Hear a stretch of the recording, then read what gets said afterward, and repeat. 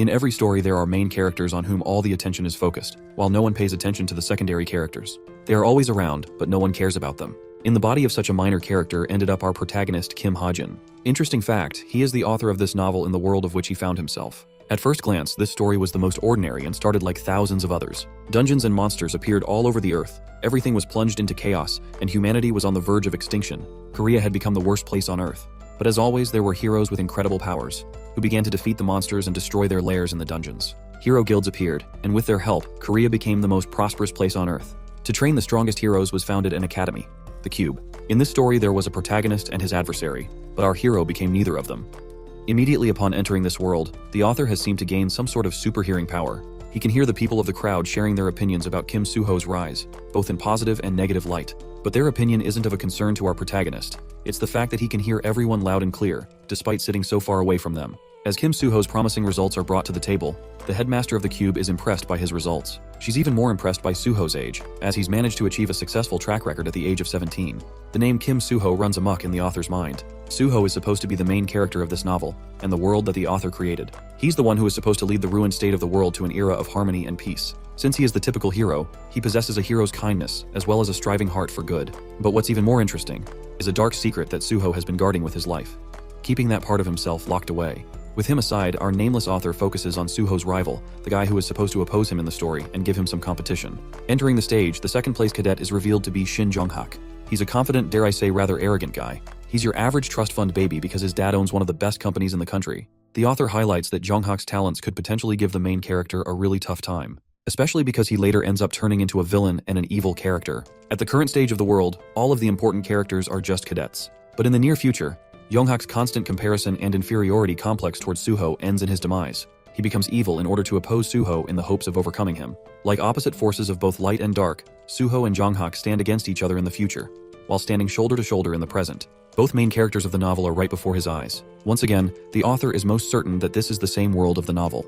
Which begs the big question. If those two are the main characters, then what role does the author play in this story? Is he also important? Well, he thinks that if he's starting out in a novel he wrote, he should have a name at least. His thoughts are disrupted by another student, who calls him Chundong, and asks if he got any sleep last night. Okay, the author now has a trillion questions to ask. He can't even believe that he was called Chundong just now. The chubby fellow confirms that he's the only Kim Chundong that he knows about. The name Chundong shoots down our boy's expectations tenfold. He was at least expecting to become some kind of important character or have some important role to play like in most transmigration Isekai stories. But this Chundong fellow is so random that he didn't even write in the novel. Not even the author remembers writing about a nobody like his own character. So this hotshot thinks something will be different if he just sees his face, because maybe that will help his memory a little and make him remember things better. The burning question plaguing his mind is, just who is this Chundong guy at all? The funniest part about this hilarious situation is when the author realizes that his face is nothing more than a question mark. He's not even important enough for the game to render a special face for him. Faced with this puzzling situation, the author experiences a shock and tries to come to his senses. He gains a realization at last. There's nothing more than discovering your face is a damn question mark. But check this. Chundong is not even a character he intended to place in the novel. His character has no special appearance, doesn't have a unique name, and basically doesn't even exist in the significant landscape. Rejected by the world of his own creation, the author faces despair realizing that not even the crowd is focusing on his faceless features. It's like he's an NPC character, a nobody that no one even cares about. Inside the cube, he's the most normal person and will likely never even interact with the main characters or influence their stories. If you thought you weren't the main character of your life, think again. Then imagine this poor guy's situation. He's nothing more than a mob, even worse than a mob, just a placeholder to fill up a seat in the game. Defeated, the author shrinks, realizing that he's nothing more than an extra character with no worth in the novel. Now for a little background on how he ended up here. The author received a surprising email one day. He was being offered a remake offer for the novel he wrote. The Returned Hero, Kim Ha-jin's fantasy novel, is a story that he's barely continued after facing an extreme writing block of more than half a year. You ever feel like you start something but you can't find yourself finishing it? Yeah, that's basically what's happening to this guy. Ha-jin wondered what the email meant. He figured that his fans wanted him to remake the story a little, especially since Ha-jin stopped working on it. The dude was already facing so much guilt for delaying his fantasy story, and as an author, he thought that it must be a prank or maybe even a weird request from one of his fans. So, as a responsible author, he typed up a response and sent the mail. This little and seemingly insignificant event then altered his life forever, transpiring the events of the current story, where he unexpectedly ended up in his own creation. Back to where we left off with our question mark.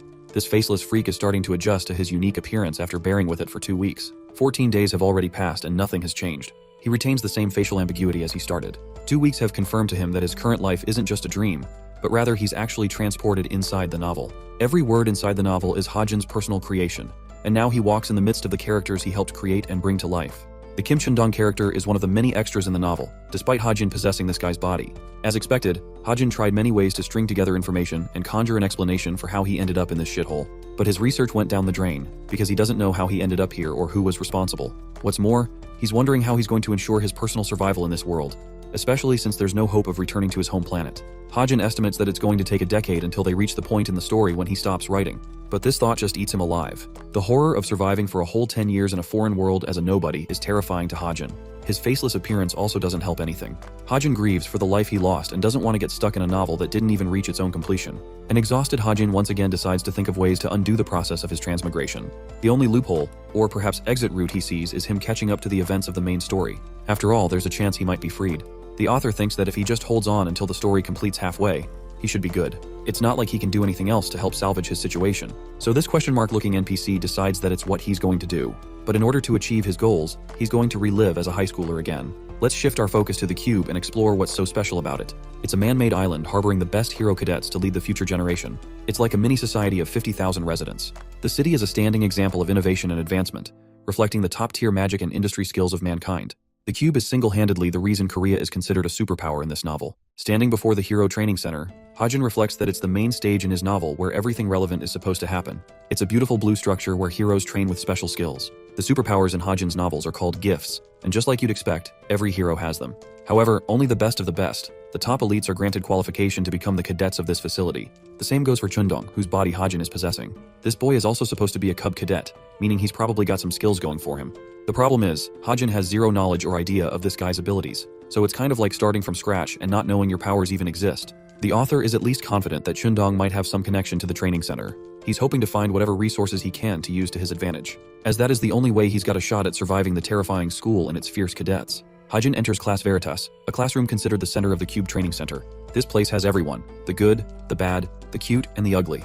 There's Jonghak and even the main character of the novel, Suho. Soon, most of these characters will have their own objectives and run into different events, which will cause many things to happen.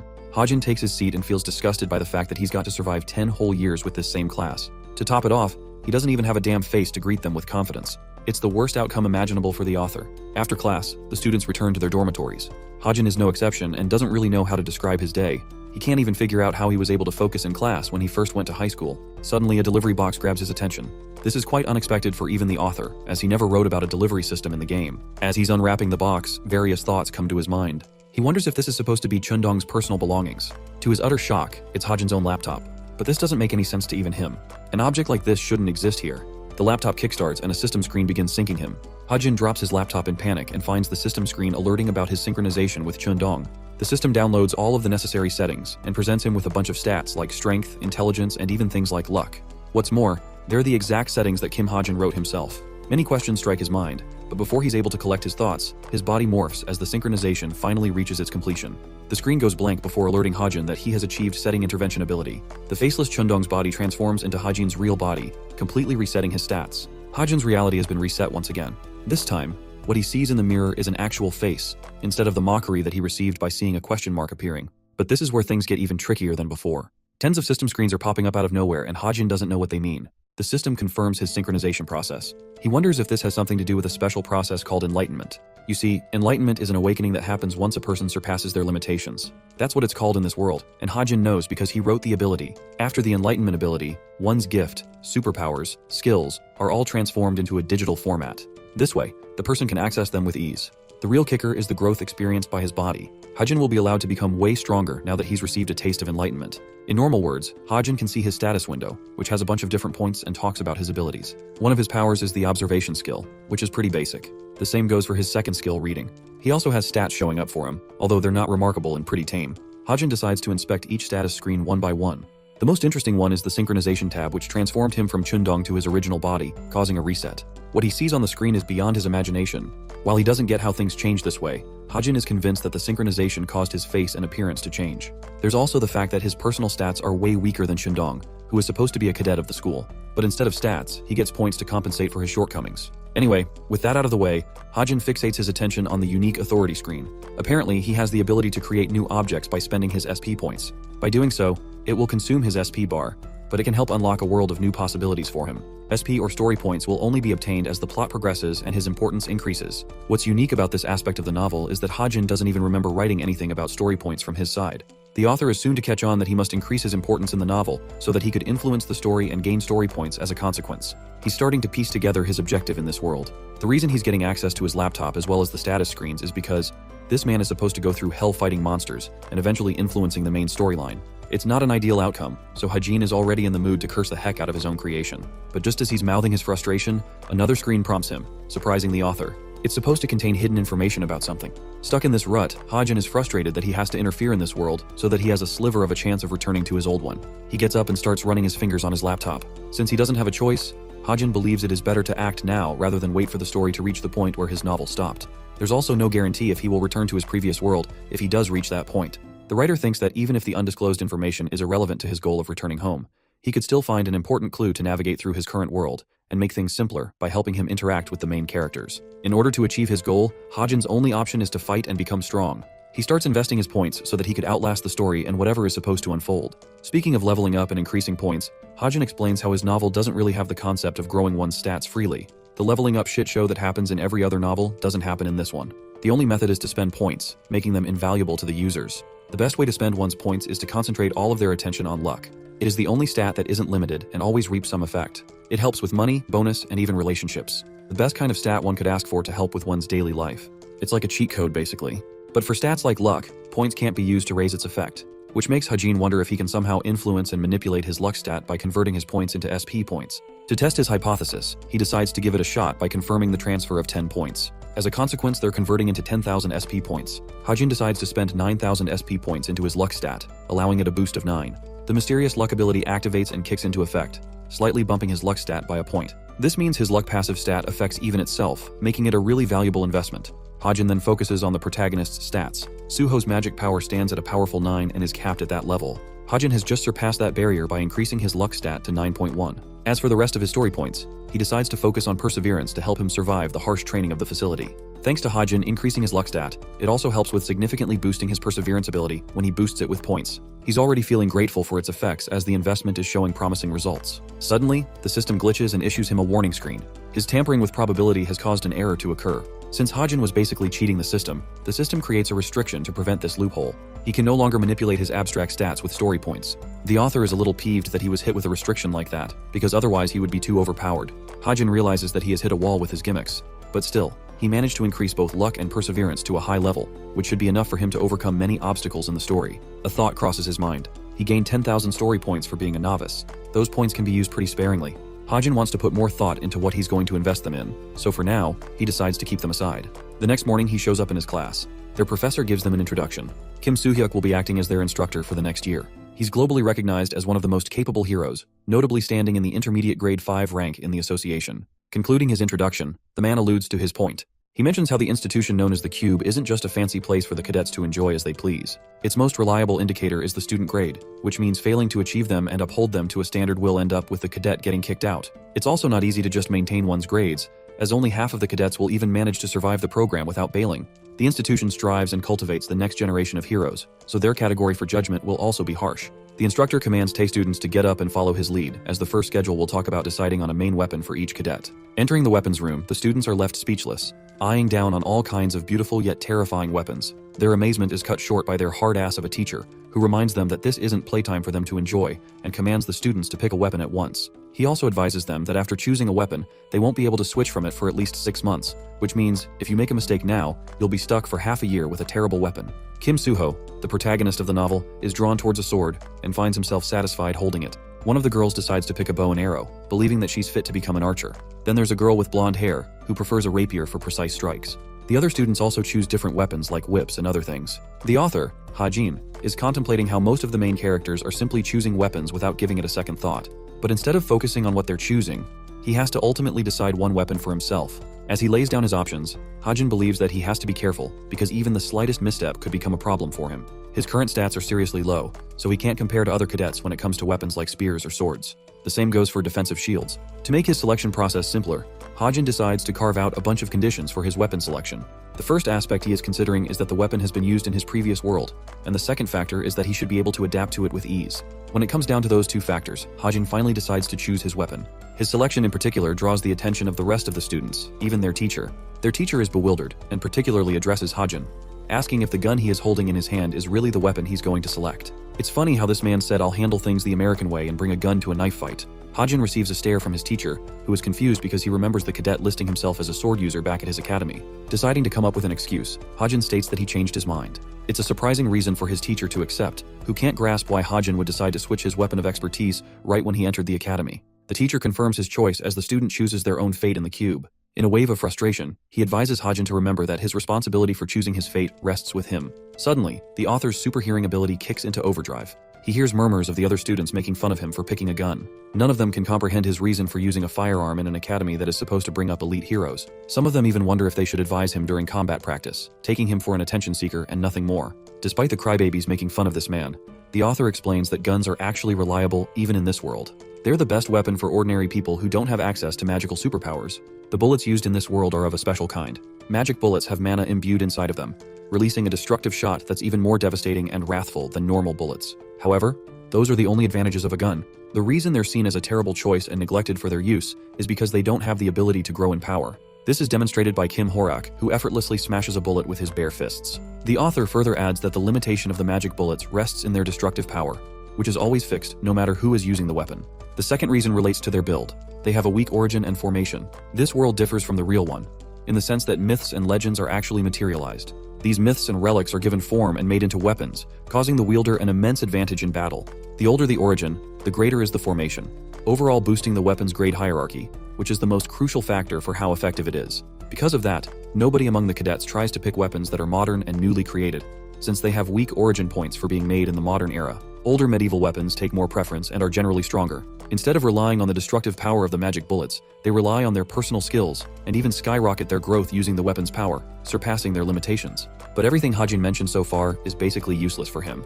He's got nothing to benefit from, and he's definitely not the protagonist of the story. He doesn't know how a sword works, and believes his skills with a melee weapon will be far worse than the other cadets. Internalizing his thought process, Hajin believes that he chose a gun for a good reason. He knows how to use it, and it will effectively help him earn story points, because simply using the gun is bound to help him stand out among his peers. The more important he is to the story, the more story points he will earn. That's what he's hoping for. Now that he's done figuring out what to do with a weapon, his next concern comes with obtaining talent. Talent is an ability special to this world, so special that it's considered a superpower. Every person is supposed to have only one talent or superpower, but there are some individuals who are exempt from this rule. There's the protagonist of the story, Suho, who hasn't manifested his talent yet, and already possesses the skills of a sword saint. The scene shifts to Suho, who catches up with Nayun to train. His dense protagonist dialogue earns him Nayun's anger, who doesn't get how a dude like him ended up at the top of their class. Suho changes the topic and mentions that there's another top student beside him in class. At first Nayun is confused, but then she remembers he's talking about Hajin. That guy's name alone turns her face into a sour expression. It's because this Hajin student is a joke for being called the top student in class.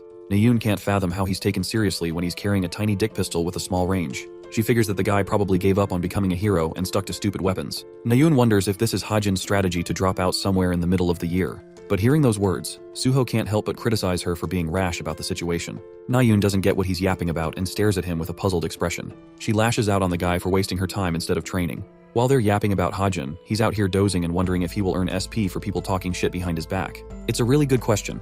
What do you guys think? Tell me in the comments. Back to our boy. Hajin reflects that the protagonist of the story, Suho, is supposed to become the greatest hero ever using his one gift, which means gifts are also equally important to Hajin. He doesn't want to waste the opportunity of purchasing his first gift. Using his manual, Hajin writes himself a Deadeye gift. It's an ability to help him wield long-range weapons with precision. As a consequence of him writing down his newest power, 10,000 SP points have been deducted from his account. The system is so advanced that it edits everything else on its own, providing him with numerous perks of the skill he just wrote, like bullet time and others. The skill is handy for not just his gun but all weapons involving range, which means Hajin could also use bows now. To top off the benefits, it's a growth-type skill, so while it seems terrible at the moment, he could always nurture it and grow his skills. It's a valuable investment in the long run. Hajin figures it's best to go with what he has, and with his preparations finished, he feels ready for what's to come. With the only gift he has, all that's left for him is to bet everything on it and survive until the main story reaches its end. The scene switches over to their class. A teacher is explaining strategies regarding how the cadets should deal with towers and dungeons. The funniest part is for Hajin to realize that the explanations he wrote in his novel are now appearing in the textbooks of this class. Imagine taking a class of materials you wrote and created. Hajin is having an easy time just enjoying the lecture since he doesn't really have anything new to learn. He's actively deploying his observation and reading gift to help him. More information about these two gifts is provided. Observation allows him to observe everything in his field of vision. He can see through things and even read stuff from his laptop without having to waste effort. The teacher instructs them to review the contents of the lecture since their written exam is supposed to begin soon. Nayun gets fired up in frustration. She's bored to death and really can't stand the lecture. Suddenly, Class Veritas is interrupted by someone who instructs the cadets to show up at the plaza. Hearing this, Nayun is excited she gets to escape the boring lecture. It's finally time for practical training, a subject that our boy Hajin isn't looking forward to. Arriving in the training arena, the teacher explains how everyone should already know about the contents of the class. First, they will make teams of 4 cadets each, consisting of 2 warriors, a sharpshooter, and finally 1 support warrior. Further, these teams will remain the same until their mid-semester exams come around. All teams are supposed to be balanced between the high-ranking and low-ranking cadets for a fair competition. The instructor tells them to go and find their teammates at once. Hajin glances at the status board, shocked to note that he's neither in Suho's team or Nayun's. Worst of all, he's stuck in a team with the one person he didn't want to pair up with. The person in question is Yeonha, drawing a surprising look from his face. Things are unraveling exactly like in the novel. Many main characters were written down specifically to interact with the main character of the story, causing events to transpire and forward the story. However, among those characters, Yeonha is the most special. She dons a beautiful purple hair, and is simultaneously the top favorite cadet of Korea's best guild, the essence of the straight. What's more, she's the successor of the Yu family, so her family background is pretty strong too. In the original novel, Suho is supposed to oppose Yeonha at the beginning, but eventually he gains her trust, and they become friends, later becoming the supporter of the team. For this same reason, it's crucial for Hajin to grow closer to Yeonha, because interacting with her will allow him to get even more story points, helping him become important in the story. With a determined expression, Hajin is prepared to do whatever it takes to attract Yeonha's attention and involve himself with her. Yeonha's team members come and greet her. Apart from her and Hajin, there's Hosung and Hazuki, making them a team of 4 just like planned. Since Yeonha is a thoughtful and calculating person, she contemplates speaking with them at first, but ultimately accepts because they're her teammates. What's funny is that she boasts a blooming and formal attitude with her teammates once she decides to talk to them. Both of her teammates are weirded out, but Yeonha turns her attention to the final member of the group. Hajin makes his presence known by coming forward and approaching her. While he's a little scared, he knows that Yeonha will have a sour relationship with him if he's not confident in carrying himself. Hosung interrupts his train of thought and immediately calls him out for being the hotshot who chose a gun as his weapon. The dude is busy yapping around carelessly, not knowing that their teacher is about to slap the shit out of him for chatting ignorantly. Hosung receives a jump scare from their instructor, who roars at them to get moving with the monster hunting mission. The directions have already been provided to each team through their smartwatches. Our team gets their move on and paces in the grain field. Yeonha checks her smartwatch, indicating that they're close to their target. She wants her team to buckle up and prepare for what's to come. Further information regarding the monster will be revealed when they arrive at the location. But while they're easily sprinting ahead, our poor boy is suffering out here. He needs some David Goggins level of motivation because this man has never run this much in his life. Despite his stamina stats being above average, he could barely keep up with his team. To make matters worse, it's not like these guys are special. They're the average standard recognized for a cube cadet. Yeonha and the others stop, realizing they've arrived at their target's location. This part of the map is called the 8th coast of the training zone. Ahead is a boat where a monster is supposed to appear. Speaking of our creepy crawly, the black hump octopus makes itself known by devouring the boat with its giant tentacles. Before confronting the monster in a head-on battle, Yeonha believes it would be best if they shared a battle strategy and worked on what they should do. The monster they're facing is a low intermediate grade creature, and its physical attack is known to be very weak. The real problem is the humps pointing out on the creature's head. It's explained that the black hump octopus detects danger and shoots out baby octopuses to attack its enemies. These small babies are no joke. They're bloodthirsty motherfuckers, and every single one of them is dangerous enough to turn humans into mummies. Hasung suggests they immediately target the throng of baby octopuses when the fight kicks off. The girl Hazuki believes they're going to need a sharpshooter to handle the small octopuses with his gun, so she thinks Hajin would be best for that. However, opposing this idea strongly, Yeonha claims that she's going to be the one to handle the baby octopuses instead. She wants the rest of her team to save their abilities after she's done, because Yeonha thinks they'll need to annihilate the monster in one hit, since it has super fast regeneration abilities. Yeonha's sudden dismissal of Hajin's contribution strikes him as odd. He immediately figures out that she's just ignoring him and doesn't even believe he's worthy to be a part of this training. Yeonha asks if the rest of her team is ready. She marks the beginning of their operation, leaving our boy a little annoyed by her damn attitude. The black hump octopus unleashes its destruction by destroying the boat, while Hasung uses his battle axe to draw the creature's attention towards him. His loud stammering sound is enough to catch the octopus and lure him close to the shore. Enraged, the monster blitzes towards Hasung and unleashes itself. Poor guy is scared shitless by its sheer size and runs the heck away. Hazuki is prepared while our boy Hajin is also nervous holding a tiny Glock. The only determined fighter among them is Yonha, a whip user who is ready to strike down the monster at once. Just like they discussed, the black hump octopus senses danger and immediately shoots out many baby octopuses from the top of its head. This causes Hasung to panic, because he realizes that he's the one being targeted. The murdering babies are headed straight to bite his ass down. Before they could make a Gojo Kit Kat out of him, Yana steps up like a queen and uses her whip to cut the bitches down. She stands majestically before the monster, impressing the likes of her teammate with a display of her power. To top it off, Yana's combat capabilities alone render her the 7th strongest cadet inside the cube among the newbies. She allows Hasung the chance to run away while she's holding the monster by herself. Yana manipulates her whip to strike the monster, causing the octopus to go berserk and strike her down with its tentacles. Yonha quickly dodges its attack by evading, but right as she's in the air, a baby octopus is sneakily about to attack her from behind. Hazuki alerts her to care for the octopus behind her back. Before Yonha can react to the creature, it is shot down by a long-range weapon, baffling her. Only one explanation makes sense. It's Hajin's gun who saved her just now. Seeing him save her annoys Yonha, who finally acknowledges his name. Let's take a little detour and discuss what SP points are capable of. Like previously stated, they can be exchanged for stat points. They also increase when Hajin's importance among the main characters and the story rises. Since he's supposed to be nudged in as an extra, nobody, standing out and gaining popularity is a tough thing. The main characters already fill up the story after all, so the only other option to gain importance is for Hajin to interact and help with the story of the main protagonist. That's what he did by saving Yonha's life just now. His shot shocks each of his team members. A distracted Yeona reminds him to know his place since she wasn't expecting him to take part in the operation. But while she's distracted, the giant octopus shits out more of its fun-sized models for them to deal with. Yonha prepares to fight them, but some of them are even targeting Hajin.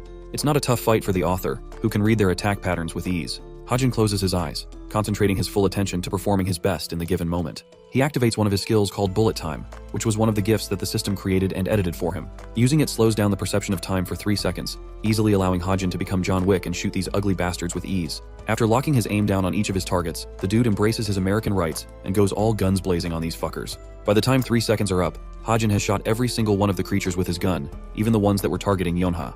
The duration runs out, unleashing his bullets to fly away and zap each of the octopuses to paste. Now, Yonha senses the opportunity to strike the giant octopus's head. Unleashing her whip, she binds the humps and commands her team to strike. Hasung and Hazuki make their move, unleashing Magic Liberation Strike and slaying the monster in a powerful joint attack. The black hump octopus is defeated at last, with its ugly brains hitting the shore.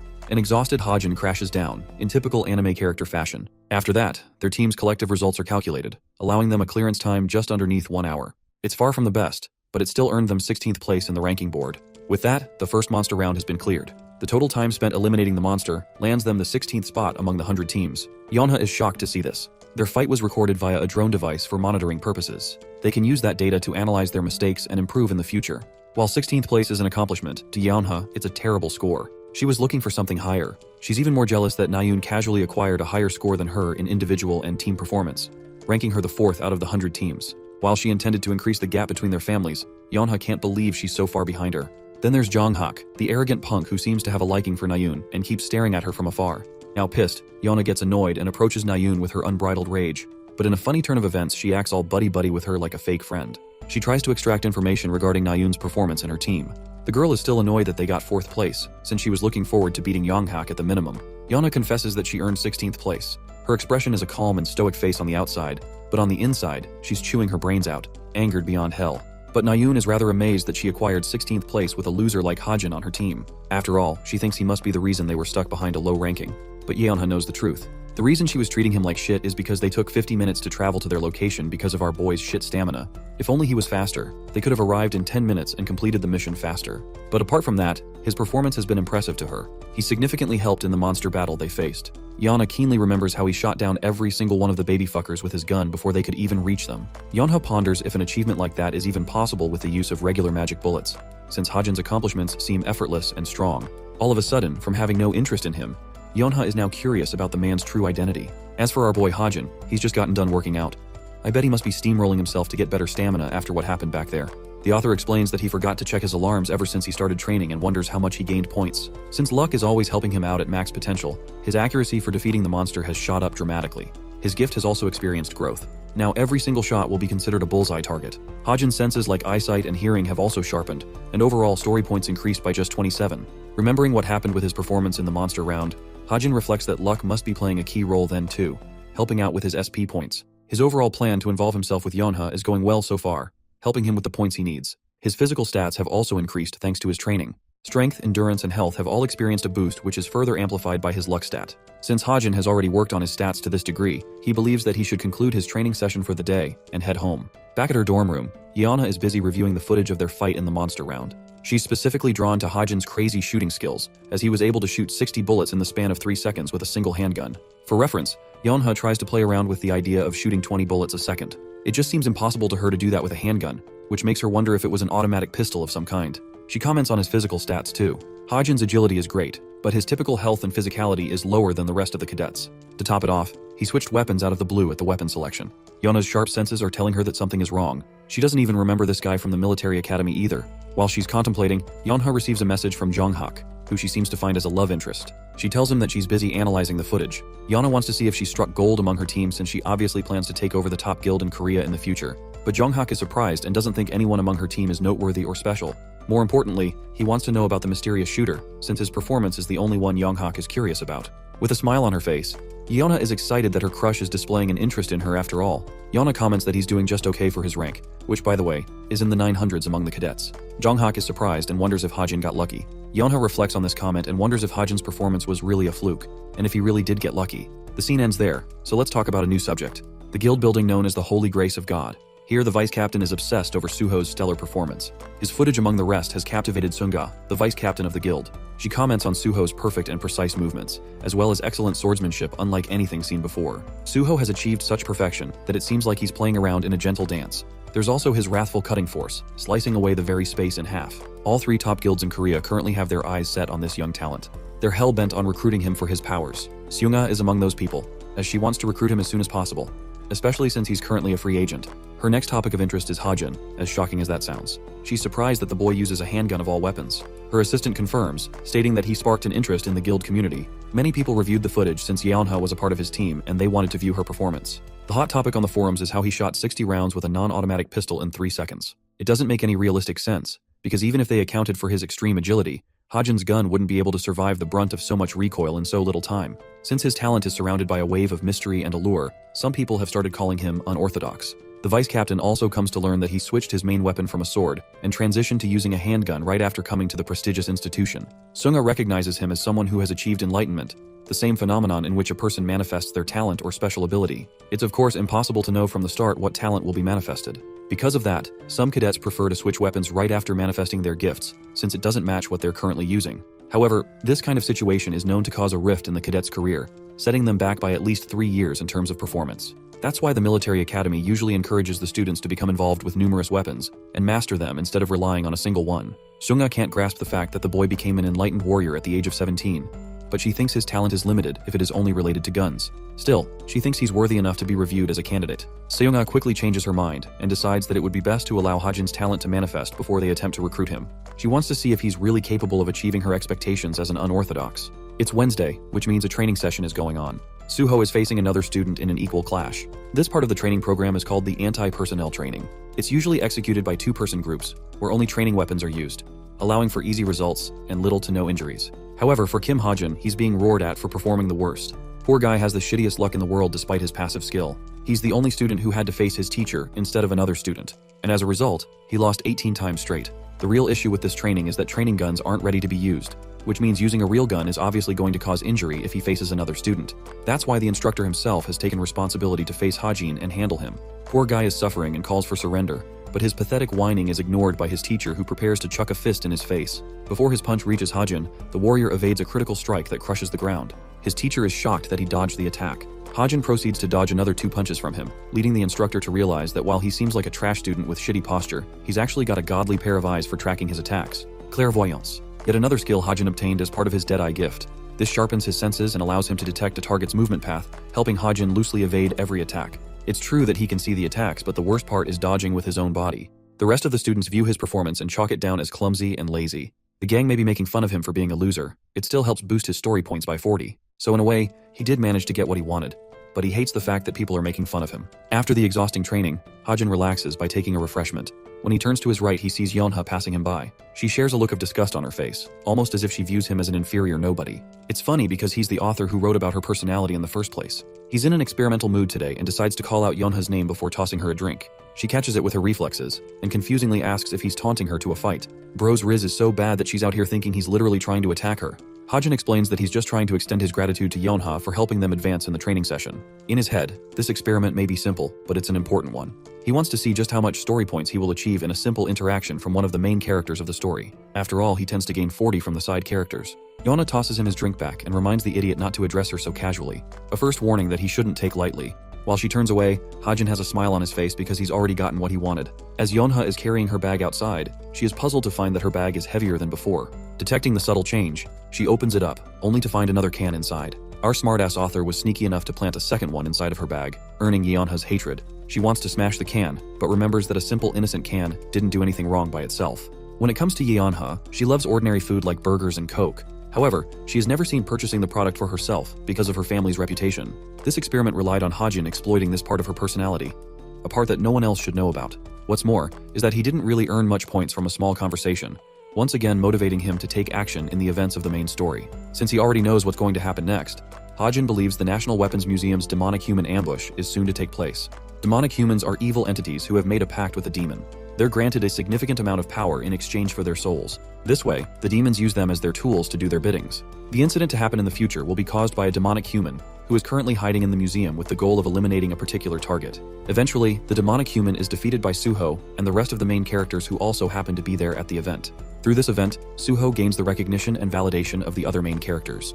The main protagonists will be Suho and Nayun, who are going to fight against the demonic humans. The villain won't be too difficult to deal with, since this happens right at the beginning of the novel and is effectively Suho's first enemy. Knowing what will happen ahead, Hajin is already thinking of ways to intervene in the event. While he's figuring out a way to join the museum, one of the instructors shouts at him for standing pointlessly outside the dorms. Hajin decides to take his laptop and leave. During the same time, he receives an important system message yet to be revealed. In this institution, there are clubs that are used for extracurricular activities within the academy. Cadets can register themselves in a gathering where they form their own independent activities. Among those clubs are academics, martial arts, and even simple hobbies like painting and other instruments. Hundreds of clubs exist inside the cube.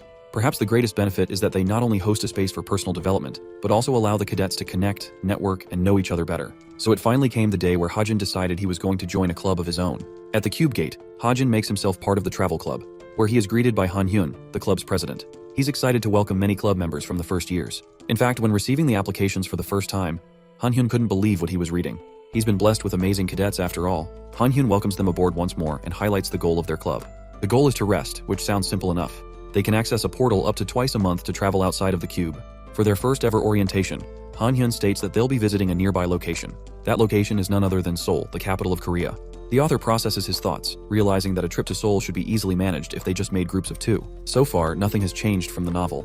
Hajin glosses over his objective for the day, which is to take part in the first main story arc, called the Seoul Weapon Museum. When he's there with some of the main characters, Hyunjin will attempt to manipulate the story from his side. The club president instructs them to go on ahead and draw lots, which actually catches Hajin's attention, as he never intended the group formation to be this way in the novel. Still, it doesn't bother him, since this guy could care less and move on his own when it comes to his group's partner. Lo and behold, you'd be surprised, but he ended up pairing up with Yonha of all people. Yonha, being herself, emphasizes with caution that they should just move on their own.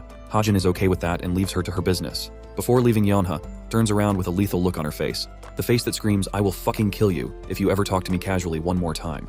This being his second offense, Hajin receives his final warning as Yonha isn't planning on letting him off next time.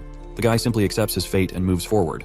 The scene shifts to the National Weapons Museum, which is supposed to be the center stage for the first arc of the story. It's the largest exhibition hall of weapon replicas across the entire country. While it's a remarkable place, Hajin is breezing through the crowd with disinterest. He spots Nayun to his left, who seems to be obsessed with a particular weapon. Since Nayun is close by, Hajin realizes that the main protagonist of the story must also be near him. Suho is just up ahead observing a weapon on his own as the main protagonist of the novel. Hajin attempts to spark conversation with him and asks if he's checking out the 7-branched sword. He also introduces himself at the same time, which reminds Suho of who he is. He keenly remembers him as the sharpshooter who joined the travel club. Hajin reflects on Suho's personality, as he was written to be strong and handsome with a good heart. Oftentimes his very own readers left the author hate comments for making an unrealistic and cheesy character. Damn, I guess haters keep hating. All of a sudden, Suho claims that there's a gun exhibition close by, and he's interested in checking it out with Hajin. While Hajin accepts his idea, He thinks their meeting at the gun exhibition won't even happen because of what's to come. From out of nowhere, the museum goes red and a transmission sounds the warning of monsters appearing right outside the museum.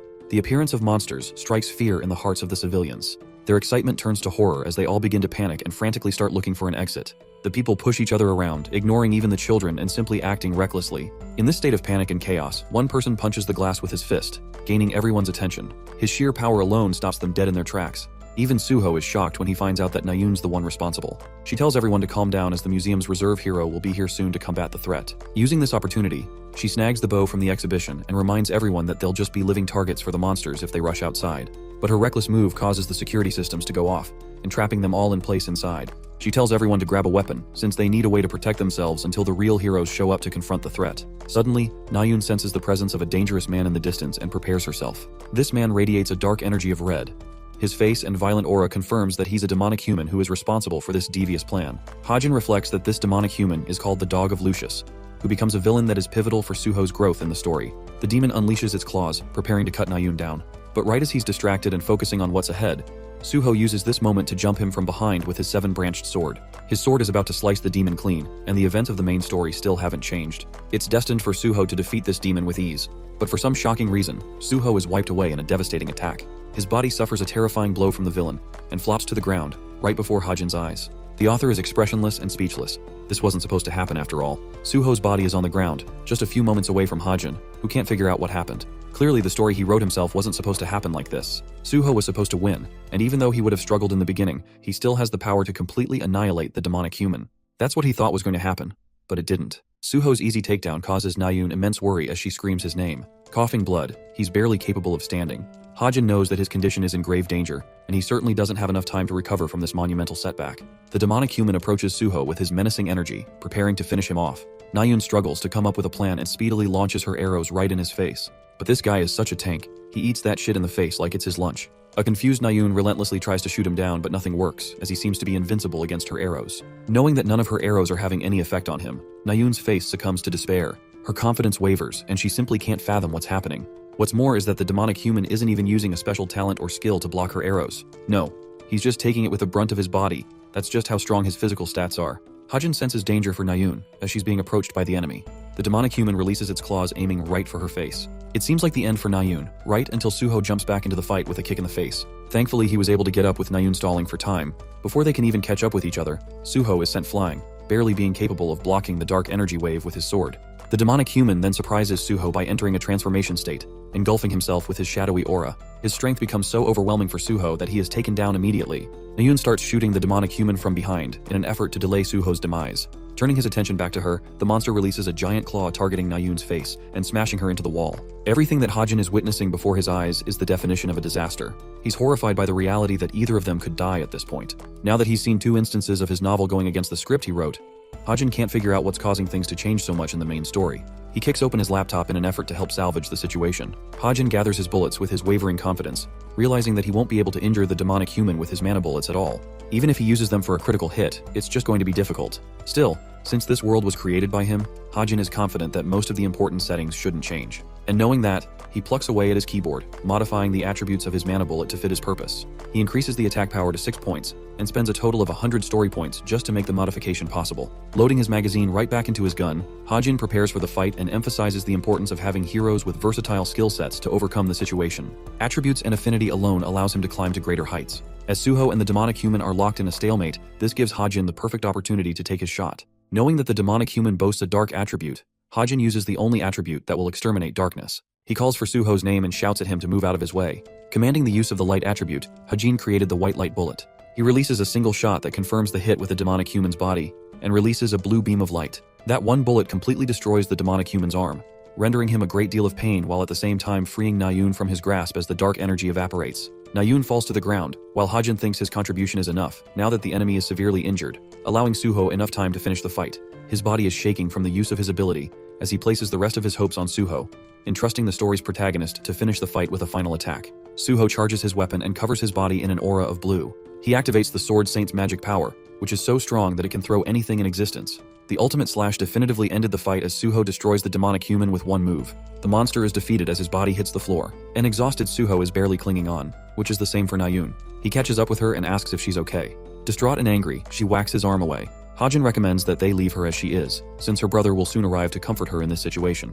He knows this because it happens in the original story, but his carelessness got the better of him, as he received a shocking stare from both of the main characters. After all, an extra character like him shouldn't know anything about their lives. Nayun's voice flickers as she tries to interrogate him, but her condition gets the better of her, so she stops. Meanwhile, the monsters just outside the museum are shot down by the vice captain and her dual blades. Thankfully, the situation outside is resolved and the monsters have all been killed. She asks about the situation inside the museum and learns about the demonic human who was instantly killed, thanks to the cadets of the cube. Wanting to know more about them, she asks for their names. The vice captain is shocked to learn that Nayun, Suho, and Hajin were all involved in the incident. She rushes right to the museum because all she cares about is meeting Suho right now. Her excitement makes her wonder what she should discuss with him. Hajin is coming out of the museum when he suddenly runs into her. Curious as she is, she tries to inquire for Suho. Hajin is already one step ahead of her, and tells the vice captain that he's inside the museum. She goes inside but at once experiences a shock, because this random cube cadet seemed to know her intention of finding Suho in the first place. Yet another blunder caused by our believable author. The dude is catching a break at a park, and reflects that he didn't expect Sunga to run into him like that. He wonders if the situation is relevant to the story changing in some ways. To collect his thoughts, Hajin tries to take it from the beginning. He considers himself as nothing more than a foreign extra character, and deems his current importance as insignificant. The story has been progressing smoothly without any problems so far, so it's impossible that he was directly involved in altering its route. But then the realization finally hits him. He forgot about one thing, and that one thing is the fact that this novel also has a co-author. I bet you weren't expecting that plot twist. Hajin explains the current version of the story is a remake of his novel. This version is based around the email he received from one of his fans at the beginning of the story. That's why stuff outside of his expectations happened in the main story arc. However, if that is the case, then the predictions he was operating under so far will now all be useless. This thought terrifies Hajin because he won't know what will happen next. He checks his laptop. There's a message regarding a critique. The message reads that there weren't any main threats in the story, allowing the protagonist to easily swat away any threats and achieve a smooth victory. This kind of development will just risk the readers getting fed up with the story and getting bored. That's why, from now on, every single boss character in the story has become significantly stronger than from before, regardless of the fact that it may create an unpredictable and chaotic story setting. Their instructor calls both Hajin and Suho after the incident for a report. He has briefly explained the situation and doesn't want to go in depth regarding the specifics for now, placing priority over their well-being first. A curious and worried Suho asks about Nayun's condition, and comes to learn from the instructor how she applied for a medical leave and left with her family for the time being. The instructor advises both of them to follow suit and return to their dorms as well. Saying that, he leaves them be, allowing Suho the chance to speak with Hajin as he calls out his name. The blue-haired protagonist wants to inquire further. He wants to know why he said what he did to Nayun about her brother. For a moment, Hajin seems puzzled, but then he remembers his words. He tries to talk about it but remembers the mail he received from the co-author, and for some reason chooses to stop and ask why it matters to Suho. The protagonist is obviously not a dumbass, and feels rather annoyed that Hajin is playing the part of an idiot and taking him seriously. In his state of annoyance, he decides that they'll talk about it some other time. Let's deep dive into Chae Nayun's character. The author explains that she graduated 4th from her year in the military academy. She's currently enrolled at the Cube, recognized for her talents and her connections to the Chae family. She's the daughter of Shinhyuk and the younger sister of Jinyun. Both are recognizable names to Hajin, who is conducting research on her right now. What he doesn't get is why she reacted in the way that she did when he brought up her brother's name. Suddenly, Hajin reads a news report involving Jinyun's condition resulting in critical health after a monster operation. As a consequence, Jinyun was left in a coma. The operation that led to his demise is one that Hajin knows about. Fiend Suppression Operation. Firestorm was supposed to be an event that allowed Jinyun to build his reputation by neutralizing the threat. This would help Jinyun improve his relationship with the main story's protagonists even more. For the young Nayun, the only thing that sparked joy in her eyes was seeing her older brother's success as a hero. However, the event has completely changed now, and it's different from the author's wildest imaginations. Jinyun is the one who caught up in his demise, leading to Nayun's trauma. Just then, he receives another mail from the system, notifying him that any further modifications to the story will immediately be revealed to Hajin as soon as he points out the changes from the original story. The system also relays that Jinyun's brother, and the supporter of the protagonist, Kim Suho, has undergone significant changes in this iteration of the story. We're given a sequence of what went down. The gravely injured hero was barely awake after suffering a brutal strike. The co-author recognized that the protagonist already had way too many supporters, which is why they made the chances necessary to ensure some of them were taken out. Poor Jinyun had to be one of those people. 4 years in the past, just after being appointed hero for the first time, Jinyun ended up becoming a demon seed. Yes, it's much more terrifying than Hajin's wildest imaginations, as he could never have predicted such a horrifying plot twist. The scene cuts to Nayun's place. The radio transmission is talking about the sudden monster attack that occurred at the National Museum, reporting a casualty count of 7 with 50 people injured from the incident. A devastated Nayun can't bear to hear the news and turns the transmission off. She sulks in her bed all by herself, while her worried father comes shouting her name. Nayun sees him and wonders what he's doing out of duty. Shinhyuk doesn't give a damn about his work and asks about her health. Since she's at the hospital, he wants her to have a full checkup just to be sure, but Nayun pretends to be fine and just alright. She's trying her best not to make her father worry, and even thinks he did too much on his part by coming to visit her. But of course, he's still a worried father who cares for his daughter, despite her claims of being fine. Na-yoon addresses her father and requests wanting to see Jin-yoon at least once before she's discharged from the hospital. Seeing her fragile state, her father approves his daughter's request. Let's go back to the Jin-yoon's demise and explore what demon seeds are. Demons are supposed to be the most powerful entities in this world, more powerful than even the fiends or humans. They possess a unique yet terrifying ability to target humans and turn them into demonic seeds. The humans who have been marked demon seeds eventually go through a period of incubation, no different from a parasitical state where the parasite is feeding on its host. Before long, the demon seed completely takes over their body, turning that person into a fully transformed demon. This means Jin-yoon's condition is much worse than anticipated, and he's going to one day become a demon.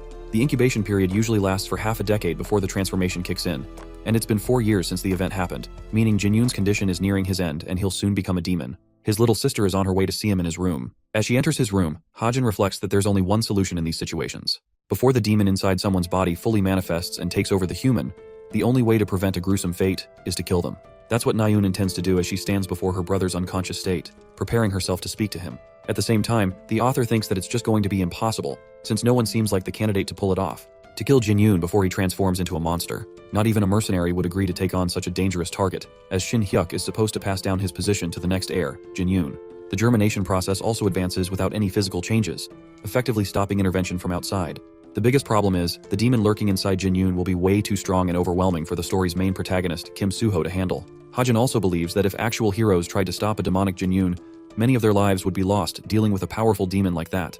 In order to prevent that dark future from coming into existence, Hajin wants to do whatever it takes to stop Jin-yoon's germination, especially since the heroes are necessary in the future events to come. As Na-yoon sits before her brother's unconscious body, Hajin gets a chilling sensation and a crushing sense of defeat, because he has realized what he has to do in this situation.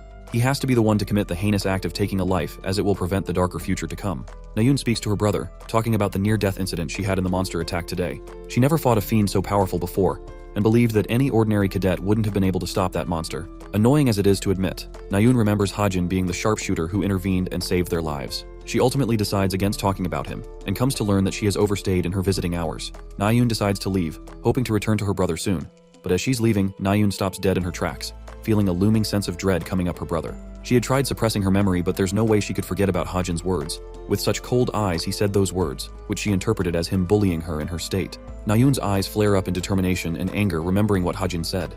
Let's go to the Tower of Heroes and see what Vice Captain Sunga is doing.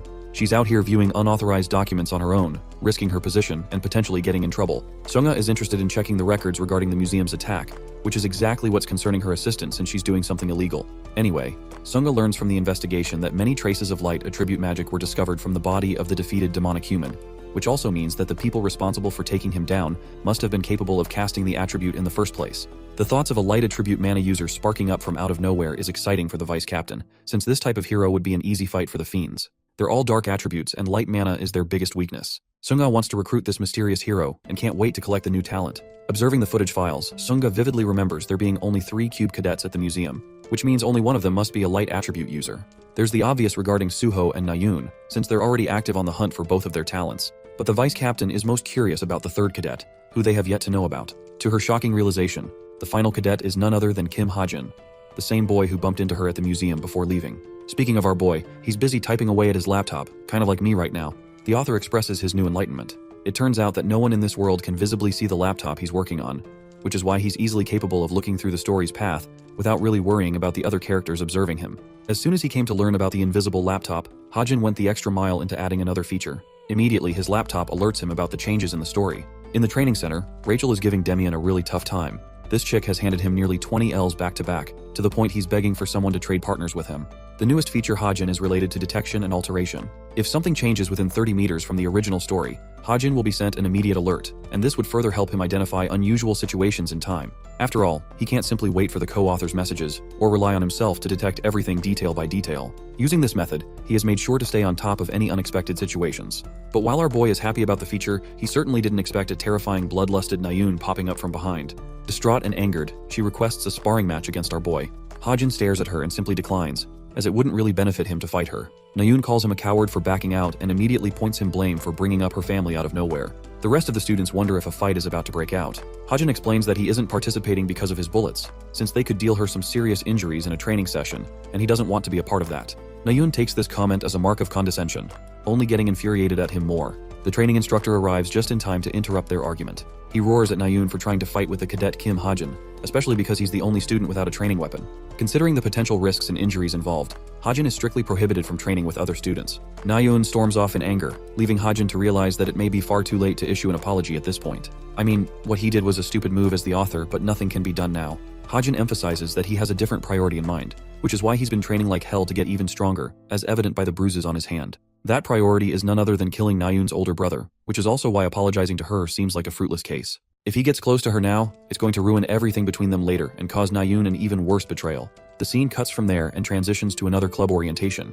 There are many students who have gathered here. The club president is Yoon Hyun, who leads the Verity Study Club. He outlines the main goal of their club, which is to conduct monster analysis and specialize in tactics research. Their goal is to meet together and engage in active discussions regarding monsters. While he's giving out the orientation speech, many students are simply charmed by his presence and allure. This charming character possesses a unique quality to capture everyone's attention without fail, but it's all a facade, and the only one who knows this is the author. Hajin internalizes that Hyun is using the power of a demon. He circles back to the first half of the story, which involves the Institution Cube as its center stage. Various events like cadet disappearances and monster invasions are supposed to occur at this level, and this guy Hyun, the leader of the club president, is actually a slick bastard who is manipulating events from behind the scenes. His looks are just deceiving. Hyun is responsible for forming a pact with the demon Lilith, and in exchange for earning her powers of enchantment, he became a fiend. Because of Hyun's true dark objectives, Hajin explains that he joined the study club for a reason. Among the cadets, Yeonha seems to also be unfazed by Hyun's charming appearance. The club president decides to showcase the students part of their usual routine and how they conduct analysis. A hologram of the upper intermediate monster called Monster Tyrant is brought up on stage. This monster first appeared right out of the explosive event that caused the invasion of towers and dungeons in their world. Until now, it has remained undefeated. Hyun highlights that any information regarding the higher tier monsters is critical and invaluable to the institution, since this helps them make plans to subjugate monsters. More so, by just acquiring information about a monster's vital points, they can sell it for billions. A playful Hyun decides to pick his target from the audience and asks Yeonha for her opinion regarding the creature's vital points. Yeonha counters that its vital points haven't even been discovered, and she's right. But Hyun still thinks her opinion would be valued, as that is what they do as a fun activity at the club. As his closing note, the club president invites them to attend the after party to share their opinions regarding the creature's vital points. With the speech settled, Hajin comes to speak to Yeonha, asking if she's interested in going. In response, he's just casually ignored. Bro tries again, but this time shouts at her just to get her attention. Yeonha stops to confirm that she will attend the after party as it might help her out with some information she could use. Figuring out her intentions, Hajin blurts out and asks if she's going to use that information to lead her future assault team in her guild. This remark catches Yeonha's attention. The Straits of Essence Guild is a powerhouse with its rich history. When the monsters first emerged from the gates 50 years ago, Yeonha's clan founded this guild, which is the reason it is one of the most influential guilds in the entire country. Hajin further impresses and shocks Yeonha with his sharp knowledge of her guild's dealings. In recent times, the vice guild master seems to be the highlight for the guild, to the point that he's threatening to take over the position of the successor in line, Yeonha herself. Hajin questions if that's her main goal, to attend the after party and acquire information. Annoyed that he's still beating around the bush, Yeonha inquires about his intentions. Hajin surprisingly offers her the deal of her life. He's willing to throw in the mountain tyrant's weakness. His sudden offer swindles her and catches her off guard. Hajin thinks it's just necessary on his part, since Yeonha has to prove to her guild that she's really serious about her business and capable of leading the guild. Hajin explains that there's a small blue mark hidden on the monster's heel, and prioritizing the attack there will help immobilize the creature momentarily. He further adds that he's not so generous to hand this information for free, as he's looking to obtain something from Yeonha's guild, a prized weapon from their essential armory. His weapon of interest is the Desert Eagle. This man is pulling out all of the stops and going full American at this point. Yeonha asks to check if he's got any proof for the mountain tyrant's weakness, since he should have some notes or documentation backing his research. To this, he smiles and bluntly confesses that he doesn't. It's a ridiculous thing to admit and say out of nowhere without any research. Yeonha's face goes blank because she realizes that he is probably bullshitting her and wasting her time. She furiously storms off, but Hajin reminds her that she'll regret not using his advice if she thinks he's lying. There's the obvious issue that she might not end up taking his words seriously, but at the same time, if Yeonha really believes him, he'll have found himself a new ally. What's really funny is that Yeonha goes outside and contacts one of her guild's handlers. She issues a message for the assault team assigned to take down the mountain tyrant. Stuttering in shame, she tells her team to target the blue mark resting on the creature's heel, as it might be its vital point. This confirms that Yeonha used Hajin's advice on a whim, even if he didn't have any proof. Hajin reflects that he may have put in a wise investment because Yeonha is destined to become the king of Seoul someday. Kim Hajin faces off his worst villain to date, a loan payment invoice. That's right, playtime's over because this dude just got hit with 300 million won. The terror in his eyes is enough to tell you everything. This guy can't even fathom how much he owes. He's hit the upper limit for student loans off the bat. This makes Hajin just what kind of miserable things Chundong does in his life to require all of that money for himself. Well, his problems have become even greater. Hajin inspects his bank account's balance and realizes that he's left with 3 million to his name. That's a fraction of the amount he owes to the institution for borrowing so much money. At this rate, bro literally has no shot of going back to his real world. Instead, he's going to be stuck here doing jobs until the end of his life, just to pay off this humongous debt. Hajin scratches his head and realizes that he needs a job, which is a relatable feeling for some of you watching this video, I hope. Now, in this world, there are 2 ways to actually make some money, fast and big. The author explains that the first method is through stocks. Bro is out here trying to become the next Warren Buffett. But here's the thing though, since the inception of towers and dungeons emerging all over the world right now, they are often sought and conquered by the guilds composed of heroes. Now, shares of those guilds are often listed on the stock market, allowing those shares to be traded throughout. Hajin's got the knowledge of all the guilds that are going to be listed. Once again, he's the author, so he knows this kind of stuff for no reason. The real issue is that he's got to acquire some level of capital to invest in the stocks, which means it's not going to be an immediate goal for now. The second option is the field, which Hajin believes is his only option for now. Field hunting is a unique way of earning money. The field in question is known to be a danger zone filled with monsters. Different from the typical towers and dungeon events, the fields have a large variety of monsters, which then you could hunt and earn a fortune from. It's kind of like quest hunting and then selling the corpses of the monsters you just hunted. However, the real obstacle in Hajin's case is really himself. His personal stats are shitty, barely better than the average male. So in his current state, his confidence is wavering, because he's unsure whether he could safely head into field hunting with his current skill set. The author reflects that it would normally be quite wasteful to extinguish his story points just to upgrade the training pistol he has. So he wants to find another way of upgrading his weapon, or buffing his stats. Suddenly the door rings and a voice calls out for his name, alerting him that he's received a package from Cadet Yeonha. Remembering her name, Hajin wonders what this could mean, especially since Yeonha isn't HTE type to engage with him. He opens the door to check things out anyway, and what he finds is a small box. The cadet opens the box only to be shocked by what he sees. And that's how the scene shifts to the Wonju field zone of the Gangwon province. Kim Hajin has made his way to his first field hunting event by traveling through the portals. Donning a rather clean outfit, Hajin receives best wishes from the receptionist and internalizes how cadets are well respected no matter where they go. He heads outside the portal station and into the Gangwon province. This part of the province is usually considered a low-danger area, and it quickly rose to fame and tourism from many adventurers traveling from other countries, earning them the province its newest moniker, the International Metropolis. One man shouts his request. He's looking for a party member specializing in magic so that he could enter Chiak Mountain. There's many people just like this guy, and Hajin calmly breezes through them observing what they're doing. He sees one of the employees confirming the defeat of 3 hobgoblins. Seeing this, Hajin realizes that it might be profitable for him to sell the monster loots using an agency as it would make the process smoother. He tries scouting for an agent around the area, when suddenly one man calls him from behind. This man seems to have sensed Hajin's goal and asks if he wants to hunt monsters. The cadet confirms and learns that this nervous wreck is actually an agent. He shows his business card to prove his identity. Hajin wasn't expecting him to be so anxious, however. Suddenly, the author reads the name of the agency on the business card. It's led by Park Soo-hyuk.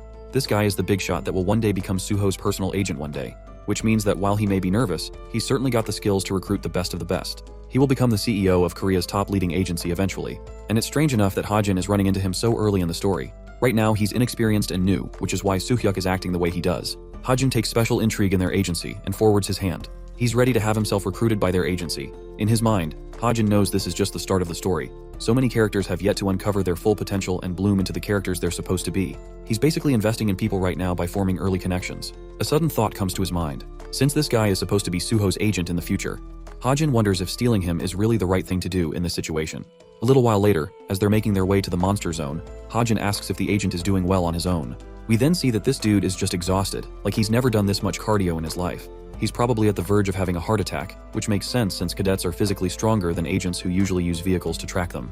As they approach the danger zone, the agent spots a bunch of hobgoblins tracks. Hobgoblins aren't the hardest to beat, and a pair of them can lump nearly 400,000 won, so it's a good offer according to the agent. However, that kind of money is still not enough. Hajin reflects that only one of his mana bullets costs a whopping 200,000 won, which is way more expensive than he would like. So he's looking forward to earning something more than just striking down a bunch of goblins. Fixing his sights on a target, Hajin points to a boar monster just below the cliff and asks if hunting it would be fine.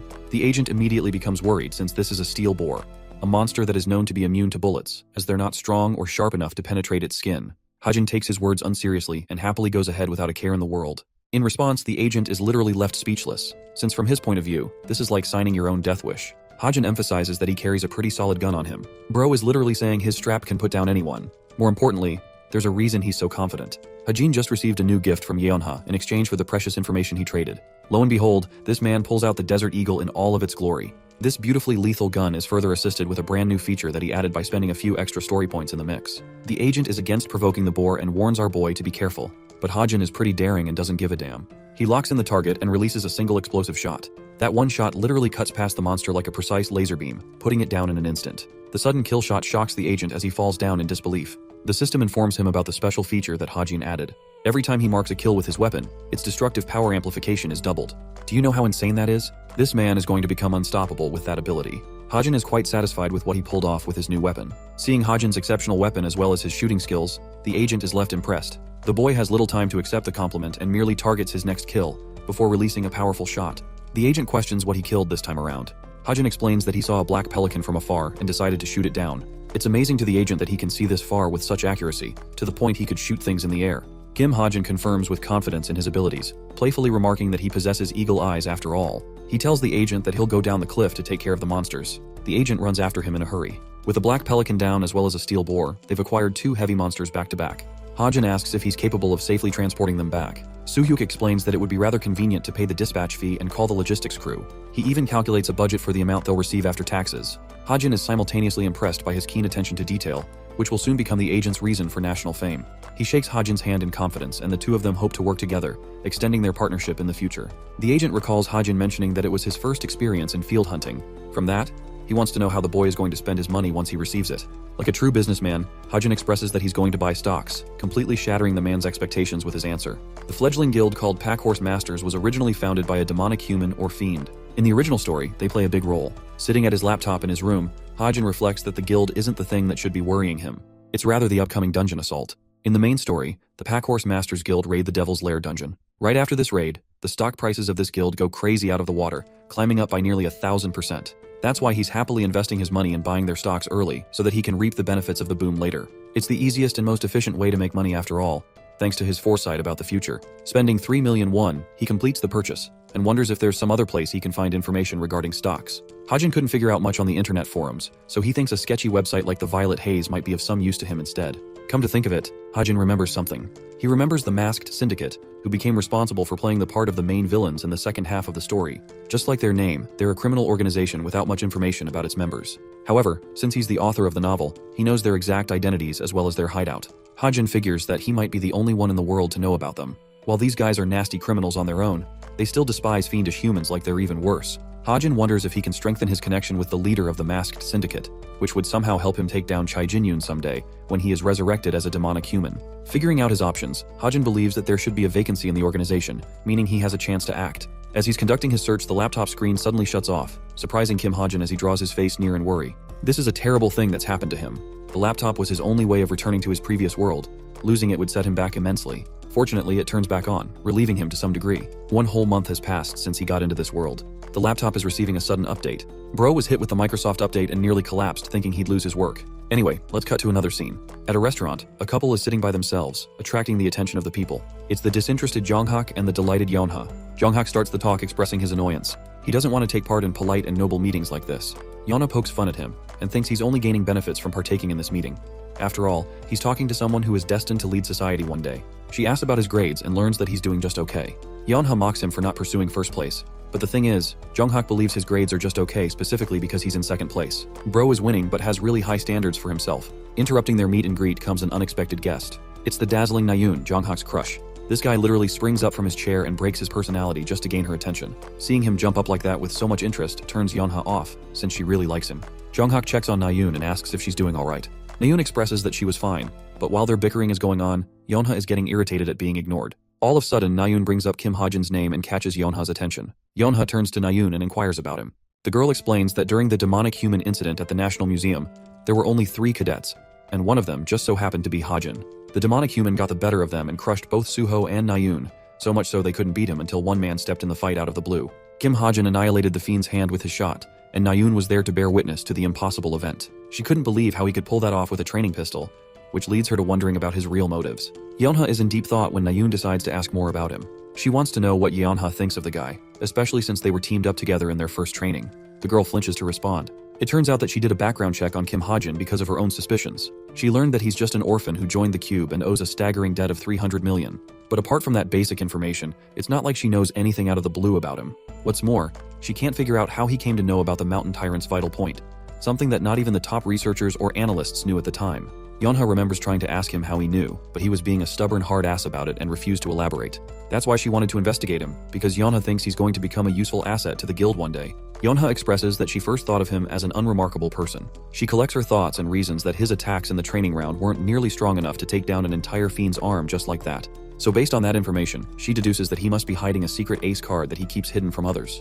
Nayun whispers an interesting suggestion, that Kim Hajin might actually be a fiendish human himself. This suggestion coming from her baffles both Yonghak and Yonha in place. Even the purple-haired brat has a hard time believing a fiend would kill another fiend just like that. Nayun can't figure out what, but she knows that there's something weird going around Kim Hajin. Speaking of which, Hajin's laptop is acting weird and is close to reaching 100% update. Suddenly, he senses a warm sensation emerging from his wrist. The pain becomes sharper, and blood splotches begin appearing on his sleeve. Hajin panics as his wrist burns in painful sensations. The newest update is creating a stigma representing the creator's authority. Every time he increases his influence and the story point level evolves, his mark will evolve as well. The magic contained within the mark could be deployed whenever necessary, and after using it once, it will replenish back in 24 hours. Hajin experiences headaches and pains throughout his body. It's as if information is flooding inside his brain, and he's got no way of resisting it. Back at the restaurant, Yonghak slams his palm on the table, irritated to find Nayun upset by Hajin's recent actions. During this time, Hajin can barely even stand and collapses to the ground. Jumping back to Nayun, she can't help but remember those cruel words uttered by Kim Hajin. Nayun confirms that she really doesn't like him at all. Hajin rests unconscious. His body gives up on him, and we see the stigma mark that he received from the latest update. The laptop receives a sudden notification for him. A new ability has been added to his observation and reading gift, enhancing its effects. Let's go to the Association Tower in Seoul.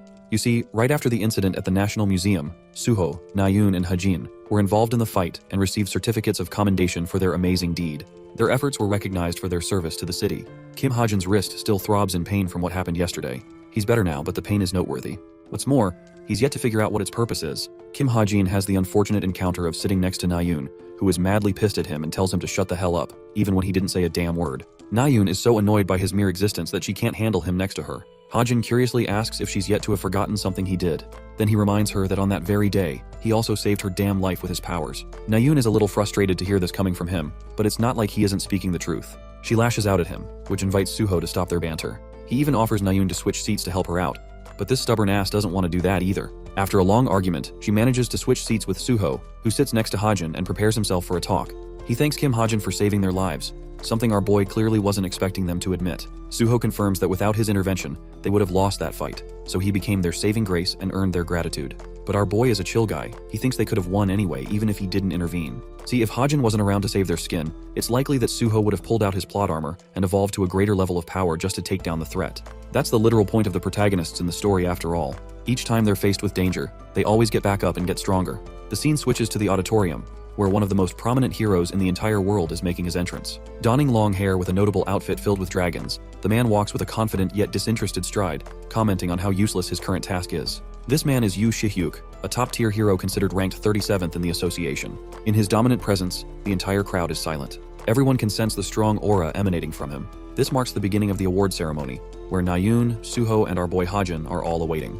The awardees are called to step on the stage. These 3 cadets are selected for their honorable act in service of the city. The awards are granted by Shihyuk, one of the most notable heroes in the association, all for the sake of blessing the cadets for their brilliant act in exterminating a demonic threat and saving the lives of the innocents in the city. First, Shihyuk addresses Suho and hands him the reward. He sees promise in Suho's powers and comments that he's a talent worth recruiting. Suho is granted the honorable certificate just when Shihyuk makes a crazy offer to him. He wants the boy to forget the association totally and completely start working for him as a hunter for Forsaken Plains Guild. He reminds Suho that the role of a hero is just plain and boring, involving a ton of responsibility that Shihyuk himself doesn't value.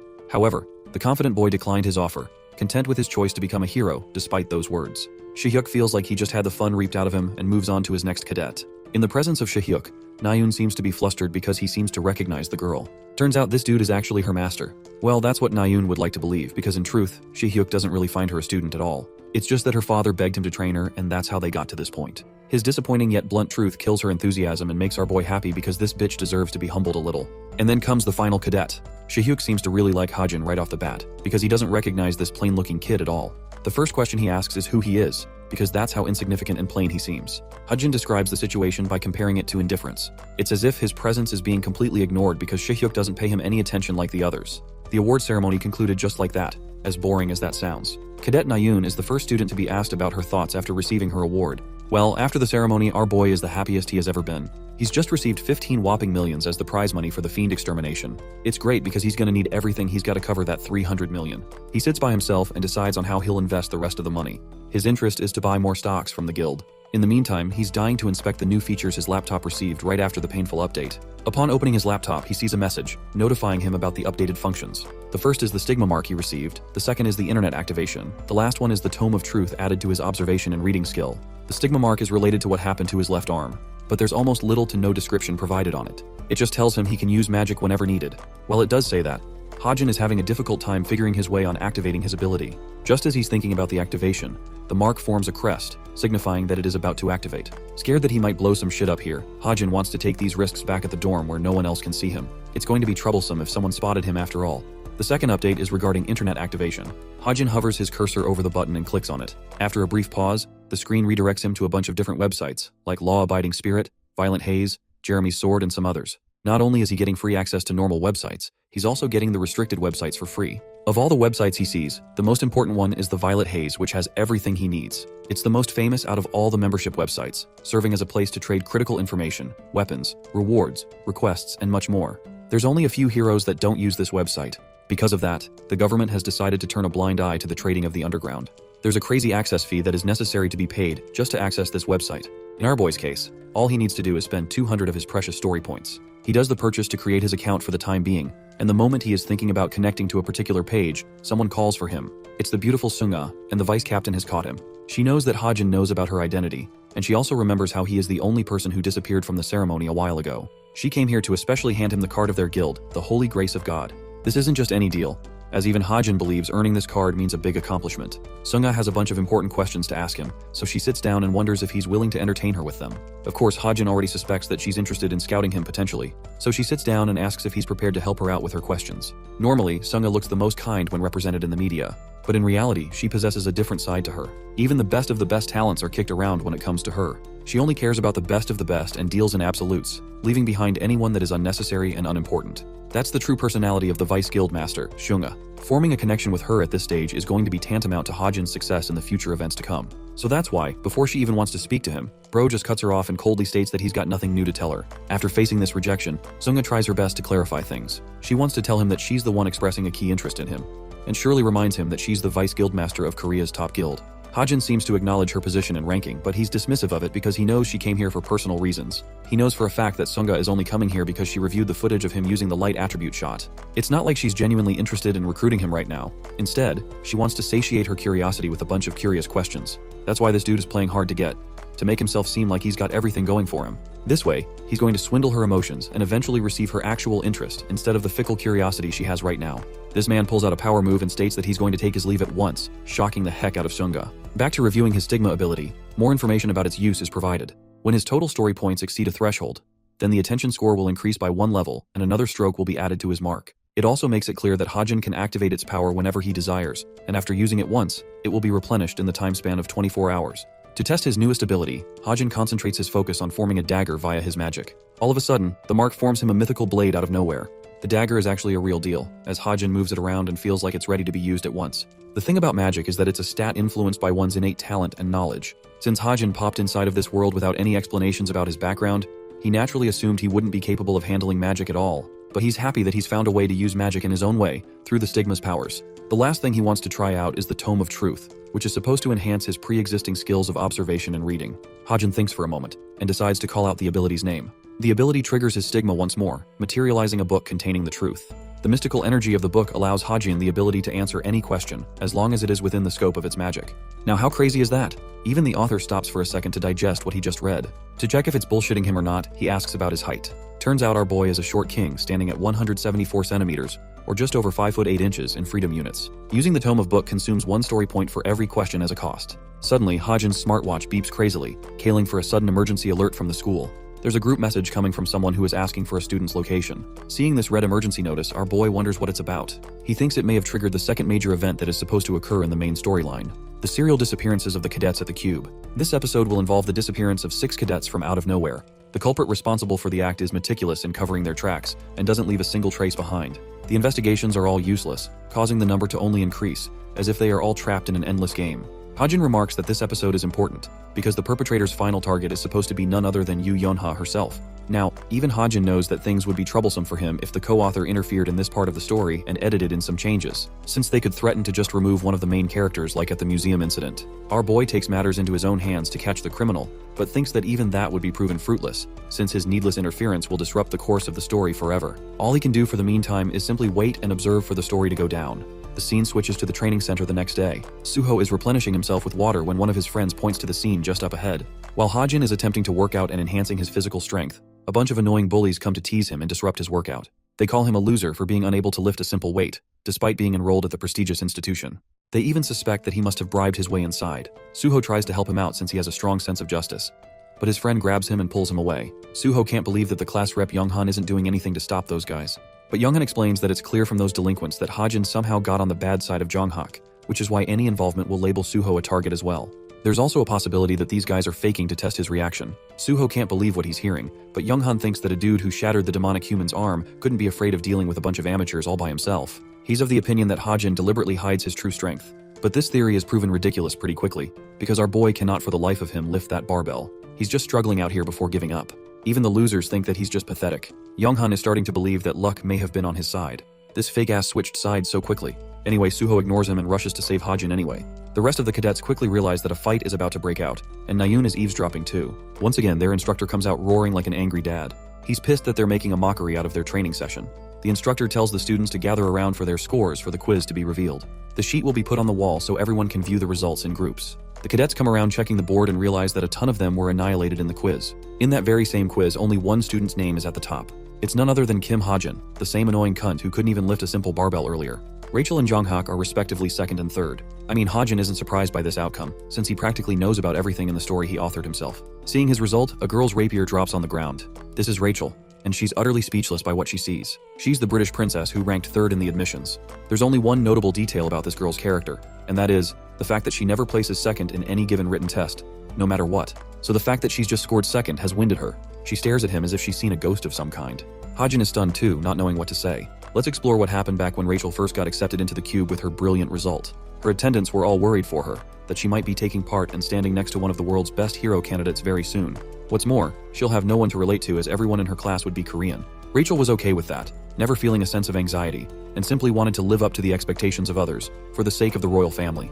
But today, she has felt a sense of dread, defeat, and disappointment unlike any other. She feels like she has failed her countrymen with her performance. The teacher reviews Hajin's notes in class, specifically pointing out the boy's brilliance in writing a new take on phenomenological analysis. He's even given a special mention to be followed as an academic weapon. Now, Rachel knows that the subject of phenomenology isn't just any easy subject to master. She doesn't even think it's possible for her to close their gap before midterms come around. This aloof and lost boy Kim Hajin is finessing her, when he doesn't even pay any attention to his lectures. Burning with inspiration and an aching desire to know how he studies, Rachel takes a wider interest in him. At the information office, our boy is digging up a bunch of his queries. He's finally acquired the Tome of Truth to answer all his problems, so it should help him out. Thanks to this new shiny ability, he can learn about anything in this world, or whatever gaps of knowledge he has at the cost of spending just a bunch of his story points, especially since he has nothing going for him right now and wouldn't really make a profit. Hajin is hoping for things to get better eventually. He goes to complete agent registration, and from here, he wants to use some of his precious story points to take care of the rest. Let's talk about the second major event that's going to happen in the story. Right after it happens, the institution's position as a place of security and authority is put under fire by the people. It is no longer considered a safe zone. The thing is, even with his current powers, Hajin believes he's too weak to solo a fiend all by himself. However, he has been getting a shit ton of story points after Jonghak got annoyed with him and sent his little goons. That's turning into his benefit and working things out for the guy. Hajin wants to spend some of the points to ensure his survival for the things to come in the future. The first area of interest is increasing his weapon buffs. Since he has the Desert Eagle handgun with him, he wants to add a convertible function to the gun, allowing it to become a sniper rifle. Now, I don't know about you, but a handgun transforming into a sniper rifle just sounds cool as fuck. Hajin wonders if he's doing a little overkill with this feature, but he still ultimately makes the decision by spending 250 story points for the added feature. Right that moment, his gun warps and takes the form of a beautiful gold sniper rifle, reflecting its changes. Even Hajin is impressed by the skill, but he thinks it's too flashy for a gun and will draw a lot of attention, so he reverts it back to its handgun state for now. Next, his focus is to create a technique that's going to help him out. He has 3 slots to work things out. What differentiates the supernatural and magic-based powers called abilities from techniques is that they're considered honed physical skills that are acquired instead of given. Arguably the most important skill for a ranged weapon user's survival to prioritize any successful elimination is positioning themselves in top advantage. So right now, the technique Hajin is hoping to acquire is related to getting him the ideal position for him to avoid any mishaps in the future. He types away at his laptop, auditing the E-Technique's skills. At last, the technique's properties are there for him to use. It's a skill he decided to call parkour, and it helps with helping him become an agile monster throughout the field. This will ensure that he keeps moving and doesn't stay stuck in one place to expose his position. For this effect, 350 points have been consumed. But strangely, our boy doesn't seem to feel anything different from his body. He's at least confident that he scored some changes, although he doesn't feel them. Suddenly, his smartwatch receives a notification. It's a group message, and this time, people are looking for Sung-yeon, the girl who has become the second victim of the perpetrator from within the institution. Hajin explains that the students who disappeared before Yeonha were actually murdered by the culprit in cold blood. This means the moment they disappear, they're as good as gone. Since he's the author, he knows about this dangerous, mysterious villain acting from behind the scenes. He also knows the persons that will be involved in the disappearance. Faced with this morally gray situation, Hajin wonders if he should really be turning a blind eye to what's happening right now for the sake of the story and his personal benefit. That's an interesting question though. Tell me what you guys would have done in the comments below. Would you be pragmatic or ethical? These kinds of thoughts are weighing heavy on the author who is trapped in a tough situation with no right answers. The scene shifts to the outdoor training ground under the cube's premises. The instructor leads the announcement for each cadet and explains that they're going to be part of a special practical training session. The cave they see just up ahead is actually called an artificial dungeon, and it was created thanks to the magical wonders of magic tech. This place is inhabited by illusions of the real monsters, so in a way, it's the best form of training possible to train the cadets to fight against real monsters in the future. That's why the cadets will be participating in a mock dungeon assault mission today. However, the instructor intently reminds them that they shouldn't take the exercise lightly just because it's training, or it may come at a cost to them. The thing about the artificial dungeon is that it's immense in size, which is why the two groups called Veritas and Cultural will work together in order to effectively dismantle it. One team from each unit will merge to form an assault team to tackle the dungeon. The instructor tells them to make their own teams from here on out. There's countless chatter of the students trying to link up and communicate with each other so they could form teams. Among them is also Team 8, consisting of our boy Hajin and the rest of his allies like Yeonha, Hazuki, and Hosung.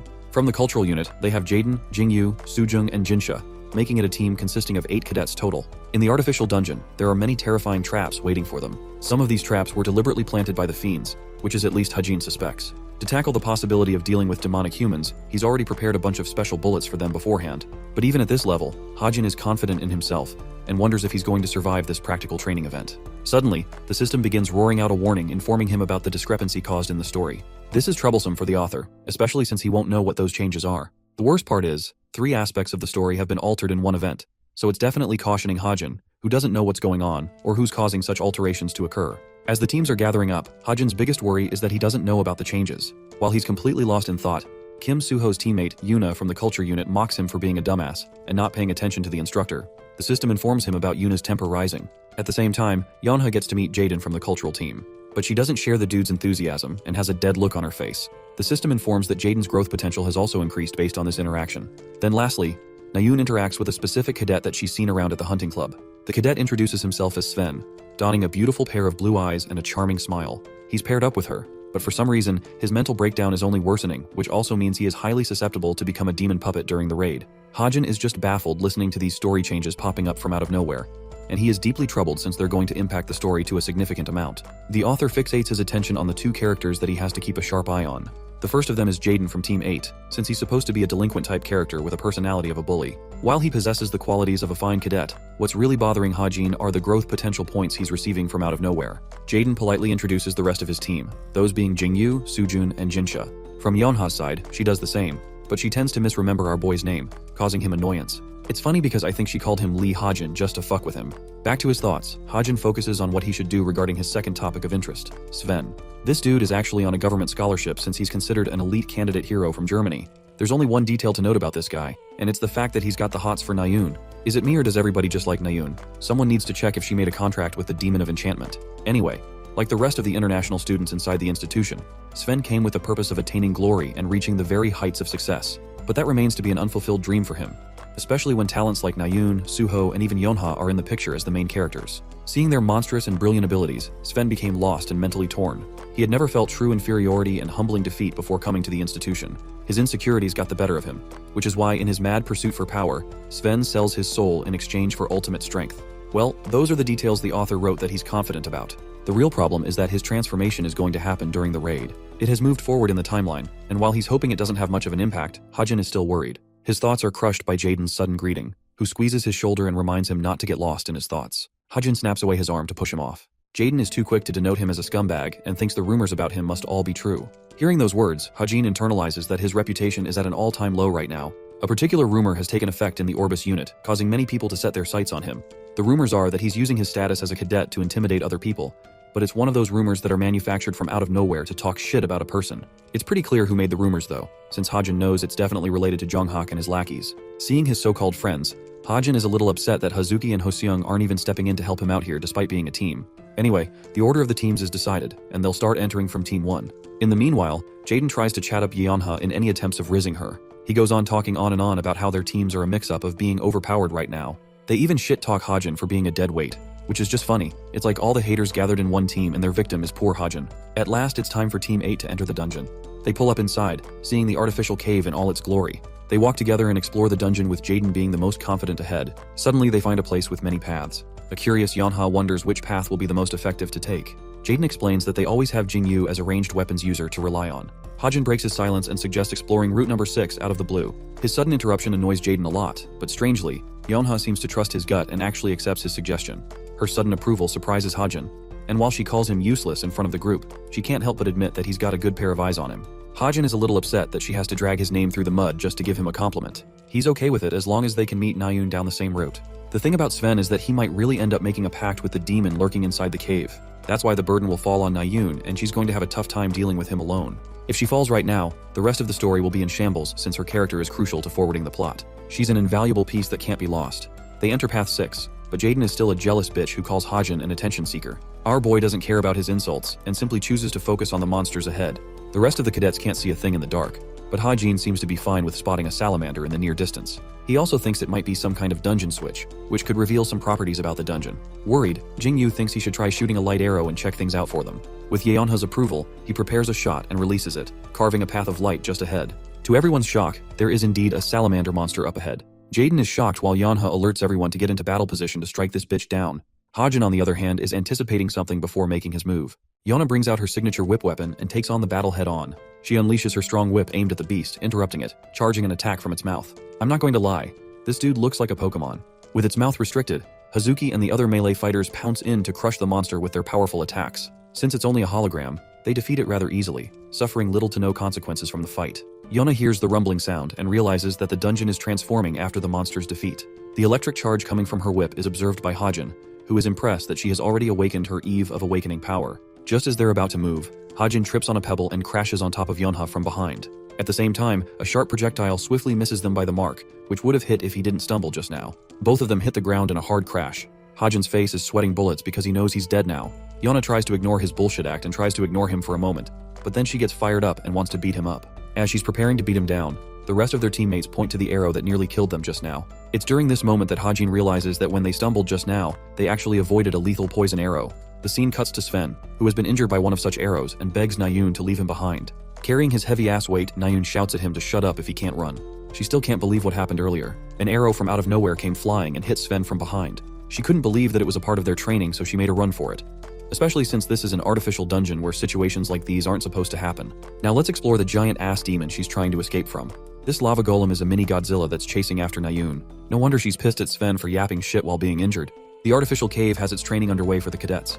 They're busy fighting the fire salamanders shooting beams from their mouths. Hajin's team is defending against them pretty well, especially the cultural unit. They defend and counterattack with long-ranged weapons. The same goes for Hajin and Yeonha, who are swiftly cleaning up the mess with ease. Jaden is having fun slicing down on the monsters on his own. This back-to-back fight seems to be an easy victory for our heroes. They haven't faced a really difficult monster so far, since they're nothing more than fodder. Apart from the poisonous arrow, they don't think they have encountered any traps to watch out for, so they're fine with pushing in and exploring deeper. But something about the poisonous arrow does not sit right with the author. He even received a notification about it from the system. He can't believe that these idiots still think the arrow is just a part of training and not an actual threat. Hajin is riddled with so many thoughts, when suddenly, a strong creeping presence from behind terrifies him. A fully charged salamander is preparing its devastating fire beam, ready to launch at any moment. Hajin is utterly shocked that one of the salamanders survived and wasn't dead after they made sure it was down. The enormous fire blast is released in their path, with Yeonha and the others standing defenseless. This one attack could annihilate all of them.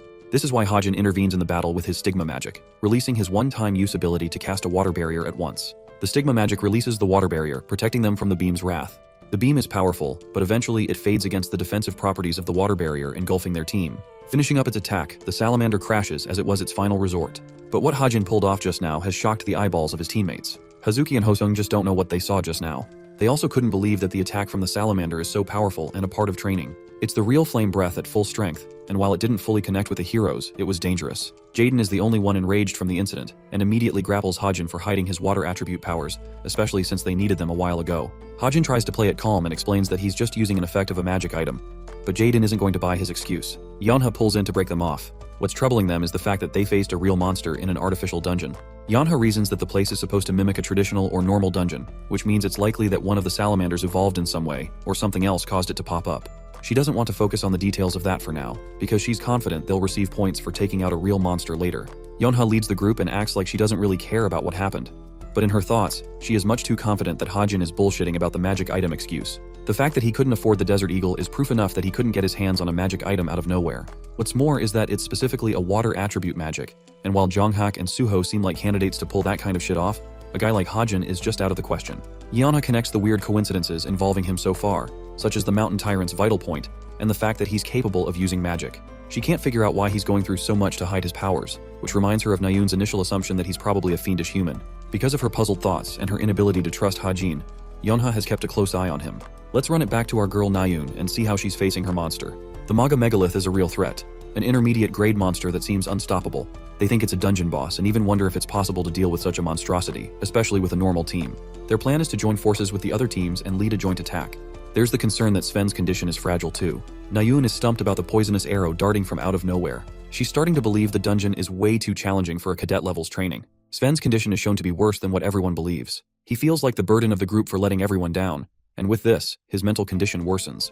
He has troublesome thoughts and comes to question his abilities. It tortures him from the inside, until one voice decides to take advantage of his crippled state. The voice asks if he's seeking strength, especially since he's suffered so much throughout this time. This voice promises to give him exactly what he wants, by offering him the strength of his dreams. In exchange, this demonic voice requests that he surrender everything else. Faced with this offer, and in his pitiful state, Sven gleefully accepts the offer without thinking about anything else. Just as he accepts the offer, the demonic fiend captures his soul in its trap, causing him whirling pain. He shouts in agony as his body succumbs to pain.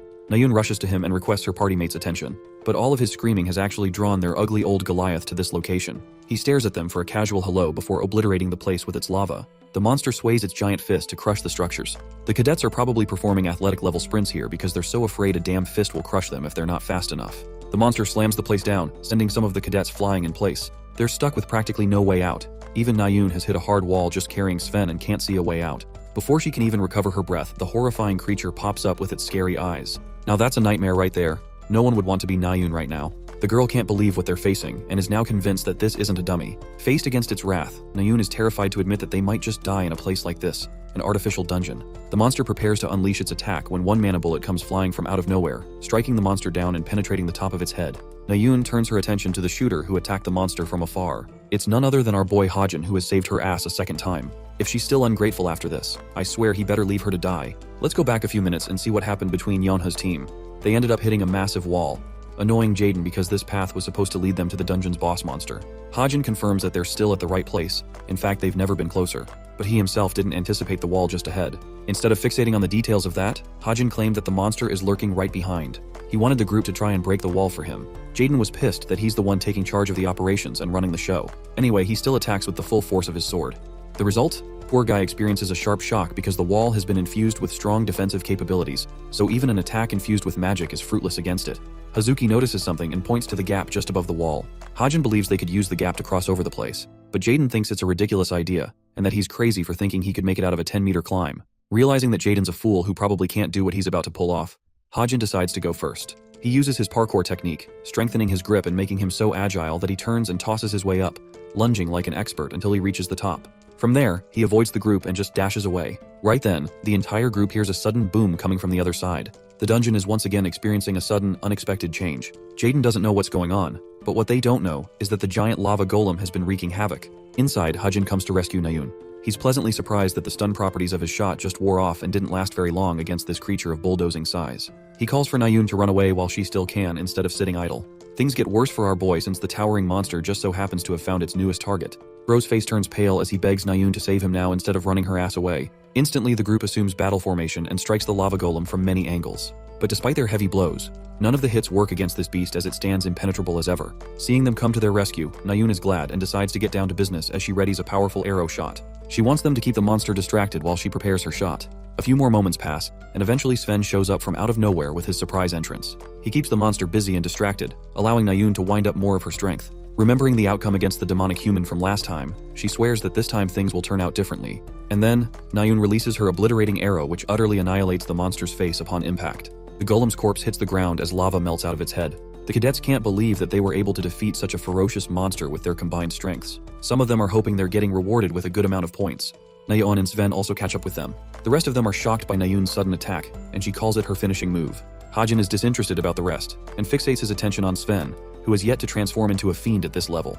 It's an alteration from the original story which is certain to cause future changes. The transformation will occur no matter what, especially since he has made a pact with the demon in this cave. Now it's going to be tough because there's no telling when he'll act up against the group and make the story chaotic. Nayun's attention drifts away at the boy in the distance, who is catching his breath. She takes a moment to forget about her anger towards him and comes to talk with him in private. Knowing that she owes him a bit, Nayun tries to utter the words thank you, feeling embarrassed about saying them too. Earning her acceptance is actually a radiant experience for our boy, who can't wonder what the fuck just happened. He spaces out and questions what she said, causing her annoyance as she confirms that she won't say it again for him. What Hajin can't believe is that she actually went ahead and thanked him like this. Her entire life has been riddled with nothing but tragedy. The very first tragedy trailing her life occurred when she turned 6. It was tough for the poor girl to lose her mother at the hands of a fiend, which strengthened her resolve to one day become a hero. Normally, kids were taught to have fun and laugh, but Nayun was different. She was filled with anger and abused her body to its utmost limits from a young age. She was shut off and couldn't build meaningful connections, because that would risk her being vulnerable and being open to others about her past. As a consequence, only a handful of people have earned her gratitude, and there's barely any who can confidently call her a friend. That's why this moment is so special to Hajin, because the character he wrote to only say sorry finally said something completely contradicting herself. He knew it better than anyone else as the author of the novel. Nayun goes on a tangent and questions why he's letting Jonghak's goons annoy him when he's so strong and capable in real situations. After all, just one shot from his gun was able to stun the monster in place. There's just no way the goons are a match for a guy like him, so she doesn't get his intentions. Hajin expresses that he doesn't really have a way to beat them truly. It's strange to Nayun, who has seen him beat a monster with his weapon. The boy demonstrates his new gun, the Desert Eagle, and explains that it's just a custom-made craft which helps take care of things for him. All in all, he's trying to avoid looking like a strong guy. Nayun goes crazy hearing him admit to a crime so openly. Modified weapons are actually illegal in the institution and would cause an immediate suspension. Hajin confirms that it's the only reason he uses the weapon when he truly needs it. Thankfully, he's found a way to hide this gun inside the stigma mark, allowing him to keep stronger weapons tucked inside his inventory without getting suspended every time. However, Nayun is still not buying his excuse, seeing how strong he is. That's when she curiously questions if he possesses some kind of gift related to his firearm skills. Hajin doesn't give her a proper response, but she's pretty content and leaves. She isn't going to rat him out for using the gun, but recommends he stop using it. Before leaving, she stops to touch another topic, the same topic that spiraled her hatred towards him. Hajin grows silent for a moment, and still refuses to apologize or clarify. He doesn't want to apologize and earn her a connection, since she will forgive him, which is really bad for what's going to happen in the future. Bro is literally plotting to assassinate her older brother. Of course he's not going to fuck her over mentally by befriending her right now. His target is locked in to kill Chae Jin-yoon in the future no matter what. When Nayun returns to her group, they all are dying to know if she's somehow friends with the guy. She declines quickly, but Sven seems to have caught on something with his creepy look. A sudden announcement is made to the cadets, and the dungeon training exercise is suspended at once. They want all of them to exit the dungeon right away. I mean, they caught on pretty late. They'd probably be collecting corpses if not for Hajin. Now, there's a bunch of different problems that came up during the assault exercise. The first is the fact that all surveillance cameras were shut down right after the exercise began. Then, real monsters instead of artificial ones found their way and spawned in place of the dummies. Finally, the staff didn't act until the last second when things went wrong. It was a serious incident but involved no casualties, which is why the Cube decided to launch an internal investigation instead of using the help of authorities. Hajin explains that the fiendish humans secretly lurking in the Cube's executive staff probably succeeded in suppressing the matter at hand. He knows that the investigation won't happen until episode 2 is fully concluded. Right now, what's truly troubling him is the objective of the co-author and his intentions with Sven. There's one side effect of making a pact with a demon. It causes a person emotional distress as well as an obsession. The worst possibility that comes to Hajin's mind is Sven going ballistic and killing Nayun. He wants to make sure that that future doesn't come to pass. That's why he's secretly tracking both of their movements. Hajin clicks on his messenger app, apologizes for his immoral ways to get the results he wants. The system connects him to Nayun's messenger account. There, he sees a bunch of chats like with Suho, Sven, and Yonghak. His only topic of interest is Sven himself. who is texting her out to the hunting club's event this week. In the original story, this same event is the breakout of Sven's erupted state. Just to make sure nothing happens, Hajin intends to trail them and do whatever it takes to neutralize the situation. He's also increased his stats now, so he thinks it's finally time to go hunting for the garrison dungeon. In class, Hajin receives a sudden message from his smartwatch. He doesn't know why Suho is calling him out of nowhere. Suho personally asks if our boy is free on Friday because he's been meaning to ask something. Let's talk about the Garrison. It's a mountain in the Gangwon-do province known for its spiritual effects. It's often called a training haven by the martial artists who gather from all over the country just to train there. But it's not just them. The Garrison is visited by many vagabonds who love touring the mountains for buried treasures instead of risking lives to fight monsters. Well, one of these vagabonds is the ginseng digger, Kim Yoonjun, and he's going to be accompanying our boy for this event. Hajin isn't the least bit excited or touched by Yoonjun's enthusiasm. Yoonjun's confident that he will never be able to find ginseng with how he's doing, but Hajin corrects him, stating that his purpose isn't ginseng but something else. There's lots of blabbering that really crosses odds with our boy, and he simply chooses to ignore him. Yoonjun arrogantly assumes that this kid is inexperienced, and he's kind of right because Hajin trips and falls so many times just on his way. But right then, he finds the dazzling ginseng. He can't believe his eyes. Bro ends up munching on the 7-year-old ginseng root. Thanks to the modification function, it will allow him to double his stats by 2 points for a shortened duration. What's so damn crazy about this specific ginseng is that if he sold it, he could have made 700 million from it. It still kills me why he didn't use it to pay off his debt though. Hajin stumbles and finds himself troubled to travel up so far. He thinks it's reasonable that the dungeon he's looking for hasn't been discovered yet. In the Garrison, beyond its glory lies the place he's looking for. The Undead Dungeon. The cave of terror that the author now stands before. The boss of the dungeon is called the Death Knight, and he's a really tough upper intermediate grade monster. The ginseng buffed his stats quite a bit, but this dude is still going to destroy Hajin from his expectations. As he steps inside, Hajin expresses that he doesn't care about that because he's got different goals in mind. Just then, a scary hand emerges from the underground. Then, myriads of the undead monsters come creeping out to greet our boy at the entrance of the dungeon. Prepared to fight them all off, Hajin prepares his stigma magic, and reflects that his true intentions aren't to take down the boss monster today. The real goal is to access the dungeon's hidden stage. Suddenly, all of the skeletal monsters rush forth to attack the seemingly defenseless boy, but they'll regret what's about to happen to them. Bro pulls out his strap and literally annihilates one of the undead monsters at point-blank range. Talk about a stylish kill shot. The same happens to the rest of the undead monsters, who are easily taken down by every shot. Hajin activates his Eagle Eye precision ability to trail the trajectory of his shots. He then uses his quick mobile agility to leap over the monsters, only to attack them from above and score more kills. After killing enough of them, Hajin stops shooting and realizes that he's done defeating them all. However, the number of these undead monsters is bound to increase as he approaches the hidden stage. This is a clear sign that he's headed towards the Evangel's location. Now, this Evangel person is actually a witch, who is supposed to act as the boss of the Garrison Dungeon's hidden stage. This witch actually plays a role in the future. She's going to construct the Castle of Evangel, the most terrifying undead fortress in the history of mankind. She will make an abandoned school its host and wreak havoc. She's going to be really troublesome to deal with when she becomes mature and more powerful, which is why our boy is interested in taking her out while he still can. After defeating her, he's hoping to acquire 2 drop items as a reward. The first item is the upgradable equipment called the Ether, and the second one is the Seed of Evangel. Now in the original novel, both items were responsible for helping the fiend Tomer to become so powerful that he became the executive force of evil. That means if Hajin is looking to become strong at an even faster rate, the best thing to his advantage is the Ether. He approaches the door of the hidden stage of the dungeon where only darkness awaits the boy. Activating his precision eagle eye, he's able to peer far into the cave without worrying about any monsters. There, he sees a shiny dead tree with crystals emerging from it. His target is the young witch who has yet to mature and is very vulnerable at her current state. Since it's incredibly tricky to beat a fully mature witch, his only chance to defeat her is now, when she's physically incapable and weaker than her mature self. The little witch is fiddling with her spell and playing around. The sight is too innocent for our boy Hajin, who has literally come here with the purpose of preventing the doom that she will one day unleash in the future. His emotions are trying to get the better of him. As the author, he takes full responsibility and musters the spirit to kill her. After all, even the future executive of evil, Tomer, did the same. As he approaches her, Hajin reasons that the little witch is nothing more than a bit of his own creation when it all comes down to it. He is the reason she exists, and he is the reason she will die. A normal witch in her spirit form can't be taken out with bullets, even if they're infused with mana. So in this particular situation, Hajin activates the power of his stigma magic and creates a magical spear imbued with light attribute magic. This should be enough to kill the witch in one strike. He's also really impressed by the aged ginseng's effects, since they boosted his stats by a lot. Believe it or not, this man chucks the damn spear full force at the baby witch, annihilating her spiritual form with a clean headshot. I wasn't expecting him to be so brutal, but damn. Anyway, Hajin was expecting his previous attack to finish her off completely, but for some reason, she's way stronger than she looks. Even while immature, she managed to survive the brutal attack. The Twitch recovers her lost spiritual body with what's left of her powers. The dungeon begins shaking in a massive earthquake as the baby witch finally becomes unable to sustain her form and explodes in a wave of dust before Hajin's eyes. At last, the 2 items he was looking for have both dropped. The seed of Evangel contains the soul of the witch, allowing Evangel to resurrect once the germination process is complete. The ether, on the other hand, allows the owner to reinforce their weapon and upgrade their powers. Having acquired the ether item, it buffs all of Hajin's stats by 0.6. The system also informs him that this item cannot be further traded.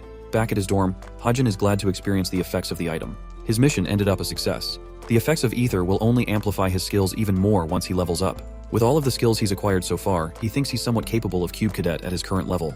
Not to mention, he's also gained nearly 50 story points as well as experienced the effects of the ginseng. Arguably the best part of his raid is the seed of Evangel that he acquired, which can be used to resurrect the witch at any time through germination. The Witch of Despair title may make her seem like a villain, but in reality, if Hajin plays his cards right, he could help develop Evangel into a strong ally. Now, the growing part of the seed isn't so difficult according to the author. It only sounds complicated, but all it needs is a bunch of blood to develop over time. The personality of the witch is determined by the blood of the person who is providing it, which is why it's best for Hajin to select an ideal candidate.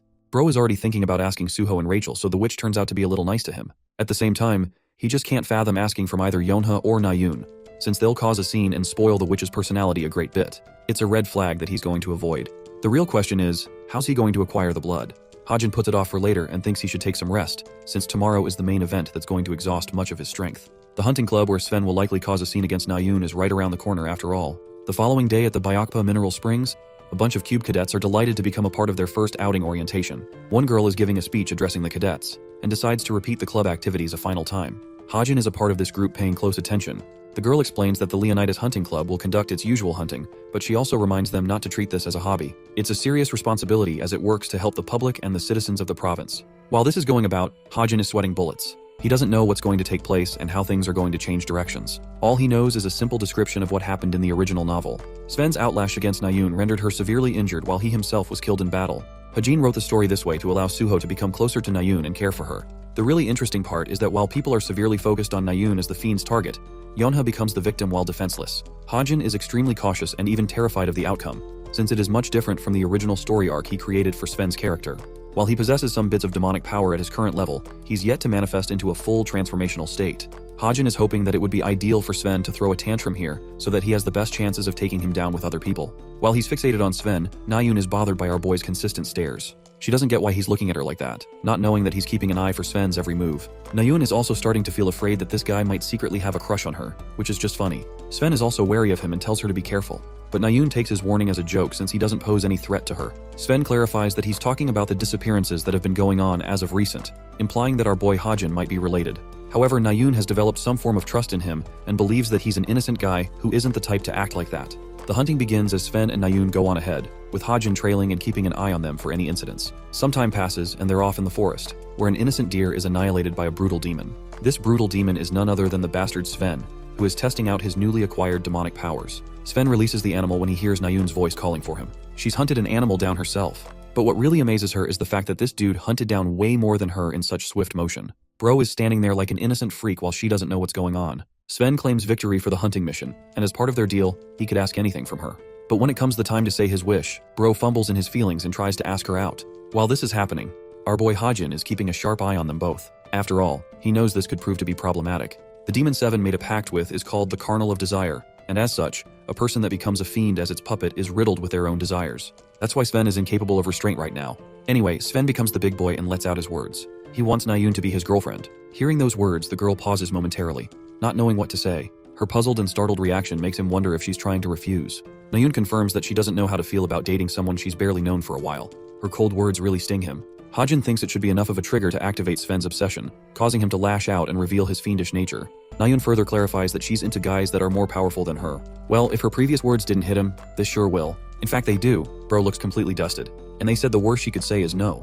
Anyway, Nayun emphasizes her point and tries to leave. But Sven isn't exactly getting the memo here and asks if he just has to prove that he's stronger than her. At this point, she's getting peeved and getting creeped out by his words. All of a sudden, a demonic hand lashes out at her. Sven annihilates the very ground she's standing on. He's acting like he's being possessed by the nine-tailed fox with this tailed beast form of his. Anyway, the reason our girl survived the brutal attack is because Hajin stepped in and amplified his defense shield thanks to the ether equipment. Just as he's turning to ask if she's alright, Sven impales him with a strong strike. Nayun attempts to grab her weapon in what little time she has, while Hajin is fighting for his life as the fiend strangles him. Nayun activates magic condensation immediately and cuts one of the tentacles, demanding that he free Hajin.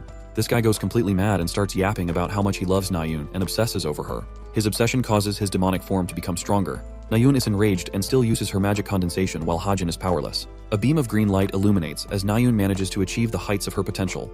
The author explains how there are some characters in the world who end up choosing incorrect weapons that don't match their gifts. Of those characters, Nayun is at the top of the list since her real specialty isn't with long-range weapons but magic.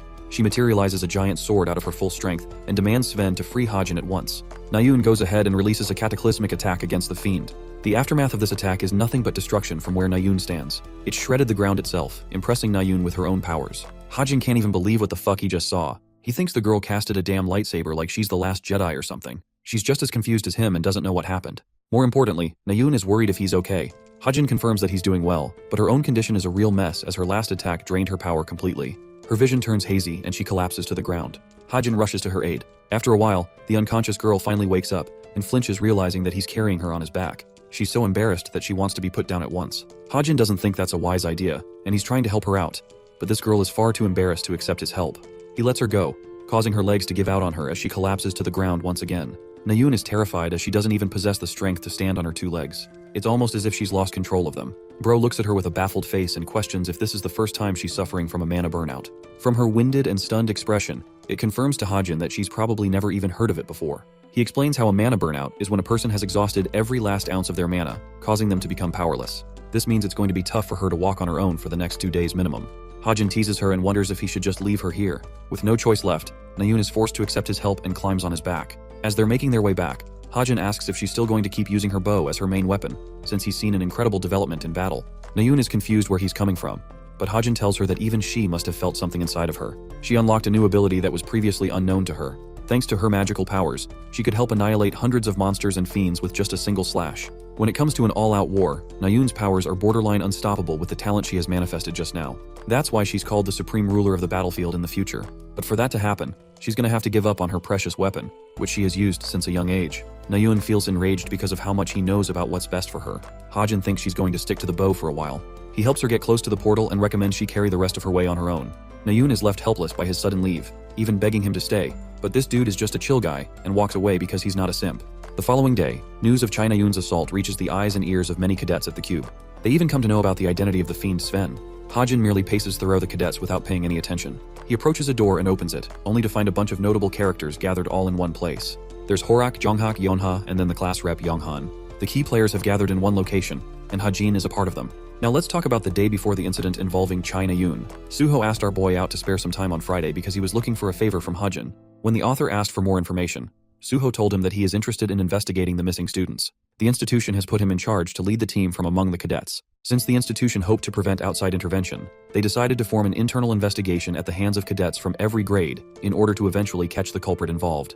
The representatives of the first-year investigation team are notable characters like Suho, Jonghak, and Nayun. Suho also added that the institution could have done an investigation using a personal team, but they figured the most effective way to catch the perpetrator hiding among the cadets is by using the cadets themselves. Hajin could get all of that, but he couldn't understand why he's the one being asked. Surprisingly, he learned that Nayun made a personal request to add him to the group, which is why Suho decided to take the step and invite him in. That's why Hajin ended up going. It would also help him acquire more story points on the side, which is good for him overall. Suho begins explaining that they'll need opinions to decide the case. He also wants to lay down the deductions everyone has made so far. None of them believe that Sven's correlated incident with Nayun is tied with the investigation.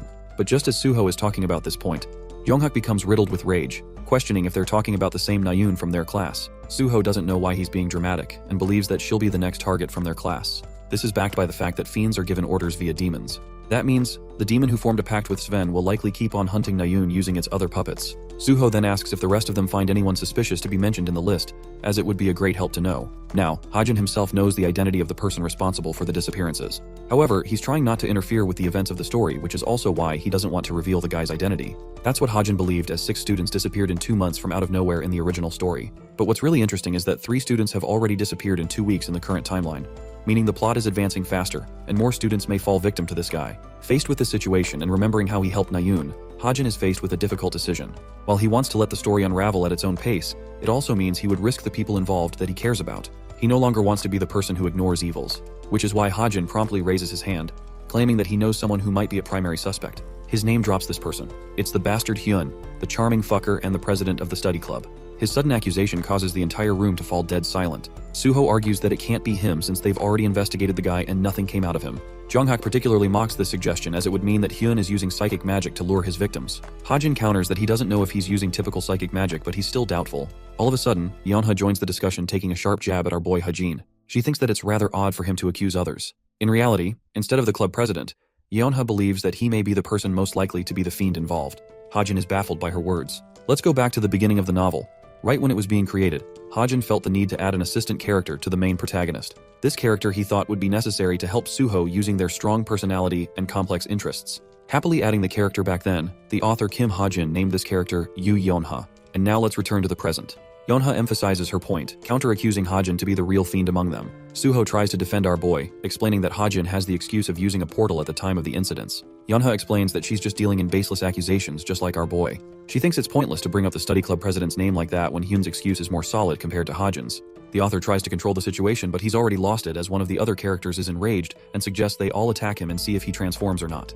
The situation turns in the benefit of Jonghyuk, who has been meaning for this to happen. All the while, Hajin is struck colorless and doesn't get why he has to bear the brunt of their suspicions. He lets out a small laugh and instead of backing down, roars at the cadet, daring him to come and try attacking him if he's really interested in eating a headshot.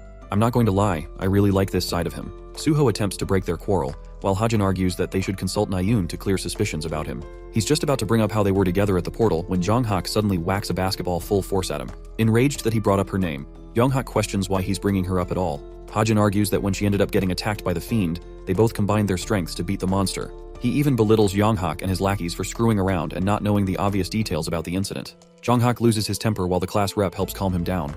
Hell is breaking loose between the main characters over here. Hajin clears his name and proceeds to take his exit. But just as he's reaching for the door, the cadet rushes to pummel him with a powerful fist. Hajin senses his overwhelming presence and instantly ducks the punch that obliterates the door to pieces. Even Jonghyuk is surprised by his sudden attack, while the assault is shocked that Hajin managed to duck his immensely fast strike just now. Hajin is now effectively pissed and brings out his gun to shoot him down. The cadet lunges to attack him as Hajin prepares to take his shot. Both of them are stopped with a sword slash by the main character Suho himself. He thinks Horak has overstepped his boundaries quite a bit, and even believes Yeonha is doing too much instead of consulting Nayun about her suspicions first. She pauses before using her smartwatch. Hajin storms off as Yeonha learns from Nayun on a call that Hajin is physically impossible to be a friend as a suspect. Now that Nayun herself has cleared his name, everyone in the room is not only embarrassed, but also fully wronged by how they mistreated him. These bitches don't deserve his help, honestly. Hajin storms off and clears his head in the field. He's faced with a real rut and doesn't get why he's facing so much trouble putting up with his current life. At first he fell victim to the plot of the novel he wrote, and now he's out here fighting the characters he passionately wrote. Unable to carry on any longer, Hajin shrinks in defeat and confesses that he's tired of the world he's living in. He misses his real family back at home and expresses a desire to go back to his own world. Little thoughts like his expiring lease are beginning to bother him, and he wonders if he's already been listed as a missing person in the real world by now. Then there's his parents. He wonders if they're okay and if they're looking for them. There's so much to unpack that he was trying to suppress. At this moment he feels helpless and vulnerable, fragile and boxed. There's no way of going back, yet he can't help but let out a yearning desire to go back. Well, the dude is whining when the system pops up and reveals that his resilience stat has increased in response to what happened today. Hajin thinks it's kinda pointless, but he's still glad his resilience increased a little bit. He believes the person that entered this world may have taken his life by now if he didn't have the resilience to keep on going. Deciding to move past his whining, he cleans himself up like a champion, and from the same shrinking posture now stands a confident hero, ready to face life head on again. Let's revisit Suho and the rest of the idiots who spectacularly fucked up. Younghan asks where Hajin went, and Suho thinks he's out to get some space for himself. There's Yeonha, who knows the dumbass Horak even went ahead and used his ability just now. What's more, she kind of thinks it's really sketchy how Hajin managed to dodge an attack from a martial artist while being a ranged weapon user himself. It just causes her even more suspicion over him. Well, she receives a sudden message from Hyun, who requests to see her in the study room the upcoming day. This is exactly happening like Hajin said, but as much as she likes to be suspicious, this dumb bitch accepts the offer of a person who is literally getting done murdering someone right now. Hajin is starting to understand why people say it's better to be busy when you're depressed. Ever since he joined the novel story, he's just been so busy working on improving himself and hunting that he forgot to think about anything in detail about what he's missing from the real world. He's sitting all quiet to himself, while the rest of his characters like Suho and Younghan are visibly worried for him, especially after the phenomenal fuck-up caused the other day. Hajin is a little frustrated when he realizes he's stuck in a story of the characters he wrote. He thinks it's a good time to start investing in ways of getting back home. Nayun rejoins the class having recovered her health, despite Jonghyuk's concerns for her. Suho offers to assist her since she's still not in top shape. Jonghyuk is a little possessive of her and not afraid to show it. Hajin is focused on Yeonha, who is sitting without a care in the world for what happened yesterday. Class begins with the instructor reminding them about the incoming midterms. After the written exam has been conducted, they'll move on to the practical exam, where they will be judged on 2 tasks of evaluation. The first task is a duel among the cadets, while the second task is going to be judged on the basis of a monster battle, using mage-summoned beasts. The instructor highlights that the difficulty for both will be more rigorous than the normal exercises they usually do. Hearing this, Hajin reflects that he's not at all worried about the written exam. The only thing bothering him is the duel. Every cadet will be given 3 nomination cards which will determine the cadets they'll face as their opponents. At first, it seems like the top students would easily crush the bottom rankers by picking them as their targets. However, the Cube institution knows this, which is why they implemented a reward grading system. This means that if a top ranker defeats a bottom ranker, they're not going to get much points from them. They might even receive negative points based on the cadets' ranks. However, not everyone seems to be affected by this rule, like Horak, who is generally a brawler and thinks with his head. He's just trying to beat up Hajin as his only target, for example. Apart from that, Hajin is bothered by another thing. Rachel has been acting a little weird around him and has been keeping close. Hajin explains that she's always been secretly observing what he's doing, when normally she's studying all by herself. He doesn't get what she's trying to do, and if her intention is to copy his assignments. Rachel darts an eye at his notes while he's happily writing down the names of his parents. This just causes the girl to get even more confused. The scene cuts to Yeonha's side, where Hyun is eagerly awaiting her arrival. She doesn't know what's this about and approaches the study room, where this charming prince is happily awaiting her. Yeah, she doesn't give a fuck and realizes that none of the other club members are here yet. Hyun insists that she take her seat since they'll be here very soon. Yeonha sees a strange scented candle that's been placed out in the open. Hyun makes an excuse that he's using it to improve his focus during studying. He talks about how she's a part of the investigation team to hunt the fiends responsible for the missing students. Hyun is also on one of the teams himself, but he hasn't seen any progress from his side, so he wonders if Yeonha has a leading suspicion of her own. She claims that no one really comes to mind. At the same time, she can't help but remember how one idiot talked about some baseless accusations. Intrigued, Hyun inquires further, and with a snap of his finger, he controls Yeonha's body, causing her to feel incredibly relaxed, as if she's hypnotized. She confesses the truth, stating that one of her classmates seems to be convinced that Hyun is the fiend, and he's using psychic powers on the victims involved. Hyun enthusiastically asks if there's any evidence to prove that. This is the part where this motherfucker slipped up. You see, Yeonha immediately catches on to the word evidence as mentioned by Hyun. He tries to play it off cool and claims that he misspoke. But he's already far too deep into her suspicions now. Yeonha readies her weapon and claims that innocent people never talk about evidence when suspected of wrongdoing. After all, they're innocent to begin with. Yeonha brings out her whip, lashing out at Hyun and demanding his true identity. The curtains have been lifted at last. This sinister fiend unravels his true nature and tells Yeonha that her turn will come soon, so there's no reason to rush. The scene ends there, and switches to the second-year student dorms. Here, Yeonha wakes up, finally regaining her consciousness, only to discover that she's stuck all tied up. Her eyes glance away at the objects placed inside the empty room. She is quick to recognize that these are the second-year dorm rooms, which means Hyun has captured her, which also means that he's the hidden fiend responsible for the disappearances of all the students. Here's the kicker, this idiot finally realized that Hajin wasn't bullshitting her. Instead of blaming herself, she prioritizes a way to get out of this rut. She tries to break free from the rope binding her hands, begging for someone to come free her, but it's of no use, as Hyun is already here and prefers she stay quiet and do as she asks. The scene cuts to our boy Hajin, who has just received a sudden message from someone at the dead of the night. It's from Yeonha too, so he can't place a finger on it. Yeonha sent just a simple number 9, which is just way too cryptic of a message for this dude to understand. Anyway, the bastard Hyun breaks away her smartwatch, and mocks Yeonha for sending cryptic messages at the dead of the night in her struggling state. He also takes note of the recipient Kim Hajin, who was supposed to be the person Yeonha rebelled against. He thinks it's just inevitable for Hajin to die as well now. Yeonha roars at him, claiming that he won't get away with his actions, especially since the investigation team is going to be hot in pursuit after him. The murderous Hyun breaks her smartwatch and reminds the girl that he has no interest in staying at the institution. He's just going to kill her and leave the cube. Hearing his words, Yeonha is filled with unfathomable rage, much to the entertainment of this charming fucker. He decides to call forth the demon Lilith, who made a pact with him. Hyun wants to transform her expression to one of horror instead. Let's go back to Hajin, who is still wondering what Yeonha tried to imply with this message. There's a bunch of questions popping in his head, when all of a sudden, he connects the dots and realizes that it's supposed to be 911. Instantly equipping himself with the Tome of Truth, Hajin asks for Yeonha's immediate location. When the book reveals the answer, Hajin is surprised that she's in the second-year dorms. The scene reverts to Yeonha's demise, who is currently facing the voice of the demon Lilith. She comforts the girl who has faced so much loneliness throughout her life. Hyun's psychic powers are not enough to take her down, however, since Yeonha glares at him with a look of anger, proving that her will is strong and that she isn't ready to throw away her dignity. She resists his mind control, so he takes it a step further and brushes her hair, claiming that even the demon Lilith wants her to succumb to her spell. The girl flails as best she can to break free from the psychic spell, while the monster Hyun gleefully remarks that there's no way to escape Lilith's powerful magic, no matter how much she tries to resist it. Then from out of nowhere, Bro gets headshotted from the window. His brains hit the floor as he wails in agony. One voice calls out to Yeonha, taunting her for the situation she's put herself in by refusing to believe in his words. The wounded fiend calls out for the impudent assailant. Hajin happily adds that the bullet he used just now was tailored to his liking. This bullet won't be removed unless proper surgery is conducted, so there's no way of simply healing from it. Hyun goes batshit crazy and unleashes his demonic powers, urging Hajin to reveal his location. In his outrage, he destroys the entire room, even striking down Yeonha with his attack. Hajin thinks he's just pointlessly wasting his energy. He ridicules Hyunwoo and still doesn't know where he is. Our boy is ready to pull the trigger a second time and claims that he's sitting somewhere far. Then, he launches 3 more shots, bursting through the fiend's body and putting him on the ground. His body crashes as he finally sees Hajin's hidden location from afar. He was sharpshooting using his calibrated sniper rifle. Easy kills is why he loves long-range shots. He reminds Yeonha that he's going to waste all of the bullets she gave him. He puts more holes in Hyun and is hoping for Yeonha to cover his expenses later. This guy has literally terrified the fiend, who thinks Hajin is crazier than a literal demon. Hajin puts another hole in his back with another powerful shot. At this point, Hyun's a walking zombie full of holes. Content with his work, Hajin thinks it should be enough. He asks if Yeonha's hurt, but thankfully she isn't. He recommends she lay unconscious as the rescue team will be here soon. Her consciousness fades as she releases words of gratitude to the person who just saved her life. Yeonha wakes up at the hospital, where Suho is sitting by her side peeling an apple for her. Suho mentions that there's nothing wrong with Yeonha's physical condition, so she should be fine. She's the one bothered to ask why he's here. Suho explains that each of them took turns to nurse her back to health, and now it's his turn. Yeonha doesn't get why they're doing this for her. Suho expresses that they feel responsible for the situation caused. They were the members of the investigation team, and yet, one of their own was harmed while they focused their efforts elsewhere. Suho apologizes on the behalf of the entire group.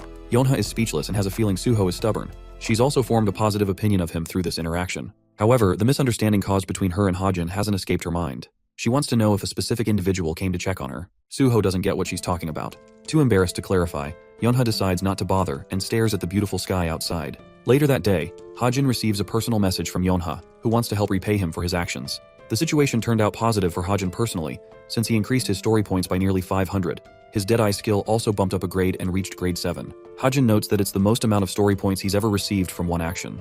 He thinks the effort required to resolve one of the main arcs justifies the points he received. While he hasn't really used much of his sniping skills, they were good enough to put Yeonha's life out of danger. Just then, a voice calls out for Hajin.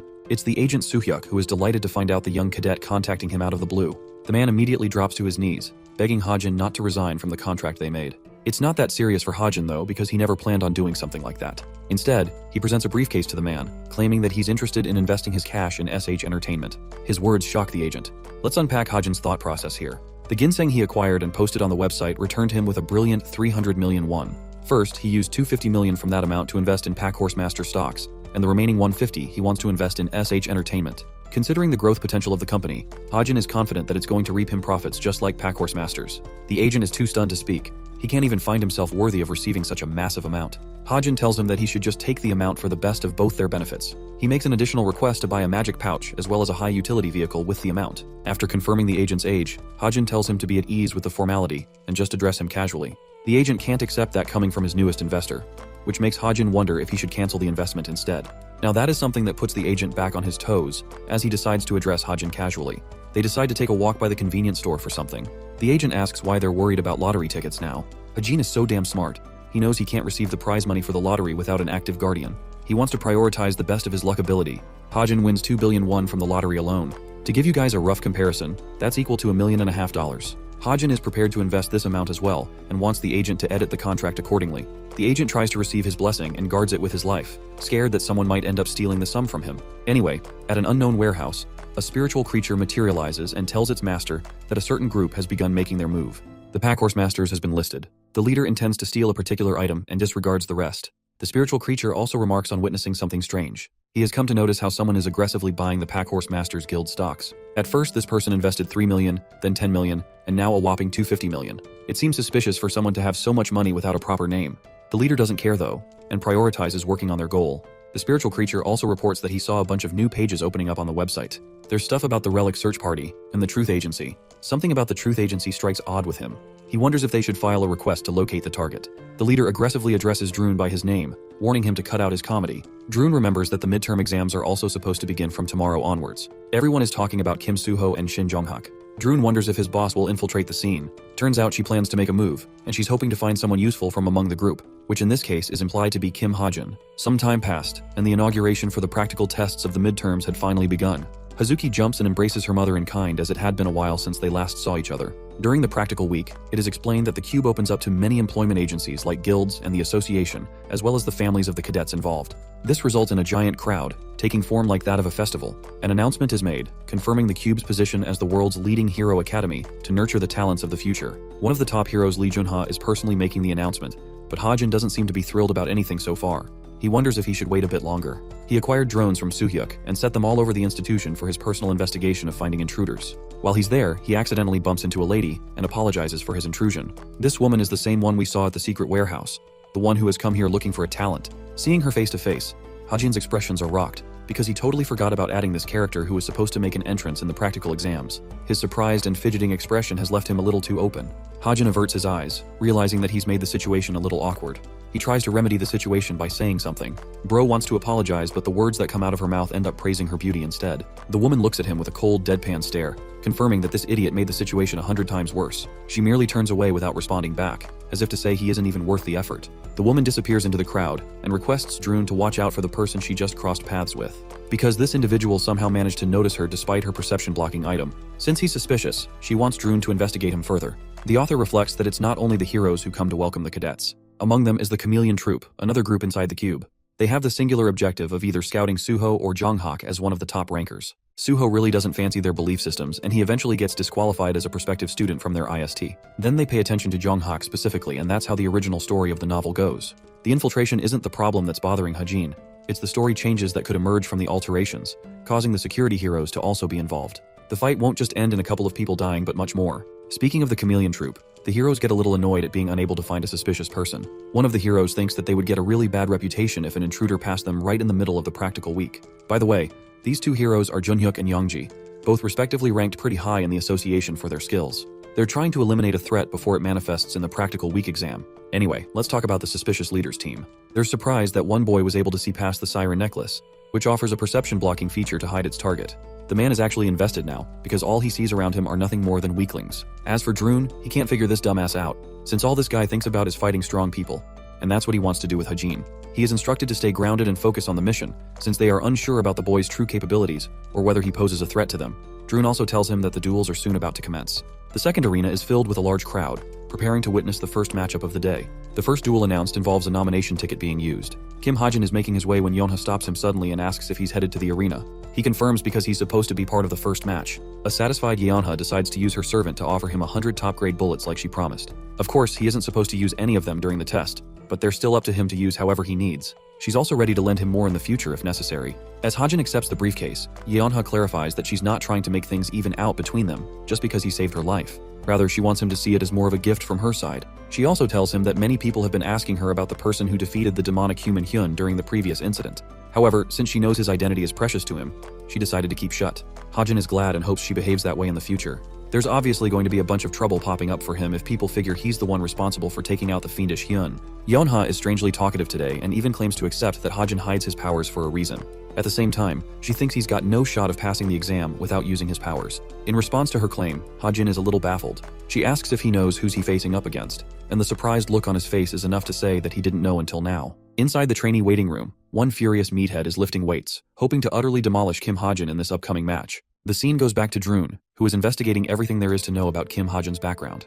There's nothing special to note about him. He was an orphanage who ended up in the military academy. He's also a low-rank student without any special talents. The only thing about him is that he's got a giant debt of 300 million to pay off. Reflecting on what happened between the two of them, the woman questions how he broke past the perception blocking feature of her artifact. She doesn't know how it happened, and Drune doesn't have any clue either. Jungyong, the musclehead from before, decides to meet up with the leader of the Chameleon Troop. She's annoyed that he bolted off someplace else before coming here. Jungyong tries to play it cool, but she doesn't care about him and simply asks what he was able to investigate. He claims that he didn't see anyone special from the group apart from weaklings in his way. Drune thinks it's obvious, but he wants to know if there's a particular cadet that stood out a bunch from the rest. Jungyong claims that he doesn't find anyone noteworthy.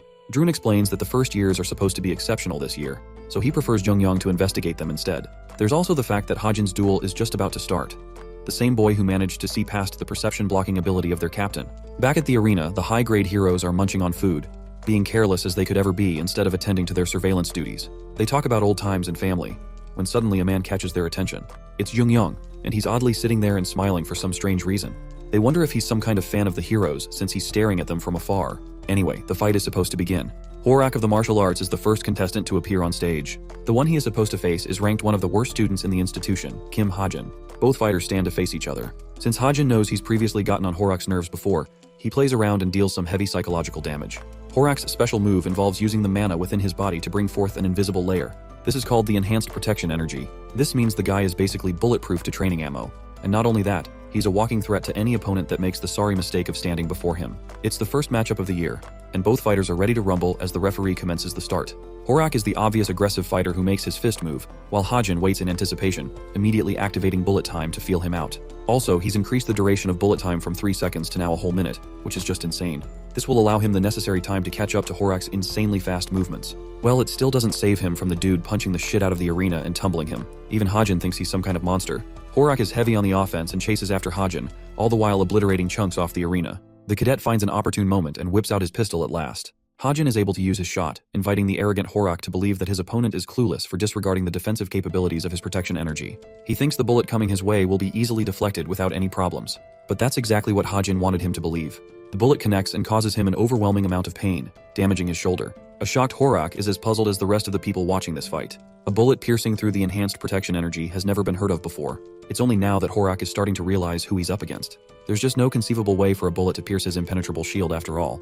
The confusion causes him worry, and he shrinks his body to block the incoming bullets. However, every single one of them causes him sharp throbbing pain. Hajin feels sorry for his opponent, who assumed that he was more than capable of deflecting his bullets so easily. The truth is, these bullets have been especially infused with the mana of the stigma magic. At the same time, they boast anti-demon properties, making them a force to be reckoned with. Hajin releases more of his shots, putting Horak on the defensive and the back foot. The crowd cheers for the boy, but Horak has had enough, and in a fit of rage, pummels the arena to stop Hajin's ruthless attack. The debris chipping away from the arena causes Hajin to switch positions and evade. He then gives his opponent a warning before tossing a knife right in his face. Afraid, Horak chooses to avoid instead of deflecting, fearing that his opponent may have equipped a device on the knife. However, it was just another tactic deployed by Hajin to trick his opponent, as the knife was a fake. Now that he has Horak in the open, he shoots him down many times again, making him unable to stand back up on his feet. Hajin slowly approaches the martial artist with his gun. Horak's body trembles as the crowd is struck horrified by what the cadet is about to do next. Hajin's finger is dead set on the trigger, and he's ready to finish this fight. Hajin is prepared to take the shot while Horak is defenseless. To everyone's shocking surprise, Kim Hajin runs out of bullets at the last second. Horak may be exhausted but somehow manages to stand right back up, still as interested as before. But using this situation to his prime advantage, this guy literally throws in the towel and surrenders the fight, rendering his opponent the ultimate bitter taste of both victory and defeat. His sudden resignation even leaves the heroes stunned. The duel comes to a sudden close with the winner being named Horak. This kind of disgraceful victory is at odds with the meathead who roars at Hajin to come back.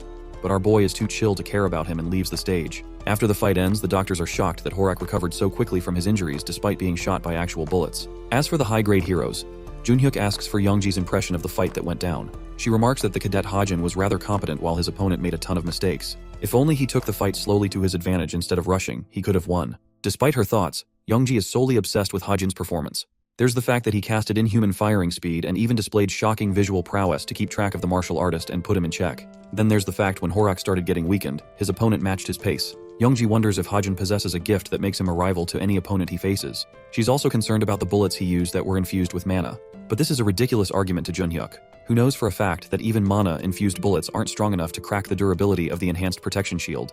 Youngji claims that they have yet to fully grasp the gifts Hajin poses to know for sure. Then there's the possibility that he might have enhanced himself. From what Youngji has seen here today in the duel, she's almost confident to admit that Hajin boasts the potential to become the greatest hero of all time. She memorizes his name because of his noteworthy brilliant performance. As for Jungyoung, he doesn't find himself fancying Hajin for some reason. He thinks the boy is too weak and just so boring with a small pistol. It crushes him that the captain told him to investigate his fight. Drune explains that Hajin possesses the power of demonic destruction, which is reason enough. Jungyoung still isn't interested though, and thinks it's a useless comparison to strength. Drune criticized him for acting like a bitch just because Hajin ended up being a ranged fighter. The warrior within Jungyoung believes that a true fight is when fatal intentions to murder another opponent is involved. Drune ridicules and challenges this blowhard to go and find some suitable cadets with that level of desperation. He also asks if this idiot ended up checking on Suho and Jonghak, their main interests. Jungyoung claims that they're all right. He's seen Jonghak's spear in combat and finds his physical prowess to be quite commendable. There's also his aggression that puts everyone else on the defense because of intimidation. Drune thinks Jonghak must possess one ugly character for this guy of all people to like him. Then he talks about Suho, whom he considers a weird person. Suho's fight was rather interesting when it came to his swordplay, since he can dance around with perfect strokes in combat. He has very sharp and refined movements, but something about those movements didn't seem right to him. Suho ultimately won the fight, but Jungyoung kinda believes that Suho is likely suppressing his true personality. as if he's someone other than what he appears as. Drun thinks that this confirms Suho's combat ability lives up to his reputation. Well, Jungyang isn't really pumped about either fighter so far. Lastly, he asks about Hajin, whose name alone is enough to get this guy's blood boiling.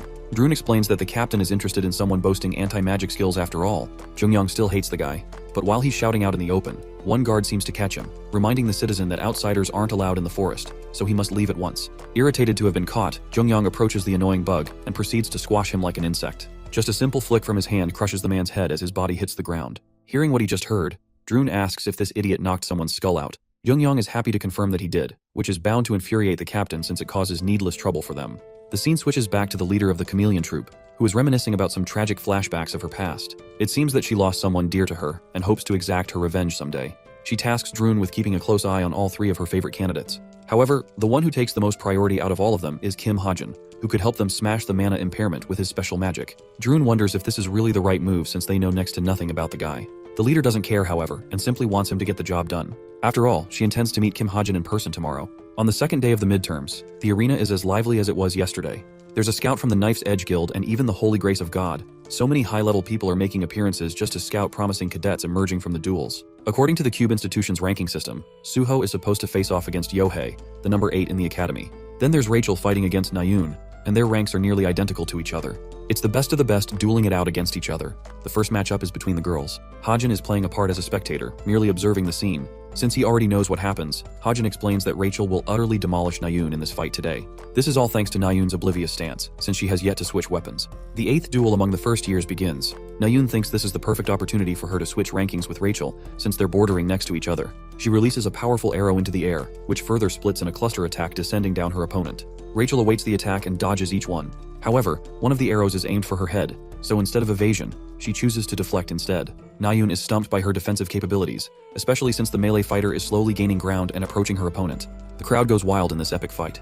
At the same time, the leader of the chameleon troop decides to join Kim Hajin and shares seats with him. She stares at him blankly while sitting right next to him. Bro is literally too stunned to speak. Let's finally deep dive into who she is. This chick is supposed to be one of the most wanted criminals ever, and the person who is the captain of the masked syndicate, while simultaneously boasting a powerful reputation as an underworld figurehead with multiple aliases. Her real identity is only known to herself, and just as the poor woman is about to say hello to our boy, some bitch spills a cold drink all over her face. It ruins her hair and destroys the mood. Even Hajin is flabbergasted. The man apologizes, and they end up unable to see the outcome of the match. Rachel takes the victory, just like Hajin wrote the novel. Anyway, he hands the woman a handkerchief to clean herself up. She finally gets to the topic of interest, having seen his duel against Horak.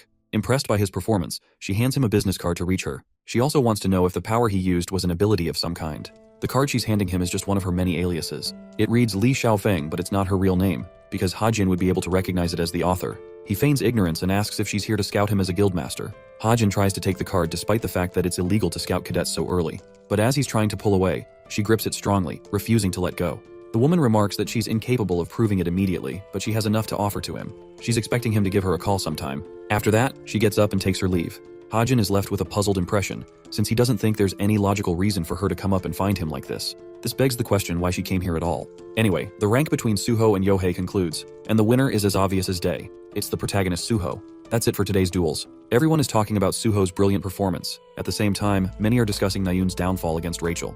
Until now, no one had ever seen a Korean top talent get defeated by an international student like that. Hajin retrieves his drone in the hopes of capturing useful footage that will help with his investigation.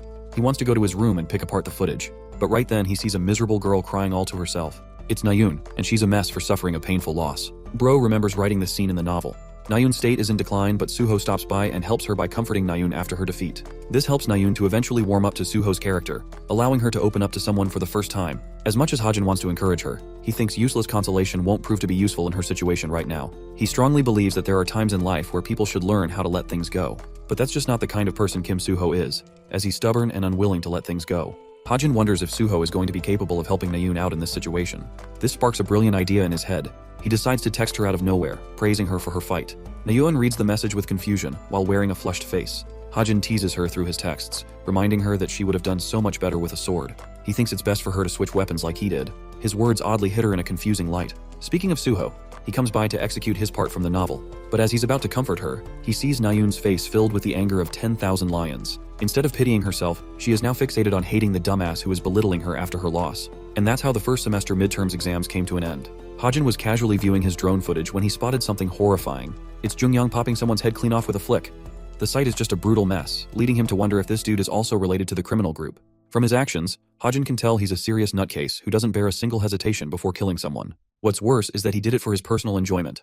There are many people like him in this novel. The cities now filled with advancements make daily life comforting, but underneath them lurked the monsters who didn't have any sense of right or wrong. While these people were human from the outside, they still opposed the heroes of the world. They wield a power beyond the ordinary criminals. These psychopathic maniacs are the villains of the story. Hajin reflects that it's simply not enough to be wary of the antagonists in the novel. He's also dealing with an edited version of the novel because of the co-author, which means just about anyone could become his enemy in this world. The midterm's first test has concluded, and so that leads us to the monster testing site for the second practical exam. The cadets are all welcomed by Jin Juhua, a mage that will supervise the competition among the cadets. Juhua wants to summarize the exam contents before beginning. This giant stage is the place where monster battles among the students will take place. Juhua will cast the monsters and the cadets will have to fight them. The examination is supposed to be the most dangerous training they will have gone up to this point, as the summoned monsters will be just as powerful as real monsters, and they won't disappear even if Juhua tries to cast them away. The cadets are intimidated, realizing they're staking their lives for this one training exam. Juhua prefers they accept defeat as quickly as possible if needed. Now for the criteria regarding their evaluation. Their performance will be judged based on how well they did against the monster. Juhua tells everyone to take a position and do their best in the exam. 4 people will be called at one time to initiate Group 1's exam. These 4 people consist of Junho, Hazuki, Junjin, and Spencer. All of them are put on standby until the monsters are summoned. The mage tells the rest of the cadets to pay close attention to the fights. The cadets who aren't fighting will have a chance to analyze the performance of their classmates. They'll be the ones to score them based on how well they performed. They could even add their own notes on what strategies could have been deployed instead. Juhua wants to initiate the exam, but first, she requests everyone to turn off their smartwatches. She also reminds them to offer a sincere report since it will affect the grade of their written exam. So in cases like these, not even the lazy Nayun can half-ass the report. Anyway, the monster battles finally begin. The mage casts a summoning magic to bring forth one of the beasts. From her spell materializes the first monster before Hazuki, the evolved ghoul. This strong and agile creature is quick on the draw and gives her a tough time from the get-go. The rest of the cadets mark their reports as the battles are taking place. Group 1's fights are concluded, allowing Group 2 to enter in their place. One of the cadets annihilates the snake monster. It's the class representative Young Han, who has impressively defeated the creature without any trouble. Suddenly a beam of light from above comes roaring down on another monster. It's Nayun, who used her cluster arrows to beat the unicorn monster, also clearing the test. Then there's Yeonha, who seems to be toying around with the creature she's dealing with. A few more groups pass by until it's time for Group 10 to arrive. Kim Hajin is faced against a unique monster, the Chrome Wolf. As expected, he shoots down the beast with his evasive tactics. Having found a comfortable position, Hajin believes that the fight is too easy for him, and he'll be done in no time with it. But suddenly, something bad happens, causing confusion amongst the cadets. Hajin looks up to ask what happened, while the hero Junhyuk receives a report to act on duty. He also gets scolded for ignoring his responsibility. Youngji reminds him that one of the guards was literally murdered yesterday, so this is no time to be lazing around. An emergency alert has been fired off, but Junhyuk asks if she's uncovered the origin of it. Youngji suspects it came from the seafloor near him. As Junhyuk is speaking to her, a man comes out from behind. It's Jungyang, the villain, and he's happy to take care of the guy who has become their newest obstacle. Junhyuk warns him that he should be trespassing into off-bound locations. Jungyang simply doesn't care and prepares to fight this guy. He warns Junhyuk that it will be a fight he's going to regret. But as they're taking position, the vibration grows stronger, stealing their attention. From the sea, a tall twister manifests, forcing the examination to come to a suspended state. Cadets are instructed at one to evacuate the site and prioritize their safety. The final group engaging in the monster battle is told to immediately evacuate instead of completing their battles. Hajin is agitated, leaving things halfway, and questions what's causing so much trouble. The building rumbles as the monsters roam free. Hajin is hiding behind cover, afraid for his life since the monsters haven't been unsummoned. He calls for help, but no one seems to be around. He analyzes the situation, realizing that a mere coincidence couldn't have caused this level of madness. He wonders if it's the work of a fiend from among the mages who is secretly the perpetrator. Hajin lays down his suspicions. He marks out Jin Jua from his suspect list because of the mere fact the system would have informed him about it. It's clear that no one in the examination center expressed any new changes that would have caught his eye. Then Hajin faces a critical realization as his eyes dart around, realizing what's truly causing this havoc. Over to a different side, Rachel is confronted by a mysterious warrior. Their mere presence causes her unease. As Hajin collects his thoughts, he thinks it's possible that the story is causing an original event to occur, just like the existence of Kim Chun-dong, a character whom the author didn't write. Sir Lancaster is revealed to have a connection to Rachel, and is likely the culprit manipulating the scenes. The story has just experienced another major twist that Hajin doesn't know a thing about. Rachel confronts Alex Lancaster, a mage who mysteriously disappeared in the London incident many years ago. Rachel questions him, but in response, the man lets out a sinister smile across his face. Rachel instantly catches what happened. This man sold his soul to the demons in the name of power. She can't accept the fact that the Royal Guard's former captain could stoop so low, but Lancaster is mostly unaffected by her words, and arrogantly corrects her. He reminds Rachel how he was betrayed while he served the king and his country, so all he did was adopt a new master to serve. Rachel grips her blade, recognizing this man as her enemy, and professes that she will bring him to justice. With her incredible speed, the exceptional student attempts to slash her. However, she is shocked when her blade simply phases through his body, as if it's intangible. Lancaster apologizes to her. After all, the person in front of her is nothing more than an illusion, incapable of receiving any damage. The really troublesome aspect for Rachel is that everyone is focused on the external attack, leaving Rachel exposed as no one would come to check in for her. The rest of the monsters will keep them busy. Lancaster points out how different the institution is, as her country would have thrown hundreds of people just to protect those of the royal family. Remembering the horrors of what Lancaster faced after losing someone precious, which likely caused his switch, he is even more convinced. The mage tells her that he doesn't have the time to discuss much else right now, so he'll leave her be. Rachel tries to seize him, but let's be honest, it's not like she can stop him anyway. Lancaster's body dissolves in black, but from there, a dangerous faceless assassin emerges. With his twin blades, the assassin disappears into thin air before striking Rachel with an incredibly powerful blow. She's physically shaken and sent on the back foot. The assassin continues hammering his powerful attacks, so much so that Rachel's body is receiving mild slashes throughout. This is an opponent she can't overpower in a direct flight, so she plans to wait for an opening to strike. Unfortunately, that won't happen as Rachel's weapon is swindled away, leaving her completely defenseless. The dark figure stares at her prey, now that she's left with nothing but her human body. But Rachel has a few more tricks up her sleeves as she's able to use telekinetic magic to draw her sword. The weapon comes flying back right as the assassin prepares to deal the finishing blow, but an unexpected explosion from the outside causes a distraction, stopping them both. One man steps inside on top of the rubble. Seeing this person, the assassin switches targets and decides to attack him at once. Hajin converts his weapon's configuration once more, and this time he pulls out American breathing style's second variation, shotgun mode. Hajin has eliminated the target without much trouble. Apparently he didn't even take more than a single shot. He's okay with spending 250 story points for the cause, since it was all worth it in the end. Now for Rachel, she figures out that it's actually one of her classmates who has come to her rescue. The boy offers her a hand and asks if she's okay, completely forgetting that this girl is bleeding all over the place. Hajin uses his bandages to wipe her blood, but it seems embarrassing for the princess who fidgets as he goes about his business. Thankfully, it's not as bad as it could have been. While wiping her blood, Hajin inspects the bandage and unexpectedly realizes that he's just acquired the sample of the top-ranked cadet. It's just the kind of thing he was looking for. Rachel thanks him for all the help. The mages of the institution also rush to the scene, questioning if either of them are hurt. They come down to help them out, while Jin, the mage instructor, is informed how 2 more cadets are seriously injured. Jin is infuriated and also questioning the person responsible for causing so much destruction. Let's revisit the hero at the shore. Junhyuk is met with his friend, who asks about the monster attack. Unfortunately, the monster was chased off, and not by Junhyuk, but by the works of an intruder. Junhyuk wonders what made the creature so tense and angry, and yet, the intruder still defeated it with little to no problems. Without a doubt, from the looks of his strength, the man seemed immensely powerful. She has trouble taking his words seriously, and Junhyuk agrees because he thinks the same. He's also certain that this same terrifying man was linked to the killing of the guard. With the appearance of both a high-level creature as well as this mysterious intruder, the institution's midterms have been expunged in chaos. A day passed, and yesterday's monster incident ended up flocking up in the news. The entire world raised questions, causing the postponement of the midterm exams. With most teachers drawn to explain and help with reconstruction of the damages, the classes of the students were eventually called off. That's how Hajin's class celebrated in joy, as they had 10 full days to themselves with no work to worry about. Their instructor couldn't believe his eyes. They were celebrating right when their classmates were nearly killed. But I kind of understand their excitement. All of a sudden, Hajin's laptop is hit with another notification. He learns that it's yet another divergence from the story about to take place, which is annoying enough for him to deal with. The mage known as Alex Lancaster is the topic of interest. We come to find out that he lost an important family in an incident, and his infuriated state increases the chances of him targeting Rachel. There's also his ever-rising potential to become an even greater villain, depending on how the story pans out. Thankfully, Hajin remembers Lancaster from the list of British characters he wrote. This guy is supposed to be a serious villain, but his appearance here is premature and unexpected.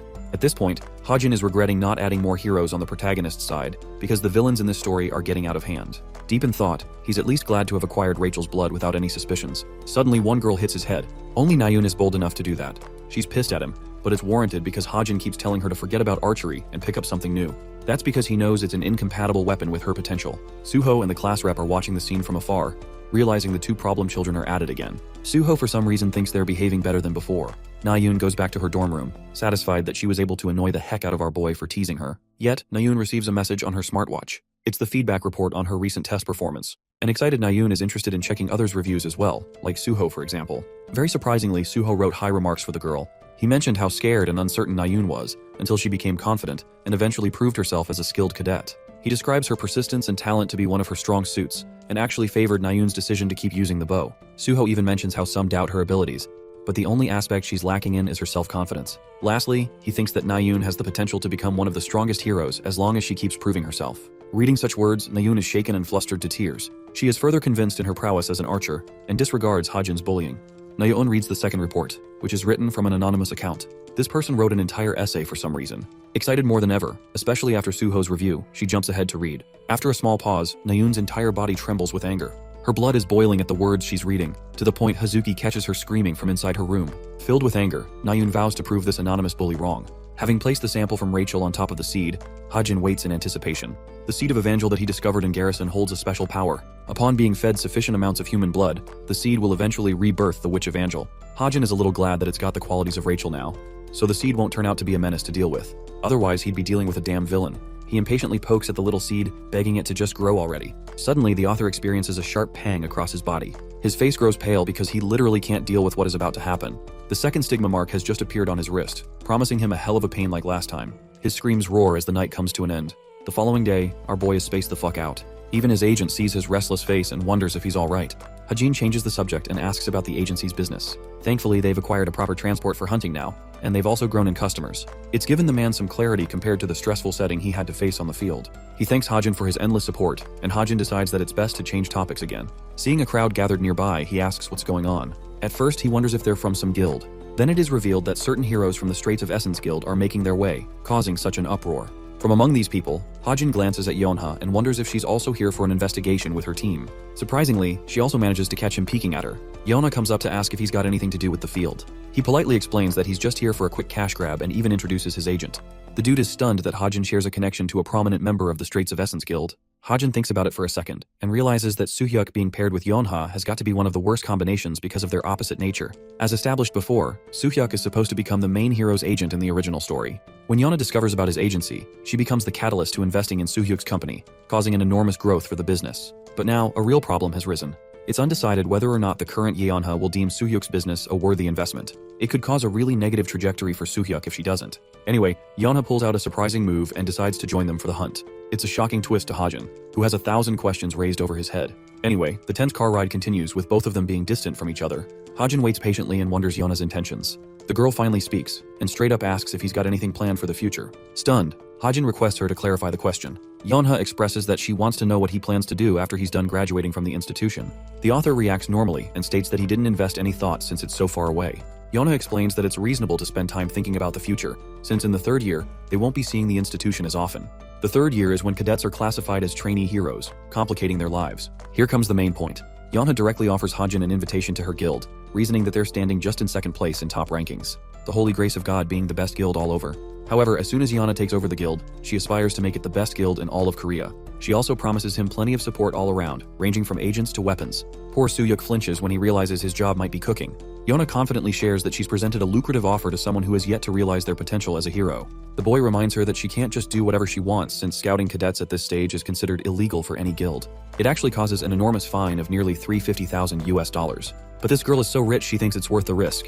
The vehicle comes to an unexpected hard stop, launching Yeonha's face into the seat and giving her a nose bruise. She shouts at the damn driver for stopping all of a sudden. A nervous Suhyuk explains that they've already arrived at their destination, which is the monster point for today's mission. Yeonha is in disbelief and mocks him for pretending to find a monster point while being a normal agent. Suhuki explains how monsters seasonally love going wild in April, causing my heroes to go and hunt them down. This is the reason many monster points are overcrowded at this time of the year. The place he selected was mainly to highlight Hajin's strengths as a sharpshooter, giving him an environmental edge on the field. To back up his agent's words, the author confirms that he's already verified the information, so there's no need to worry. Hajin tells them that he'll return after he's done with his hunting mission. Saying so, he leaves the two of them. But it seems Yeonha is also disinterested in sharing a chat with the agent and leaves quickly, saying her guild members are soon to arrive. She knocks at the window, surprising Suhyuk with her sudden return. Turns out the agent has impressed her with his skills, so she's interested in doing business with him in the near future. 10 days passed since the midterms came to an abrupt end. Classes naturally resumed their pace, allowing the cadets to return to the institution. The curious cadets explore the results board, wanting to know about where they placed. We can see from here that Kim Hajin placed at the top of the list, which is a natural expectation as he believes himself. Right after beating Horak during the practical exam, the idiots who Yonghak sent after him decided not to bother him. So these days have been nothing but filled with tranquility and peace, the kind of peace he didn't initially receive when he first entered the institution. As he's going about his business, one punch crosses his face and smashes the nearby wall. It comes as no surprise, but the chick is Nayoon, and she's mad and pissed because of the report Hajin wrote under her profile. However, from his reaction, it seems like the author is unaware of this report. Nayoon isn't in the mood to play with his bullshit, and explains that only he could write such a terrible report on her. Turns out Hajin did in fact write the report, and did it because he wanted to help her. An infuriated Nayoon hounds him for constantly reminding her that archery isn't suitable for her. The cadets all around them observe the scene as Nayun presents him with a bet. Surprisingly, Hajin accepts the bet. His conditions are simple. If she loses the bet, then she isn't ever allowed to pick up the bow again. The stakes get on her nerves as her blood boils just to prove him wrong. Hajin emphasizes that he'll use a bow just to prove his point, but in exchange, he needs some training to equalize the bet. Nayun thinks any amount of training he goes through won't be enough to save him from the bet. She walks away believing that she'll win this stupid bet, while Hain reflects that he's achieved a proficiency of level 7 when it comes to his sharpshooter skill. That means, if he raises his level a little higher, he's basically going to curb stomp her in this challenge. To top it off, his luck stat will help him too. The author believes that Nayun's current struggle is avoiding the harsh reality. She thinks her skill with a bow and a sword is equal, when they're not.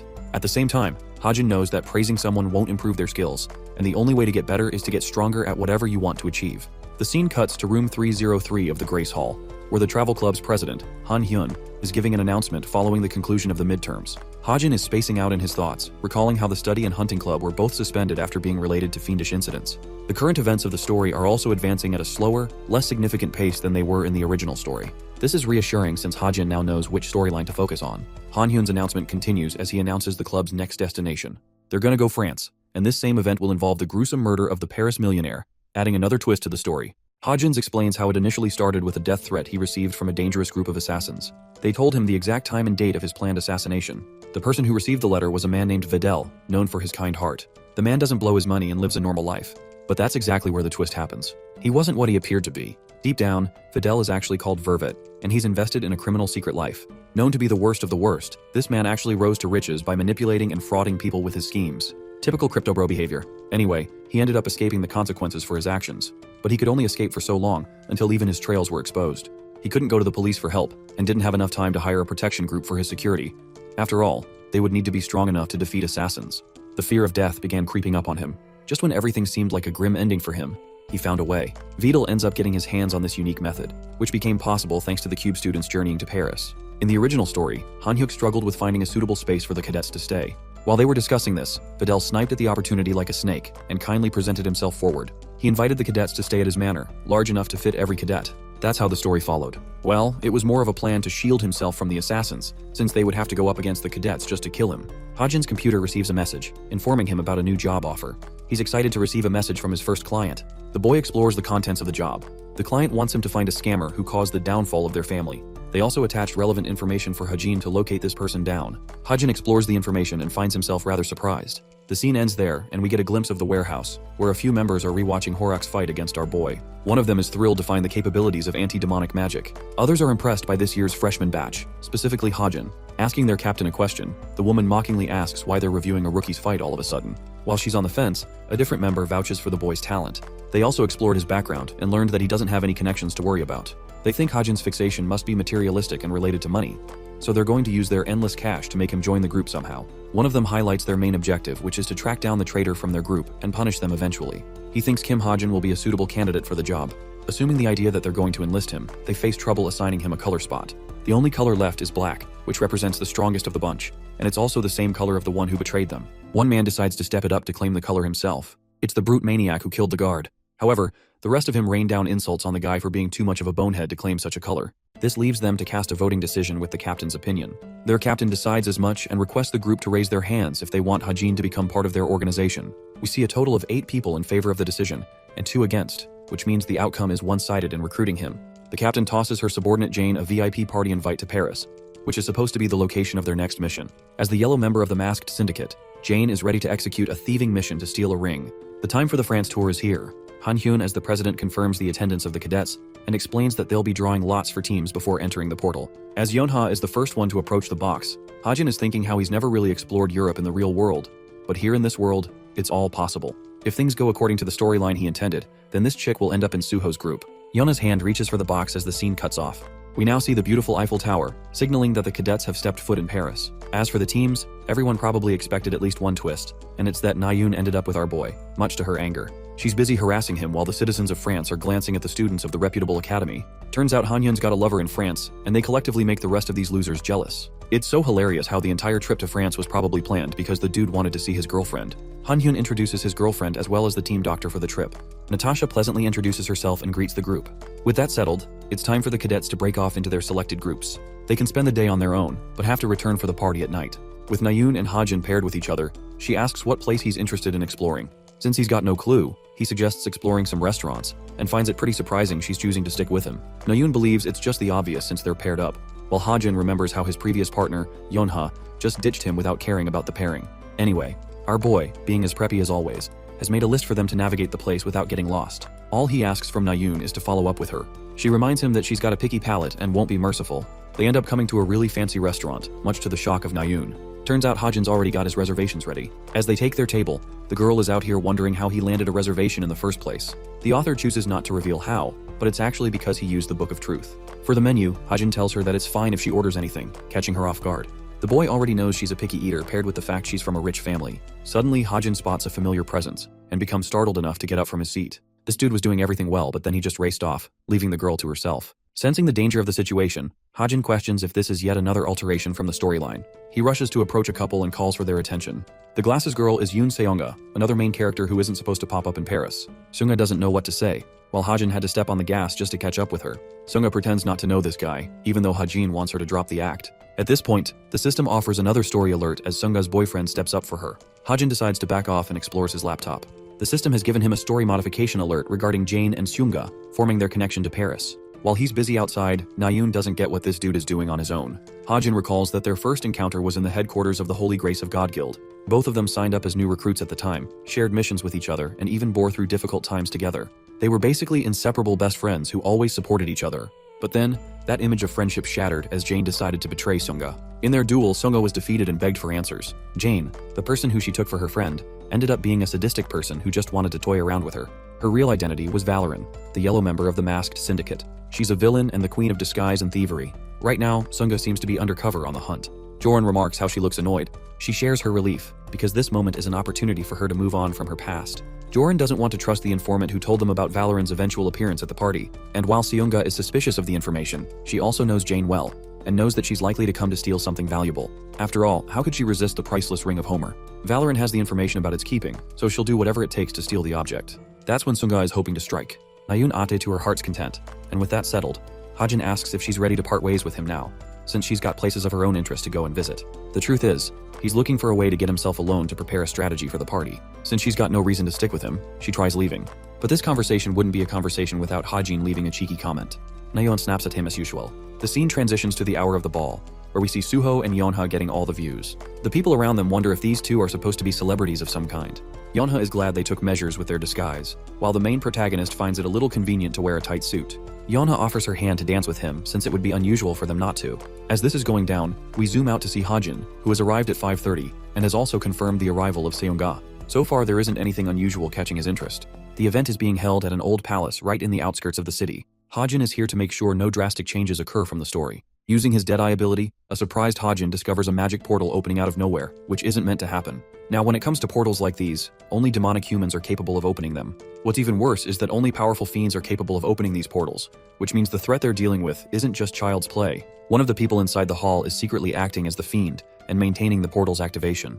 Right then, Hajin receives a system notification. This time, it's a critique from the co-author to explain his reasoning behind the changes. The mysterious co-author believes that an ultra-rare item like the Ring of Homer should have a greater interest from the characters hunting for it. For this reason, a fiendish group called the Fellowship of Evil Deeds have taken interest and intervened in the event. Learning this fact, Hajin remembers just how powerful the fiendish organization truly is. Their leader Kim Hakpyo is a dangerous man. They love waging war and stealing valuable artifacts, and they're involved in many of the conflicts in the world. In other words, our boy now has to deal with an entire evil organization, all because the co-author decided for him. Activating his ether spell, Hajin seems to have covered his face with a mask, and intends to stop this plan from happening. Scouting from above, he checks for Valoran Jane. Speaking of that woman, she's currently choking the life of a waiter in secret. Maintaining her disguise, she passes the authorization to the safe where the ring is being held. The mission seems to be an easy success for her, as the artifact is just inches away from her. Valoran attempts to snatch the ring, when an apprehensive yet familiar voice calls out from behind. Turns out that Valoran is using Joran's identity to do her dirty deeds. She's surprised to encounter Seonga at a place like this. The confident Seonga claims that she's out here checking up on her assistant, playing the part of a fool. She steps forward and decides to hug him from behind. Valoran is losing her mind, not knowing what's happening out here. Suddenly, Seonga tightens her grip and reminds Valoran that she's not interested in being fooled again. Saying so, this chick literally pulls a suplex and pummels her body into the ground. The explosive battle catches the attention of the outward hall. People thought a bomb went off just because of their fight. Valoran lunges past the smoke and transforms back to her original body. She's actually impressed by Seonga's ability to see through her flawless disguise. Sunga is in no mood to talk and speeds up to attack her. She knows that Joran went missing the moment they stepped into Paris, and she could tell by the difference in their speech pattern that Valoran had already made her move. Impressed by her sharp eye, Valoran thinks it's only natural she's cautious because of the first time she was betrayed. Before Sunga can attack her, a whip catches her arm. It's Yeonha, and she wants them to stop wreaking havoc in the hall. Sunga asks about their identity, since she doesn't know they're cube cadets. Yeonha breaks her disguise and instructs her to lower her weapon so they can avoid chaos. But Sunga isn't planning on backing off. Her electrical energy destroys Yeonha's whip, causing her a literal shock that her weapon is no more. Sunga turns her attention to her opponent, who quickly dashes in with a piercing strike. Thankfully, she dodged it, and began counterattacking with her sword. The sheer power emerging from their strikes is blinding. Sunga is having a hard time keeping up with Valoran, but she eventually finds an opening of her own and deflects her. With her sword chipped and smashed, Valoran lays defenseless on the ground. A bloodlusted Sunga raises her sword, aiming to finish her off for good. But right as she's about to kill Valoran, Suho intervenes and blocks her blade with his own. Valoran is sweating bullets out here, realizing that she literally could have been killed just now. Sunga offers Suho a polite warning to get out of her way unless he also wants to meet the same fate. The hero refuses to back off, acknowledging that he's unaware of their reason to fight. Despite that, Suho's strong sense of justice compels him to stop the two from fighting. His words are useless against a provoked Sunga, who literally kicks him away. But when she turns to Valoran, she is no longer there. It was enough time for her to make her escape. Sunga rushes to catch her, while she happily runs off. Suddenly, a wave of black darkness comes in between the two. With both of them left astonished at the scene, one fiend has managed to acquire the ring for herself. The Ring of Homer is now in the hands of a demonic human who seems to have the combined powers of a mermaid with tentacles. Observing the scene from outside is the author, Hajin. Let's break off from here and see what Nayun is doing. Poor girl ended up getting lost, just like our boy thought she would. She's been struggling to navigate a damn map, and ends up always coming back to the same location.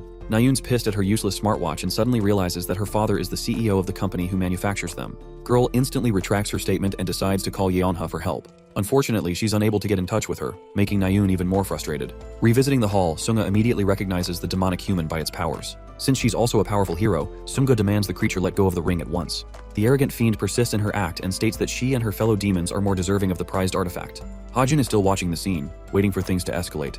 He collects his thoughts, stating how the group of fiends have acquired the ring, and what's worse is the fact that none of the heroes in the hall stand a chance at retrieving the object. Assessing the need for a plan B, Hajin makes his move by releasing a slime whip. He launches it at full speed, causing it to break the window and crash inside. The fiend is alarmed and unexpectedly caught off guard. Hajin is safely able to recover the ring from her grasp, while the demon looks around clueless as to what happened. With her distracted, Sunga rushes in to make her move at full speed. The fighting begins and has allowed Hajin the opportunity to escape unnoticed. While he's observing the ring, Hajin is suddenly attacked out of nowhere. He barely escapes a giant explosion, leaving a crater in the ground. One man steps forward with an energy blade in his hand. He's here to stop the intruder from escaping with the ring. Hajin wasn't expecting another fiend to pop out of nowhere. The man politely greets him and introduces himself as Sidious. He also shares his association with the Fellowship of Evil Deeds. The talkative bastard is rather impressed by Hajin's impressive ability to steal the ring without trouble. He doesn't care if Hajin is quick-witted and fast on his feet. After all, Sidious demands that he return the ring at once. Our boy declines, making things annoying and complicated for the fiend. So his second option is to steal the ring by force. Sidious prepares his lightsaber and lunges forth to attack. He releases a dark red wave of magic which cuts through the landscape. Hajin barely made it alive without being turned to ashes. This man is not to fuck with. He's overpowered as hell. Sidious explains that his weapon is a magic sword, a really pricey object that cost him millions. So long as the person wielding it can supply it with enough magic power, the capabilities of this weapon are limitless. He offers Hajin to simply return the ring without getting himself needlessly hurt. Now here's the thing about demonic humans. When they form a pact with demons, their mana supply goes up by several magnitudes, which means the weapon he's holding is the perfect one for a fiend, making them really hard to deal with. Hajin's focus is on the magic sword, and he's thinking of ways to somehow subdue the weapon first. Sidious confidently prepares another swing, unleashing a wave of energy again. Hajin evades with his defensive maneuvers, and he finds himself forced into a corner. Starting to feel the need to strike a conversation, Hajin tries his best to negotiate. Sidious almost doesn't want to take him up on that offer, since he's already turned down negotiations before. He also taunts the masked warrior for thinking that he could best him by buying time. Sidious has sharply assessed his abilities, and claims that Hajin is much weaker than those heroes inside the hall. He's got nothing more than a gun and a skill to evade. It's bewildering to the fiend that nobody like Hajin has the confidence to oppose a powerful fiend. With his monologue over, Sidious prepares to unleash a final sword strike, hoping to end his opponent for good. Funnily enough, the magic fades into nothingness, surprising both the fiend and our boy. Sidious doesn't get what happened with his weapon, while Hajin's standing there speechless. He offers an explanation. The magic sword is now rendered useless for the rest of the day, a fact that not even the fiend knew about. What's crazy about this is that Hajin's passive luck factor intervened, and because of that, it malfunctioned the magic sword. Of course, Sidious thinks he's just mouthing things off like an idiot, because he doesn't have the knowledge of Hajin's powers. He's also confident that he'll slaughter the human without a weapon.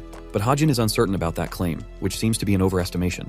With the remaining stigma, the author channels light magic and alters the mode of his gun. Sidious charges full speed to blow Hajin away with a single kick. But right before his attack could connect, Hajin releases his shot, ending the fight. The scene transitions back to Nayun, who is playing video games instead of searching for the ball. She sees a bunch of police cars patrolling by and wonders what's going on at this hour. There's also the fact that literally no one is talking to her, making her feel alienated. Nayun is in a bitter mood and fails to understand why she's acting the way she does. All of a sudden, one boy decides to take a seat next to her. It's Hajin, who popped up right out of nowhere, startling her. He's in an injured state, and barely capable of forming a sentence because of his previous battle. The dude literally collapses before her eyes, giving her a shock. Nayun worriedly asks if he's okay, but the fatigued, battle-worn Hajin is unconscious and incapable of responding. In his dream, Kim Hajin experiences one of the events of his actual life. He had just finished his CSAT exam during this time. His parents called for him, and they were around for him. He questioned why they risked their health to come for him. Suddenly their image begins wavering, becoming hazy. At the time, the boy broke into tears, apologizing for failing the exam badly. His parents tried to comfort him, understanding of his condition. They embraced their son in a loving manner, showing him support even in hardship. Remembering that touching memory, Hajin wakes up crying his eyes out. He's on a bed, but the question is where? The worried Suho and Nayun come over to check on his condition. Nayun is annoyed she had to drag his ass all the way here because of his unconscious state. She also notices his dried up eyes and taunts him for crying. Suho orders her to go outside while an assistant shows him support by bringing him apples. She explains how his condition reflected exhaustion, and she wants him to rest as much as he can. Hajin doesn't get why he's receiving all of this support or where he even is right now. Turns out he somehow ended up in the manor, which means they've come in contact with Videl. It's already late, but Hajin isn't hungry and refuses to join the others for dinner. His mind is flooded with the thoughts of the assassination incident, which is going to initiate its plan very soon. Hajin is glad that he's awake to see things happen in real time. The maid requests Nayun to leave along with her for the night, causing her to become upset. Suho bids them farewell and proceeds to peel an apple for Hajin. He's unsure if it's the right thing for our boy to get up so soon. The author checks his smartwatch and learns what was reported in the news. Thankfully, the report states that no one was killed and most people suffered minor injuries at best. However, there's also no mention of Valorin in the report, which means she escaped without trouble. Hajin decides to share a conversation with Suho, requesting information about the fiend. Suho explains that he also isn't an expert on knowing what happened. The monster escaped before the heroes could defeat her. Hajin takes the apple slice and eats it.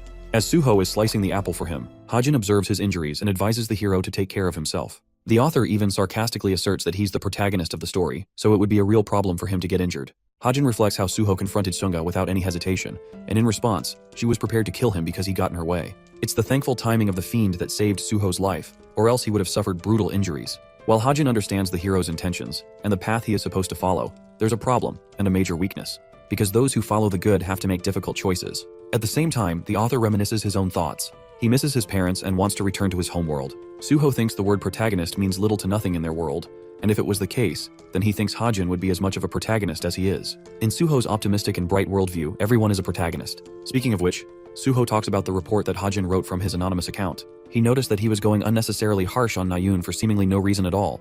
Hajin begs to differ, emphasizing that archery doesn't suit her talent. That's also the reason he made the bet with her. If she loses, she will never use a bow again. Suho offers his thoughts, criticizing Hajin's approach for forcing his way with her into quitting. Hajin bounces back with a sharp response of his own, questioning if it is the correct approach to praise people up to no good. After all, praising them all of the time doesn't make people any better or stronger. There's also the chance that they'll ignore the advice, making the process frustrating. Hajin questions if someone like Suho would be okay with accepting responsibility in that case. Suho asks an obvious question, inquiring the basis for Hajin's thoughts on Nayun's archery skills. He wants to know if Hajin is willing to take responsibility if she ends up on the incorrect path. Hajin explains that he's done research on her and studied her more than anyone else. In simple terms, since he wrote the character himself, he knows what her weaknesses are. It is the reason he can see things beyond Suho's understanding. Suho doesn't really get what he means by that, and hears a clamoring sound coming from outside.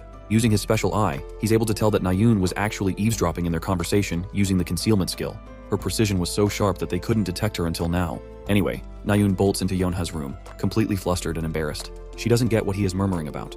Yonha wakes up asking what's got her so troubled. Nayun tries to play it safe and tells her it's nothing. Yonha returns to bed, leaving Nayun to her own thoughts. She's trying her best to calm down and maintain composure. She also thinks neither Suho nor Hajin were able to detect her just now. Still, his careful selection of words raced through her mind. Nayun finds herself flustered when suddenly a loud scream wakes her up.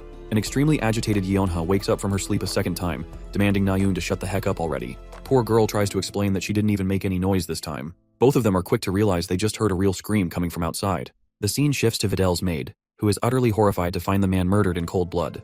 The assassins have done their work, just as they promised. Every cadet bursts out of their rooms to see what's going on. Suho is the fastest among them and descends down by himself. Hajin came outside too with a gun in hand, and he's equally as shocked that this man jumped from the third floor. Suho dashes the fastest he can and slams open the door. There, his eyes widen as he sees the sight of Videl's bloodied body. Vedel's maid is struck with horror and explains what happened. The rest of the cadets are also terrified to discover the horrifying truth. Due to an enormous amount of blood loss, Vedel's state is unbearable and he's beyond saving. The butler is the first to point fingers at the cadets, believing that they're responsible for murdering their beloved master. Of course, his frustrations are understandable, so the cadets just listen without responding. The maid plans to call the police and an ambulance to sort things out, requesting the cadets to return to their rooms for the night. But right then, Hajin pops open the light switch because he already knows what happened. The rest of them are confused as to why he would turn the lights on so suddenly. Without responding, he walks up to Vedel's body, while the assistant shouts at him for interrupting the scene of the crime. She demands that he leave at once, but Hajin isn't in the mood to fuck around and pulls up his Glock on her neck. Suho and the others are actually stunned. Even Nayun thinks this guy has finally lost it. Hajin finally speaks, calling the maid Natasha a liar. Hajin explains that Vedel isn't even dead to begin with. After all, even in the original story, the villain Vervet didn't die here. His plan was to fake his death and eventually form a pact with fiends, rooting himself in a more sinister group than ever before. Since his fate is in the hands of the co-author editing the story, Hajin doesn't know what this guy will end up doing in the future. That's why he wants to ensure he goes down here and now for good. Hajin has the entire room silent, and he completely understands that the act of persuasion, especially in a setting like this, is difficult to pull off. His intervention may also create problems for him later down the line.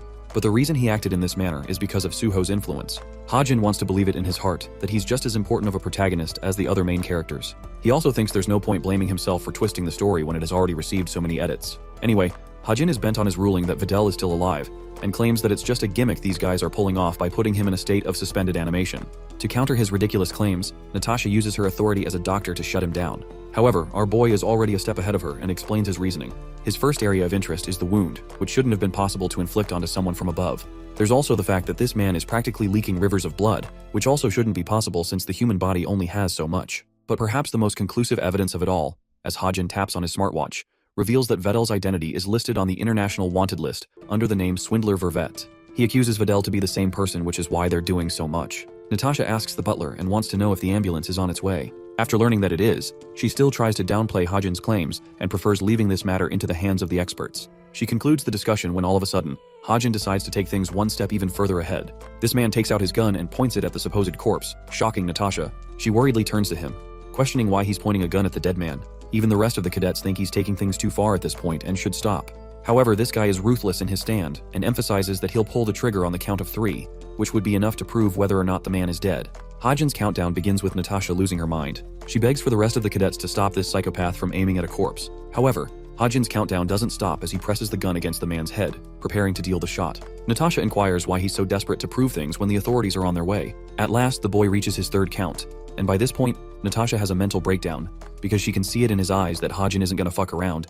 He will actually shoot Vedel. She attempts to sacrifice her own life by leaping ahead and covering Vedel, begging for him to stop. Finally, Natasha confesses that this man is actually her father, and she doesn't want anyone killing him. Well, that gives away her muse, because now everyone knows what's up. The butler is suddenly startled by a gunshot. Hajin declares that they need the help of heroes instead of the police right now. After all, they've just confirmed and caught a wanted criminal in the manor. The authorities eventually arrive and arrest Natasha while retrieving her father's body. The supposed murder was in reality a scheme played by the father and daughter duo. Knowing that everyone was searching for him across Europe due to his snide reputation, they wanted to help Vedel escape investigations by faking his death. They also wanted to use the testimony of the gullible Cube cadets to make sure their case was solid and convincing. The plan was to use the revival technique right after putting him in suspended animation. Fun fact, the drug for putting someone in the state of animation is not that costly. So Natasha, who had a background working for the institution, was able to acquire it with little to no trouble on her hands. Beyond that, it was a piece of cake. She made an illusion of a chest wound using the illusory magic of an outlaw mage. She also used a bunch of transfusion blood packs to make the blood more convincing. Now the first responders coming to the scene wouldn't really know what's going on.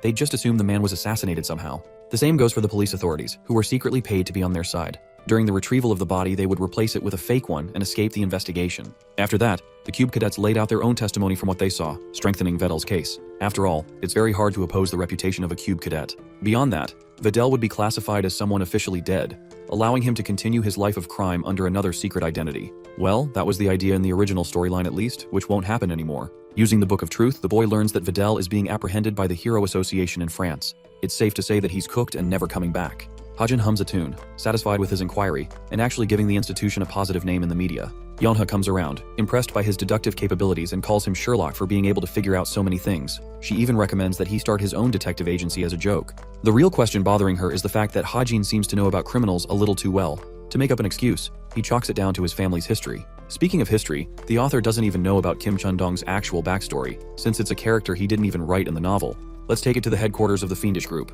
Silison reports her failure to successfully retrieve the Ring of Homer due to the intervention of a masked warrior. She's even more shocked that this warrior was capable of defeating Sidious. The leader of the group wants to know if this person was also a fiend by chance. But Silison is dead certain that he wasn't a friend nor a hero.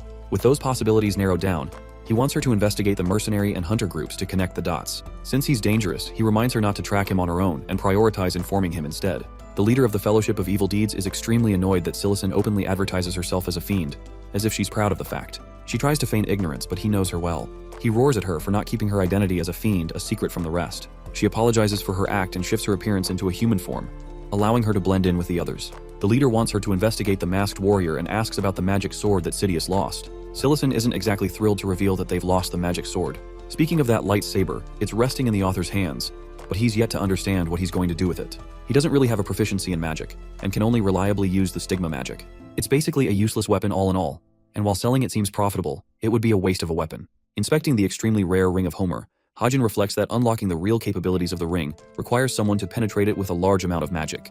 However, for his case, he can swindle past that barrier with ease. Just by spending a bunch of his story points, he could alter the properties and awaken it manually. With the purchase confirmed, the artifact gleams and shatters to become a silver ring. Its abilities include increasing the IQ of the user as a passive skill every day. It also amplifies magic to some effect. Hajin is proud that he can use it safely, and even trade it later if he doesn't want it. In his mind, he's thinking about giving it to Suho or Nayun, who would be far more capable of realizing its effects. There's the fact that Nayun is exceptionally advanced in magic without her knowledge, so she may be more suitable of the two. Curious about his personal stats, he checks the system and learns that he hasn't experienced much change beyond agility and sensitivity. It's starting to feel like Hajin's abilities are stagnating since there's only so much growth he can go through. However, he's confident in his tenacity to work hard and overcome the wall. While pondering the question, he wonders if he can face the bratty Nayun in his current state, which reminds him to investigate Chundong's personal history. After all, he's certain the co-author left some clues for him. Accounting for the fact that Chundong ended up in the institution, despite being an extra character, he's still classified as an exceptional cadet who is promised to become a hero someday. With that consideration, there's just no way he had normal parents. For the investigation, he decides to hire Yu Jin-hyuk, an expert people finder and background investigator. This guy is at the top of his league in his field, and his extremely high fee reflects his skills. But since Hajin doesn't really have any other options, he thinks he should hire the guy. Suddenly a bolt of realization hits our boy. He has emptied his bank account by investing all of his portions of money in stocks, leaving him broke. Suddenly, his eyes glance towards the seed he's been nurturing. He tends to its daily feeding, and the scene ends there. Next, we see Yeonha's view, who seems to be phoning Jin-hyuk, likely to investigate Hajin's background. Norway's chilly winter is here, and you might be wondering why we're here of all places. The author doesn't want to get into the nitty-gritty details, and instead gets his face bashed with a snowball. It's the pesky brat Nayun again with her precise aim. Hajin delves into his summary, reflecting how club activities resumed after the short break caused by the fiendish Sven incident. The hunting club decided it was best to go on a reunion event by renting a cabin in Norway. The senior cadet decides to explain the contents of the event. Numbered flags have been placed throughout the forest, and acquiring them rewards the finder with a gift, ranging from all sorts of valuable goods. The cadets are inspired to look for the flags because of the promised rewards. Like always, it's time to draw lots for team arrangement. Like always, rotten luck finds Nayun and she annoyingly ends up with Kim Hajin.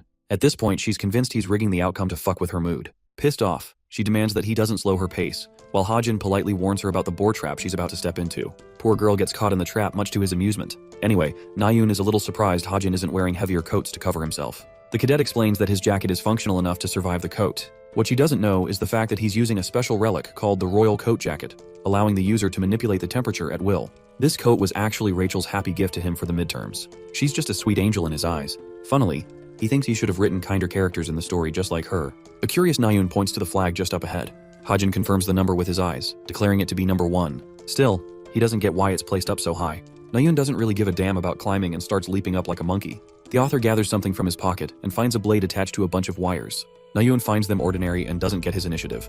However, the author reflects that these wires have been particularly strengthened by the stigma's magic, making them powerfully unique. He throws the blade aiming near the flag, believing that its initial trajectory doesn't really matter. After all, he can manipulate it with his magic. The knife ends up hitting its target at the base, releasing the flag from the top.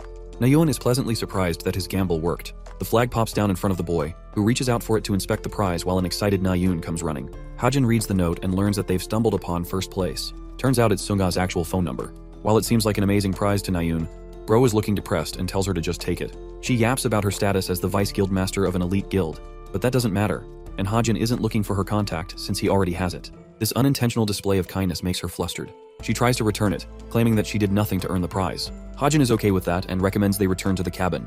The scene shifts to Yeonha, who remembers her inquiry to Hajin and his response. She's got a puzzled look on her face, trying to create an association on how Vettel could have ended up in Hajin's head. After all, he's a European criminal, so there's no way for them to know each other. So her second assessment is that he may have memorized faces of wanted criminals. But that doesn't make much sense either. Her main hypothesis stemming from all of this is that Yeonha believes Hajin has had a tragic past in his life, and because of that, he's probably finding the person responsible for making him suffer.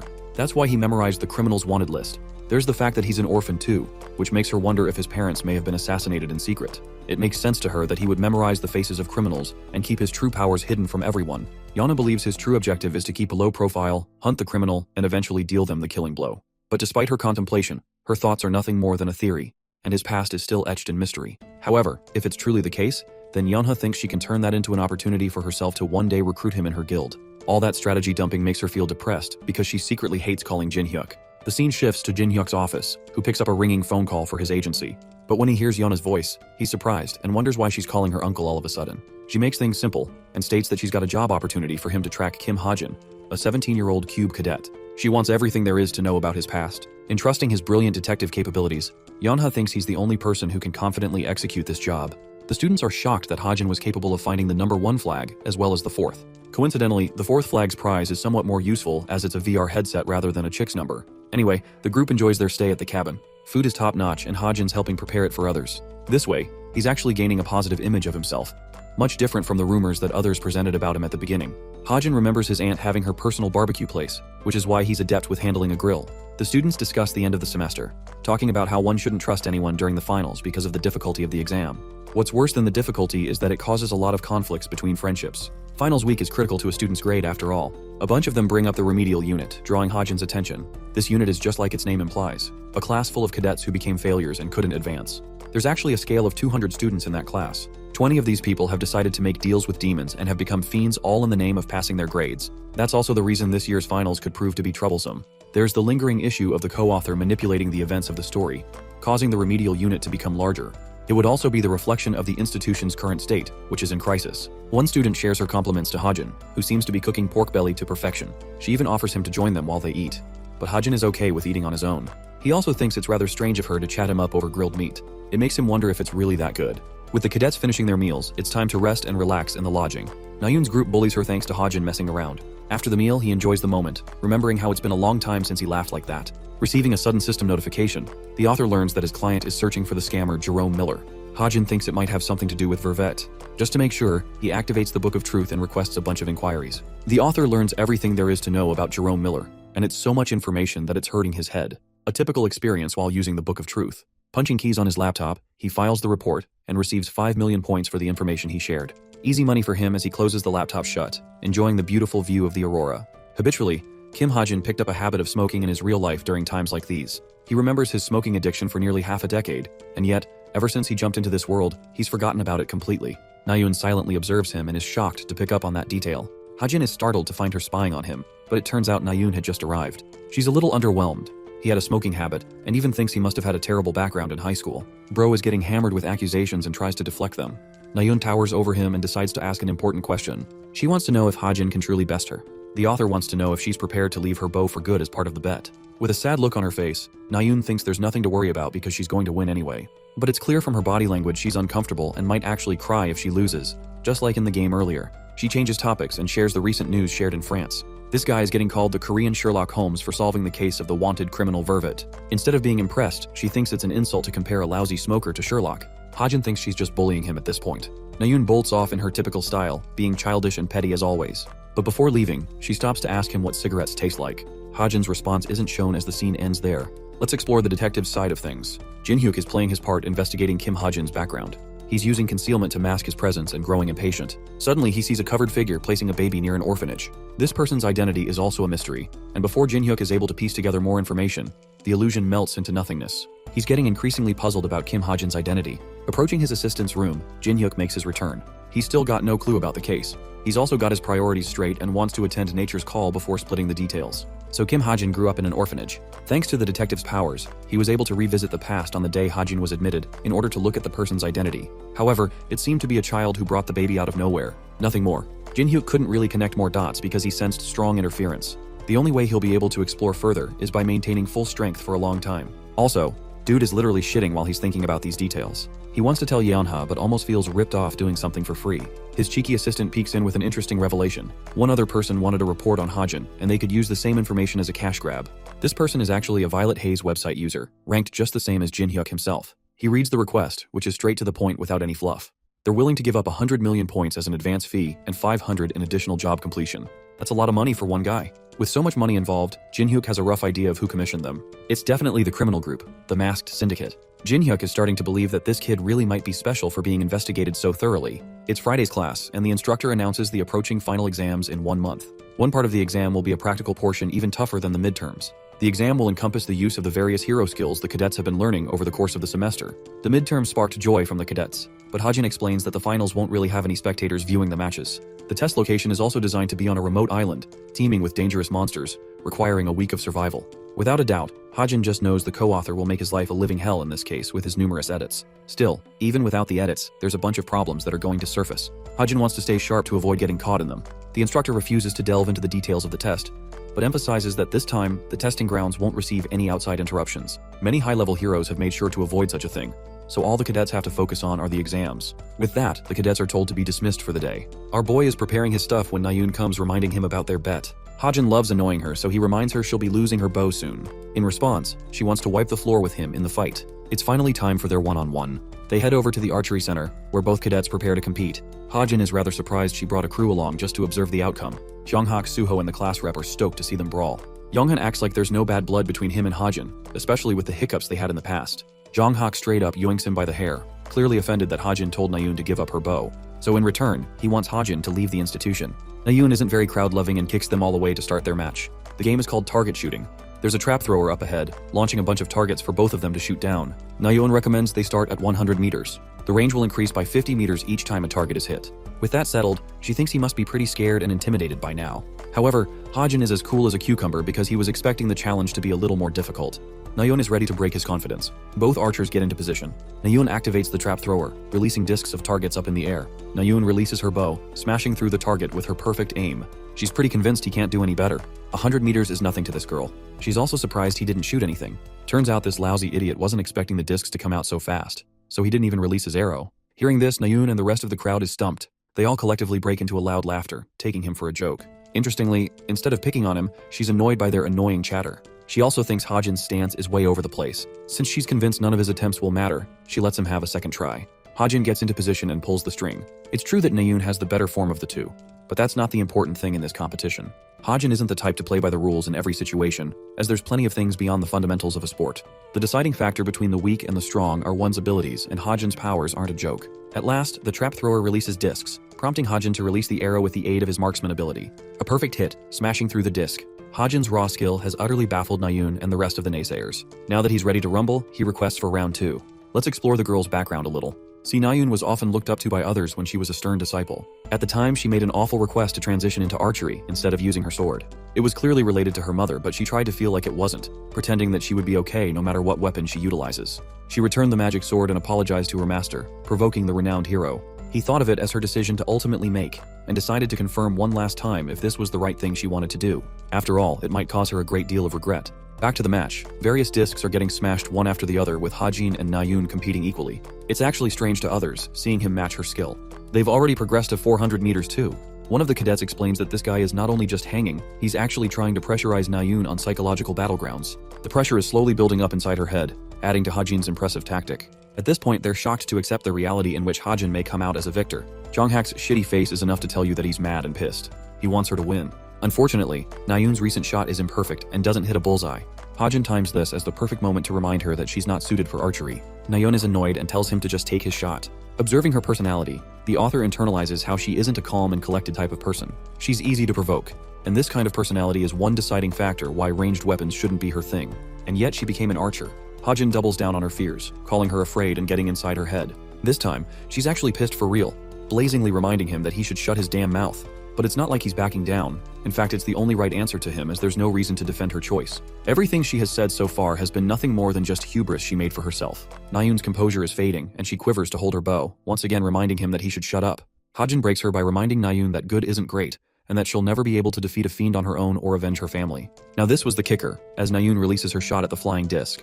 The arrow completely misses the mark, much to the shock of everyone including Yonghak. She herself is stunned at how she missed that. In the end, Nayun was defeated in a competition that was supposed to favor her. After the match, Yonha finds Nayun sitting by herself and sulking. Considering her friend, she wants to know what happened. Nayun only remembers one thing from their fight. It's the fact that he insolently brought up her family. He disregarded how it would make her feel, and hurt her feelings deeply. She feels betrayed for trusting him, even though she knew he wasn't the nicest person around. She thinks he's an asshole who refuses to give up on her. Yonha wonders just what Hajin is scheming to plot with his behavior. Knowing that she wants to scout both Hajin and Nayun in the future, Yonha feels the sudden urgency to help them maintain their behavior. So with a heavy heart, instead of supporting Nayun, she talks about Hajin's life as an orphan. She also thinks he shares a similar life and background to Nayun, who lost her mother. This shifts everything for her. Yonha thinks that while she's putting out an assumption, it's possible he sees her as someone important, someone he wants to teach important lessons, hoping she lives a better life. Coming to this realization, Nayun's eyes gleam while Yonha decides it's best to leave her be for now. With Nayun left to herself, the girl remembers the decision she made in her childhood, claiming that swords were boring to her. At the time, her brother was there to support her decision, believing that she was capable of achieving great things. However, he wanted her to make one last promise. He wanted her to reconsider her choice when the time was right, which means that he also believed his sister was more suited for a sword. Remembering that promise, Nayun feels some level of conviction now. As for the author, he's improved his story points massively thanks to his influence in her life. By the end, we see Nayun's confident stride to a new beginning. Revisiting the detective, we come to find that Hajin's life shares a connection to crime. That's what he tells his niece, and requests if it's better to leave the investigation here. Yonha wants him to persist in his investigation, and claims that she's hell-bent on recruiting Hajin into her guild. This makes him beaming with happiness. Jinhyuk is prepared to do double the effort for the cause. Following the match with Nayun, things got complicated because of the many people watching the match. This time, Hajin's afraid of what's going to happen once he enters his classroom. He even contemplates skipping and suddenly finds an unexpected early arrival. It's Nayun, practicing with her sword, her hair now cut short. She's surprised to see him and embarrassingly hides the weapon. Not like it would make any difference. Hajin asks if she's practicing and glances at her hair. Nayun demands that he speak his mind. Hajin taunts her for going overboard and cutting her hair because he stepped on her nerves. Enraged, she excuses that she did it for the summer's heat. Hajin forms a genuine smile and praises her looks, asking if she's feeling good. Nayun agrees, so Hajin leaves her to her business and decides to go about his own training. She remembers the fact that Kim Hajin was supposed to be a sword user when he entered the academy. He threw away an entire life's worth of experience, risking it on a different weapon. The same as she is doing right now. She wonders why he chose to do that. Nayun's magic sword blazes with her powers, amazing herself with her reach. His comments now seem like heartfelt advice to her. She is now convinced that Hajin knew better for her ever since the start. Speaking of our boy, he's busy making a bunch of purchases right now. Right before final start, an inspection will be carried out on all of the cadets to check their gear and weapons. He's taking care of the camping stuff for the island. The seed disturbs Hajin with its request to feed her. Hajin inspects its size and realizes that it has grown in size, so hatching should also be around the corner. She's supposed to look like the typical 4-year-old straight out of birth. He thinks it should be alright to keep her hidden inside the dorm as long as she transforms her appearance. Inspecting the seed, it enjoys Hajin's embrace, and he hopes for it to hatch soon. Now let's head to the Masked Syndicate's meeting. Valorant is shocked that their leader is taking extra steps to transform her appearance into a cadet, just so that she could observe what's going on in the finals. She requires Jane's help, who still doesn't think it's necessary for her to go overboard. The captain explains that her objective is to verify someone's skills, as well as retrieve something from the testing grounds. Valorant has no choice but to obey, so she casts her magic and transforms her appearance. She's already prepared documents of the cadet she'll be impersonating. It's important for her to follow the cadet's personality to blend in. Valorant feels worried for her, which is out of character for someone so careless. The boss reassures her that nothing will go wrong. Back in the classroom, Ijin is being teased by her classmates. She's got an expressionless face which definitely doesn't suit the average student. She tries to play around with Ijin's friends just like Valorant advised. All of a sudden, Kim Hajin brats into the scene, right when she's delivering an Oscar-worthy acting performance. The funniest part is that this dude is literally dying inside, because he can see right through her disguise using his observation skill. Even the boss knows that he has figured it out. Bro tries to hurry the fuck away and takes his seat. He's demolished and can't figure out what is going on. There's no plausible reason for the captain of the Masked Syndicate to be here. Anyway, the written exams wrapped up quickly, which means it is time for the practical exam. The cadets are on board a ship as their transport. Hajin is eyeing down Ijin with keen precision, knowing that it's the captain in secret. He originally thought she wouldn't make an appearance again, but she broke the pattern from the original story and came anyway. Just to make sure things proceed smoothly, he's got his eye on her. He once tried talking to her, but received nothing apart from a beverage. He wonders if this is related to her investigation on Suho and Jonghak. The instructor demands the cadets' attention and explains the rules for their exam. They'll have to survive up to 5 days on the island and try to score points as much as they can. Their goal is to beat monsters or steal points from other cadets.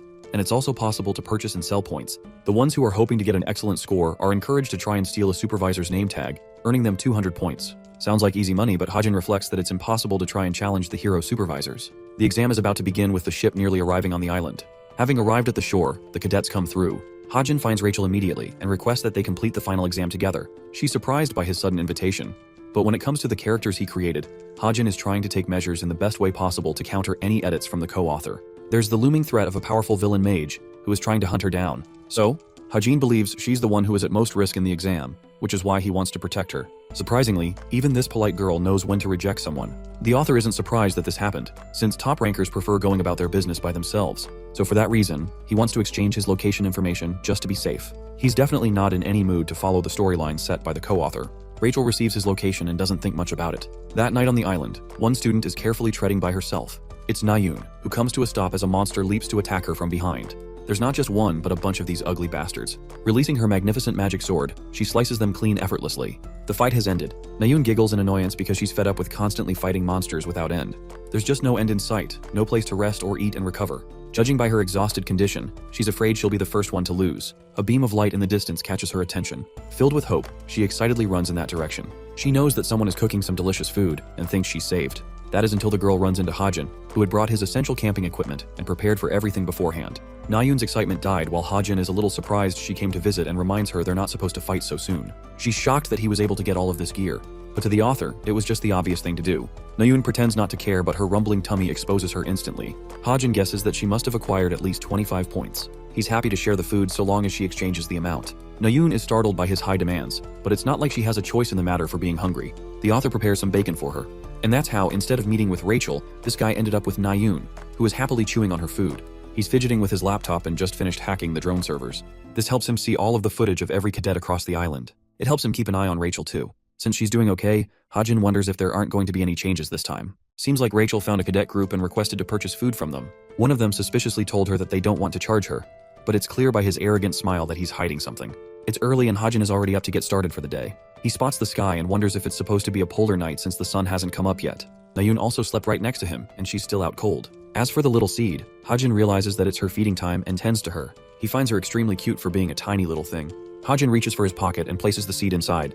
He asks Nayun if she wants to get up or not, but she hasn't responded yet despite his statement about packing up the tent. Hajin thinks it's best for him to leave after packing up his stuff. This is the part where cadets begin fighting each other, which also means it would be best for him to eliminate the best cadets to make it easier for him. Murdering isn't an option, but the cadets he suspected to be fiends haven't really shown their true colors to become demonic humans so far. There's one difference between fiends who have sold off their souls to other fiends and then those who have sold their souls to demons. Fiends relying on other fiends can be sacrificed, and they can also help recharge each other's mana to prevent immediate transformation.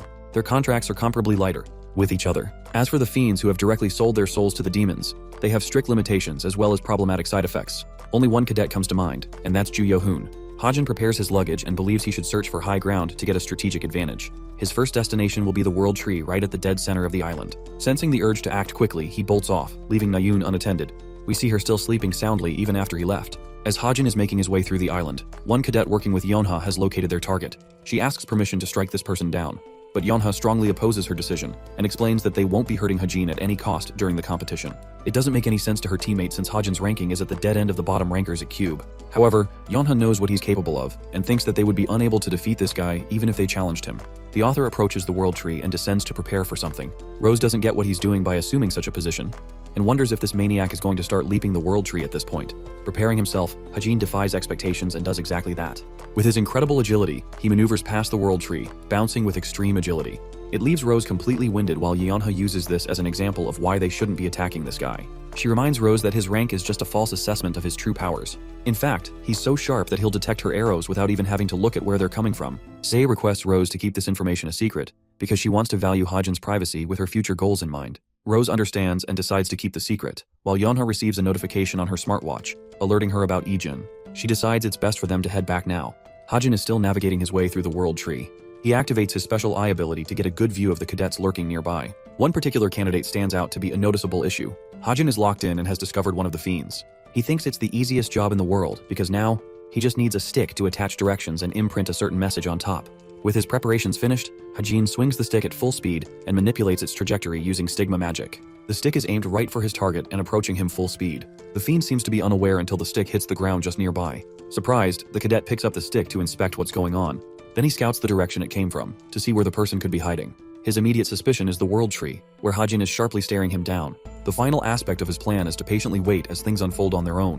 Let's go back to the sleeping Nayun. This girl is treating this competition way too lightly until she wakes up in a jolt. She wakes up to the thought of Hajin's words, making her feel embarrassed like a donut in love. It turns out that Hajin said those words right before leaving her. Nayun knows that people have always found her looks noteworthy, but the fact that he said those words while she was sleeping bothers her.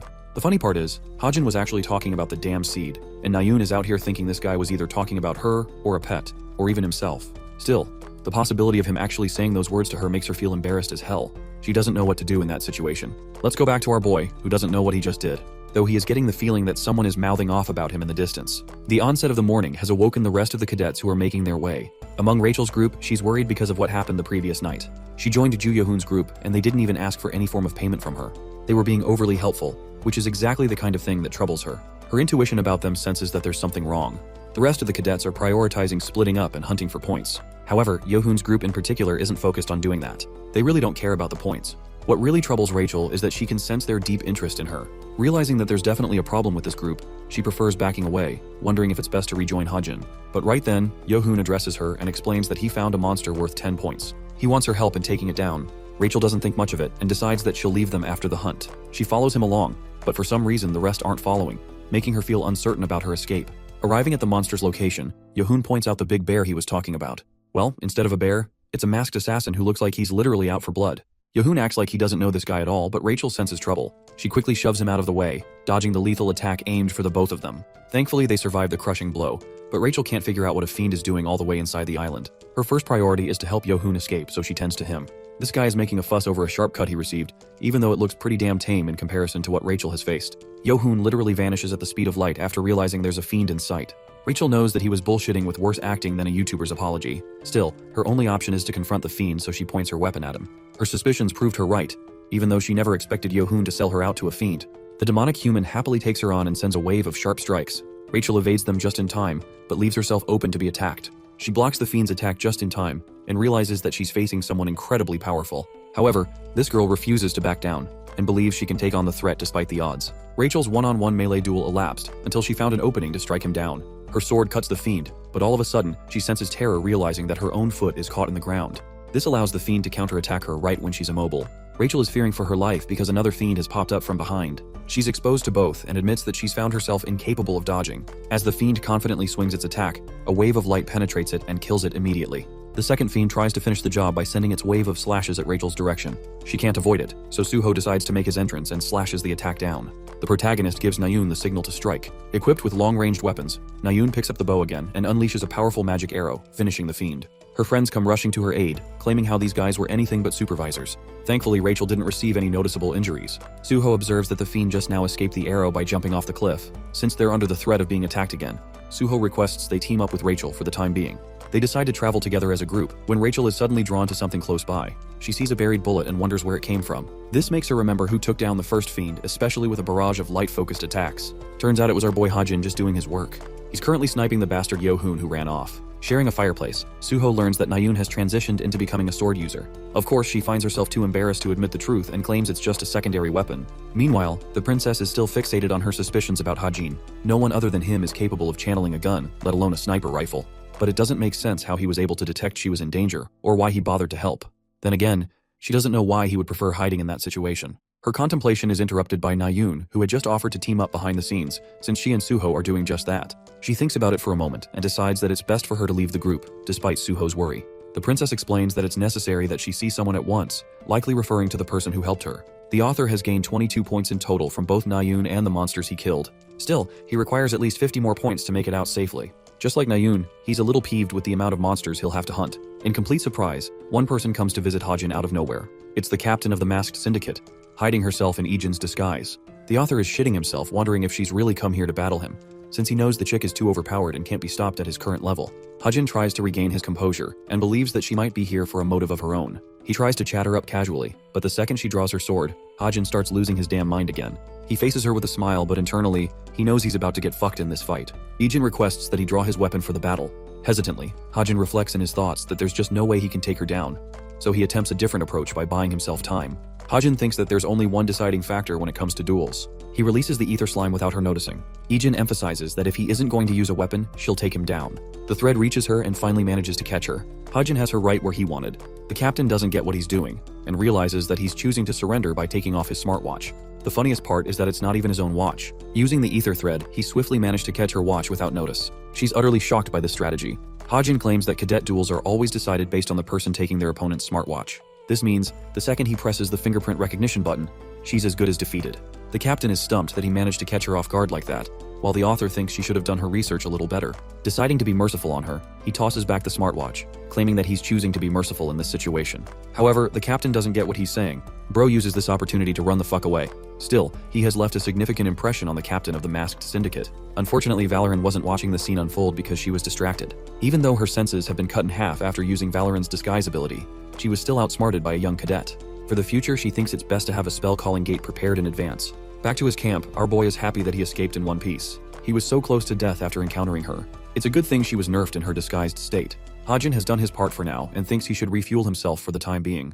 While observing his points, Hajin's attention is drawn to Rachel, who popped up from out of nowhere. He wonders if she's trying to look for him. Turns out the girl is also hungry, so Hajin offers her a chance to grab a meal with him. To spark conversation, she wonders what he's been up to all this time. Hajin keeps it casual, explaining that he's just hunting points. Inside his mind, he knows she's trying to ask why he saved her, but she's too shy to say so. He also notices that she's injured, which is just obvious when you're facing a fiend. The food's preparing. Meanwhile, the seed of Evangel is acting crazy in his pocket. Suddenly, it darts out and dives right into Rachel's jacket, causing an awkward scene and causing her to scream. Finally, Rachel takes out the seed and is begging for an explanation of what an almond is doing inside her jacket. Bro is way too embarrassed to tell her that he's raising an almond, and clarifies that it's more of a seed. She returns him the seed, but Rachel is still pretty embarrassed by the awkward scene. As Hajin is checking on the food, Rachel finally makes the request she's been meaning to ask. She wants to team up with him behind the scenes, like Suho and Nayun earlier. Hajin explains that Nayun said the same thing in the novel. Anyway, the princess explains that there may be a team out there hunting for her.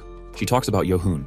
Hajin tells her not to worry, because he won't be going after them anymore. The scene hints that Jonghak has already eliminated the group in his fury. Jonghak has brutally annihilated the rest of Yohun's teammates. He doesn't get what's going on, or why Shin Jonghak of all people is here. With a sharp grin, the man greets him with a powerful projectile, causing the stick to land right next to Yohun's face. The stick has a provocative message written on it as well as a location attached. Yohun tries to explain that it wasn't his doing, and that he's hunting down an innocent person. But Jonghak isn't the rational type and doesn't give a crap.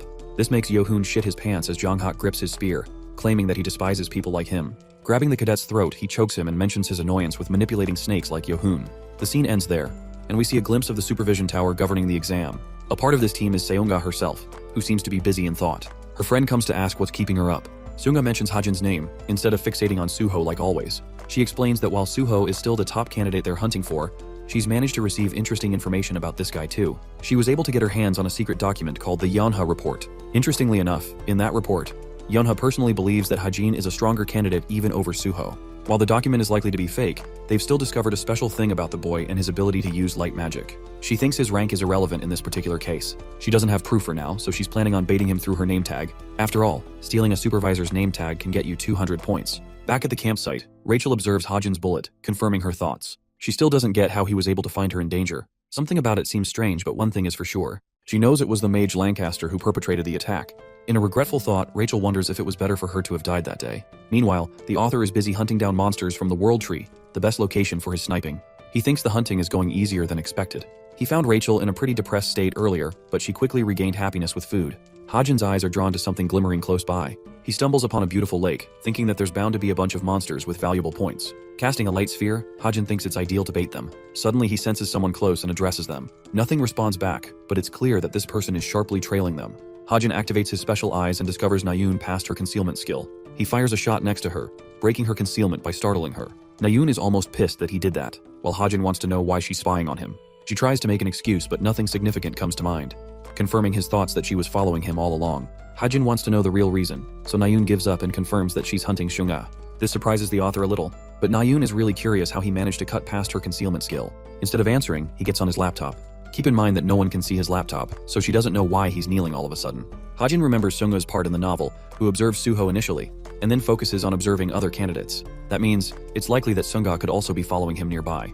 He uses his surveillance to see where she's hiding and finds her on top of the tree. This makes the author wonder if he's become a prospect in her eyes. Hajin is figuring things out while the short-haired brat is getting impatient. She's shocked how he was able to make the light sphere. Bro out here plays a charmful prince and thinks she shouldn't look further into it. He must have negative riz because it only ends up weirding her out. She no longer wants to care, and with both of them at odds with each other, they decide to go the opposite direction. Hajin knows that there's just no way he can risk telling her the truth. Explaining the stigma's magic would also include telling her their world is taking place inside a mere book that he wrote. Anyway, the author resumes his monster hunting. It's been 2 hours since she went away and he's acquired 15 more points in that time span. However, someone else is bothering him. This person decides to unveil their presence. Sunga remembers him well and prefers that he feel at ease around her. She explains her mission to test various abilities of the cadet with a small challenge. The rules of this challenge are simple. She's not going to do anything but stand in place with her left hand. Kim Hajin is supposed to attack her with whatever he can. However, if he manages to land even a single blow that isn't on her left hand, or move her even a single step from her spot, she'll happily hand over the name tag. It's quite the offer, but it's Seunga and Hajin knows it's not going to be easy. Still, it's tempting because the offer could gain him 200 points, jumping him straight into first place. The main obstacle is the fact that he's dealing with the brilliant Seunga, so it's going to be difficult. She wonders if he's going to reject her or take her on. Hajin reaches for his gun, implying that he's ready to fight her for it. He shoots a bullet aimed right at her. Seunga thinks this will be the perfect opportunity for her to gauge his skills. She wipes the bullet with a flick of her finger, showcasing her amazing senses and speed. She's already seen him pull off a light sphere, and while she wiped the bullet away, she can still feel her fingers throbbing from the impact. Seunga is happy that the report proved to be reliable after all. Hajin, on the other hand, is a little disappointed. He used a strengthened round, only for her to deflect it without even using magic. This means the direct approach will be impossible with this hero. He uses his stigma to craft 2 blades and swipes them at her. But this attack is rather easily dodged by Seunga, who notes how he used to be a sword warrior before his conversion. His variety of skills impresses her. The author arms his gun again and attempts to shoot her back to back, all for Seunga to speedily block every attack. She notes how his weapon is beyond powerful for a training weapon issued by the institution. This confirms to her that he's using a gift related to honing his guns. What she didn't expect was for the knives to come flying right back at her. Hajin is intelligently using an off angle to catch Seunga off guard, since she's only allowed to use her left hand. However, she wouldn't be a hero without her own tricks. Seunga ignites her aura, blasting away the knives from her spot. She didn't break a rule, since the attack didn't connect with her body, and she didn't move. Now it's certain to our boy that he just won't be able to beat her. Seunga is extremely impressed that he can alter the trajectory of the projectiles using magic. She swooned like hell and wonders what kind of ability he used. She compares him to an onion with one new layer after another. She wants to inspect his entire arsenal of talents, but this dude is done as he puts away his gun and literally just starts walking away. Seunga's shocked as fuck. She struggles to believe that he's just leaving like that. She asks why he's headed the other way, right when things were beginning to enjoy her. Suddenly, the clever author turns back and reminds Seunga that she just lost for taking a step. She was careless and forgot about her condition not to move a single step. The sudden horrifying realization sets in for Seunga, who can't believe she's just been outsmarted. She's infuriated, but Hajin clarifies that he doesn't really care about it since their fight is a waste of time. He doesn't see anything working against her, so he's giving up. Bro just leaves after surrendering, while Seunga trails him like an ex-girlfriend who is still not over you. The reality is, Hajin wanted to see just how strong he was against Seunga, believing he had a small chance. But this dude now knows she's a monster in every sense of the word. Seunga is still walking after him and calling for his name. This whole scene was observed by Ijin, who is assessing Hajin's abilities. Drune asks if everything is going well, because she left her friend group just to come here. However, the captain believes she made the ideal choice. Suddenly, the island shakes as something greater is happening. The captain refers to this shaking as palpitations. We then catch a shot of a cocoon of a butterfly sapling which is about to emerge soon. Let's talk about the sapling butterfly. This is a kind of parasitic monster that nurtures its growth through trees. In the original story, Rachel and Suho were responsible for defeating the creature on the last day of the finals. This way, the main character Suho stumbles upon the sapling butterfly's powder, and Rachel receives an evolution in her own abilities. However, currently Rachel is stuck with the author. He has to find some way to indulge her into the events of the story, so she can fight the sapling butterfly. There's one glaring issue though. Rachel suddenly asks where they're headed, since they're aimlessly searching around. The problem is, Hajin has no idea where the fuck the sapling butterfly will emerge from.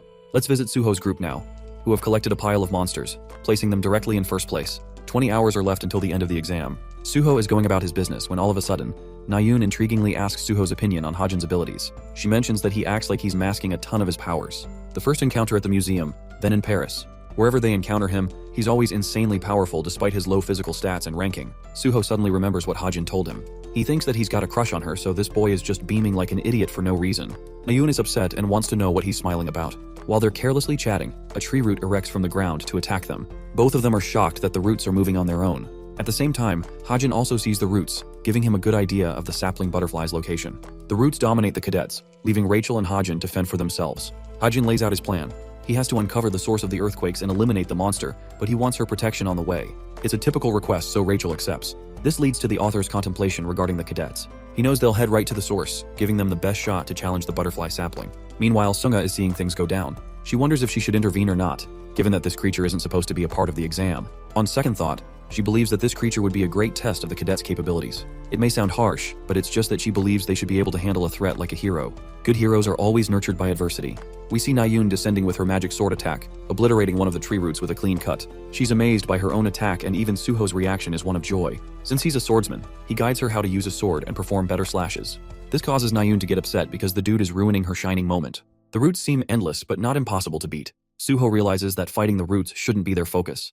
They'll have to kill the source leading to the trunk. Some of the cadets point out how the tree looks particularly strange. They can see a creature swirling around in the cocoon. Suddenly, the shell bursts open, revealing the terrifying sapling butterfly in its true form. The sheer size of the creature alarms the cadets. The butterfly separates from the tree and takes flight. Its wings leave a potent powder in the atmosphere, spreading it all around the cadets. Nayun is the first person to experience its dreadful effects, as the powder is reaping away her strength. The same happens to the rest of the students. Nayun faints, but Suho catches her before she falls. For some reason, he's the only person unaffected, while the rest of the crew is drained of energy. The reason is revealed that Suho held his breath to make sure he wasn't affected by the powder. But he's struggling to keep up and wonders if he can safely take out the threat at that time. Suddenly, Suho senses two sharp cadets coming from out of nowhere. Rachel and Hajin are fast on their feet and have already taken countermeasures by wearing masks. They're going full speed to catch the monster.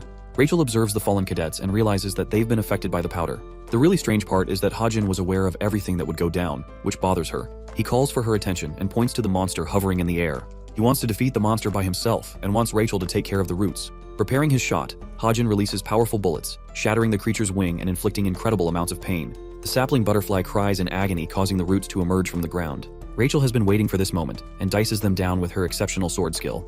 Her eyes turn back to Hajin as she realizes the roots are attacking from underground. A gigantic root pops out and it could have killed Hajin. But thankfully Rachel acted quickly and shoved him away. Unfortunately, however, one of the roots has caught her right foot. It snatches her away and propels her right into a tree. Hajin is worried for Rachel, allowing himself to get distracted. The roots target him next, and it looks like it's all over for him. All of a sudden, the main protagonist of the story, Suho, makes his valiant entrance, saving Hajin's life. Unfortunately, because of his previous attack, the poor guy compromised his breath. Hajin's attention is drawn to the defeated Rachel as he's afraid she is knocked out. Surprisingly, the seed wiggles its way out of his jacket and bounces away to find its mother. Hajin is literally losing his damn mind seeing this thing bounce in the air. The seed strikes Rachel's face and starts adoring her. Hajin is pissed right now while Suho calls for his help. His condition is also getting worse, leaving them with little options. Hajin reflects that he can only use 3 fire bullets using stigma magic, but that also means he's got only 3 shots to take the creature out. Turning to Suho, the author confirms he needs his help. Out of nowhere, someone casts an electrical strike upon the sapling butterfly, knocking it down to the ground. Hajin wonders who took it down. The figure is revealed to be the captain of the masked syndicate. Crackling lightning surrounds her figure as the sapling butterfly crashes to the ground. Hajin suspects that she might also be after the powder. Now that Suho is given the opportunity to strike, he uses his last bit of power to deal the killing blow. The monster plummets in defeat, while Suho's strength wanes from his body as he collapses on the ground. Ijin stands before the sapling butterfly and reaches for the object she came looking for. Suddenly, Hajin confronts her and demands her to stop, claiming that it's not something she should be taking. According to the author, not even the captain knows the function of the powder at this point in the story. In fact, she's just retrieving it to resell the product and make money. But that's going to steal Suho's powerful development. He needs a strength buff by acquiring the powder to take down future enemies. A disinterested Ijin checks her surroundings and sees that everyone except for Hajin seems to be knocked unconscious. With the effects of the powder wearing off, the captain can't believe that a typical cadet like Hajin can resist the power for so long. She's found him an object of interest and plans to observe him closely in the future. Speaking of which, Hajin is blocking out the effects by using ether to conserve his breathing. He tries to wear his mask again, but then all of a sudden, Ijin engulfs him in a portal of black. Inside the spatial dimension, the captain reveals her identity. She knows that Hajin always possessed knowledge that it was her from the beginning. He tries to play it safe and remembers the name she told him back when they met at the midterms. For a fast minute, even the captain can't recall that name, because she has so many aliases that it's hard to keep up. She remembers the card she gave him with a fake identity attached. Hajin wonders if she's some kind of test supervisor. The captain is suspicious and probes him for more information. He tries to gaslight her, but she issues a warning shot with a serious look on her face. The captain is prepared to eliminate him, but suddenly remembers she's supposed to act like a hero.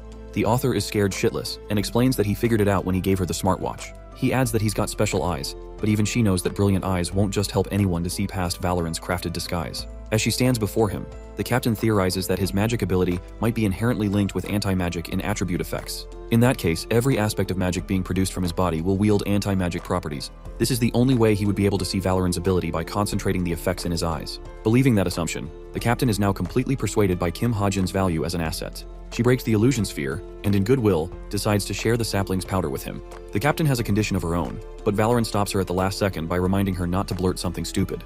Lo and behold, the simplest thing she could ask for was Hajin's phone number. After the conversation, the author feels a breath of relief. He was convinced it was game over for him. Still, he got what he wanted.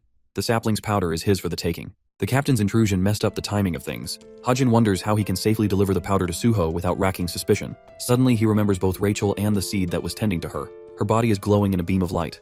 Hajin is scared because the seed is finally undergoing its hatching state. The beam of light blinds Hajin, while Rachel slowly wakes up from her dream. She spots a girl before her eyes, a girl who embraces her with love, healing all of her injuries. Something about this girl feels familiar to her. Rachel realizes that she looks like a younger version of herself. The girl tries to communicate with her, but Rachel couldn't comprehend her words. She wants her to try and repeat what she said. Unfortunately, her dream ends with Hajin rushing towards her. There's a mini Rachel sitting next to her. Evangel addresses the horrified Hajin as her father, and tells him that her mom has fallen asleep again. Youngin and the others are knocked out and finally regain consciousness. They see the dizzy Hajin carrying Suho, while Seunga manages others. The fourth day of the final exam finally ended. They are on their way back to the institution.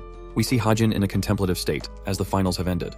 Though the sudden appearance of the butterfly caused some issues, additional points would be given to the ones who were involved in taking down the monster. Inspecting his smartwatch, Hajin realizes that she has yet to contact him. After all, the captain has taken his contact information for their plans. Still, he doesn't get what made her so interested in him specifically.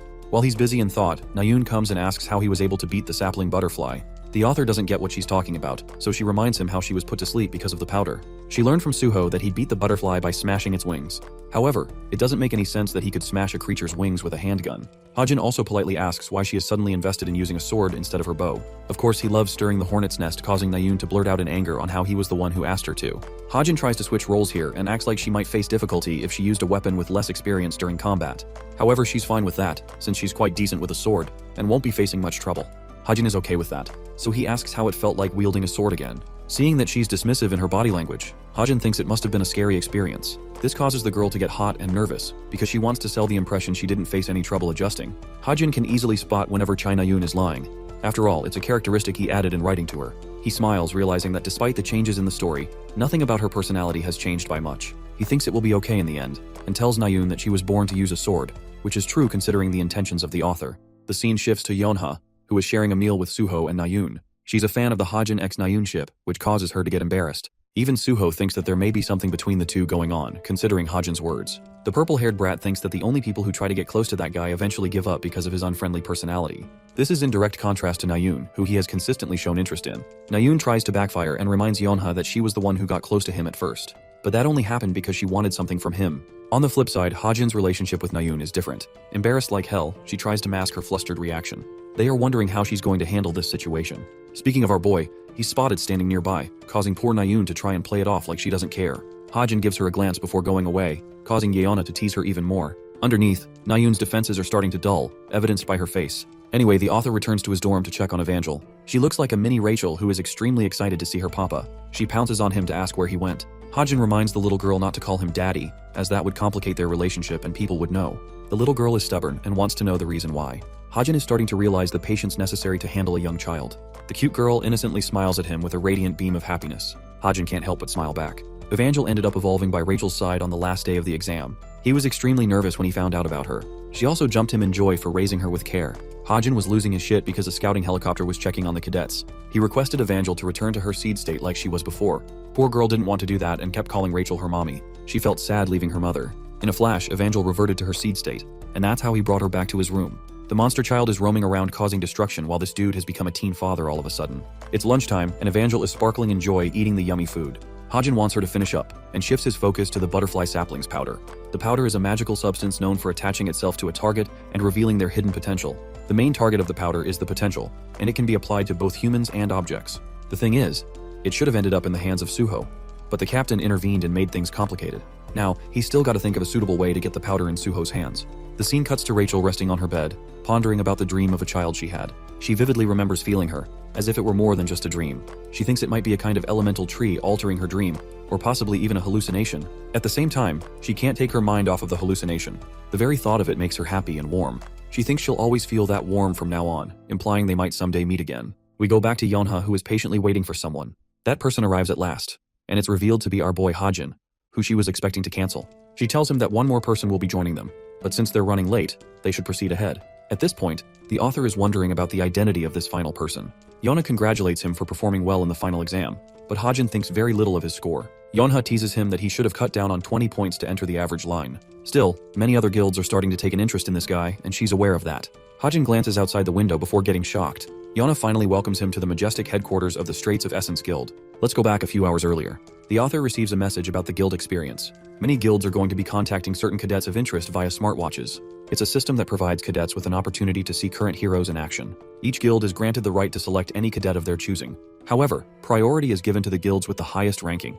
Hajin is pretty excited for this day because he wants to see the heroes in action. Each guild is supposed to select 3 cadets from the first and second years. Consequently, the first-year students ranking below 300 rarely get a chance. And since Hajin's ranking was in the league of 900 when he got the admission, he thinks he's doomed no matter his test score in the finals. A sudden smartwatch notification shocks him. Hajin is actually stunned that he was picked by someone. Turns out that it's the Straits of Essence Guild who extended the theme of the invitation. Back to the present, we see Yonha and Hajin strolling around. It turns out that many heroes perform indoor work after careful analysis of dangerous missions before stepping into the field. He sharply glances at Yonha, realizing that she's the single reason he ended up for the guild experience. After all, she has the authority as the guildmaster's daughter to bend the rules a little. The group enters the research and analysis chambers. One of the heroes points out how Hajin played first in his theoretical exam, so he thought this place would be one of interest to him. Sangho is a middling hero and Yonha's most reliable assistant. He's responsible for conducting guild experiences for potential scouts. He appears to be a really nice guy, and if not for the fact that Hajin wrote the story as the author, he wouldn't have ever come to know that this guy would one day betray Yeonha in a brutal manner. One person draws near them, addressing Sangho and the new cadet. Lee Jina knows about Kim Hajin, and she's another hero from the guild. She's quick to judge him based on his rank, eyeing down Yeonha for abusing her power and arranging such a meeting. Of course, this woman does not want him to be here. She's the main supporter of the current Vice Guild Master Hoseok, which means she is in direct opposition to Yeonha. However, her resentment towards Yeonha is temporary and is supposed to shift in the later part of the story. She becomes the Vice Guild Master eventually and becomes her strength. Sangho tries to offer Hajin's merits as he placed first in the theoretical exam, but she thinks that's not an impossible feat. She doesn't see the importance of education at the cadet level and tries to get the better of Hajin. Gina thinks it would be a good idea to test his ability and hands him a report to solve. Sangho reminds her that she isn't supposed to be sharing confidential data.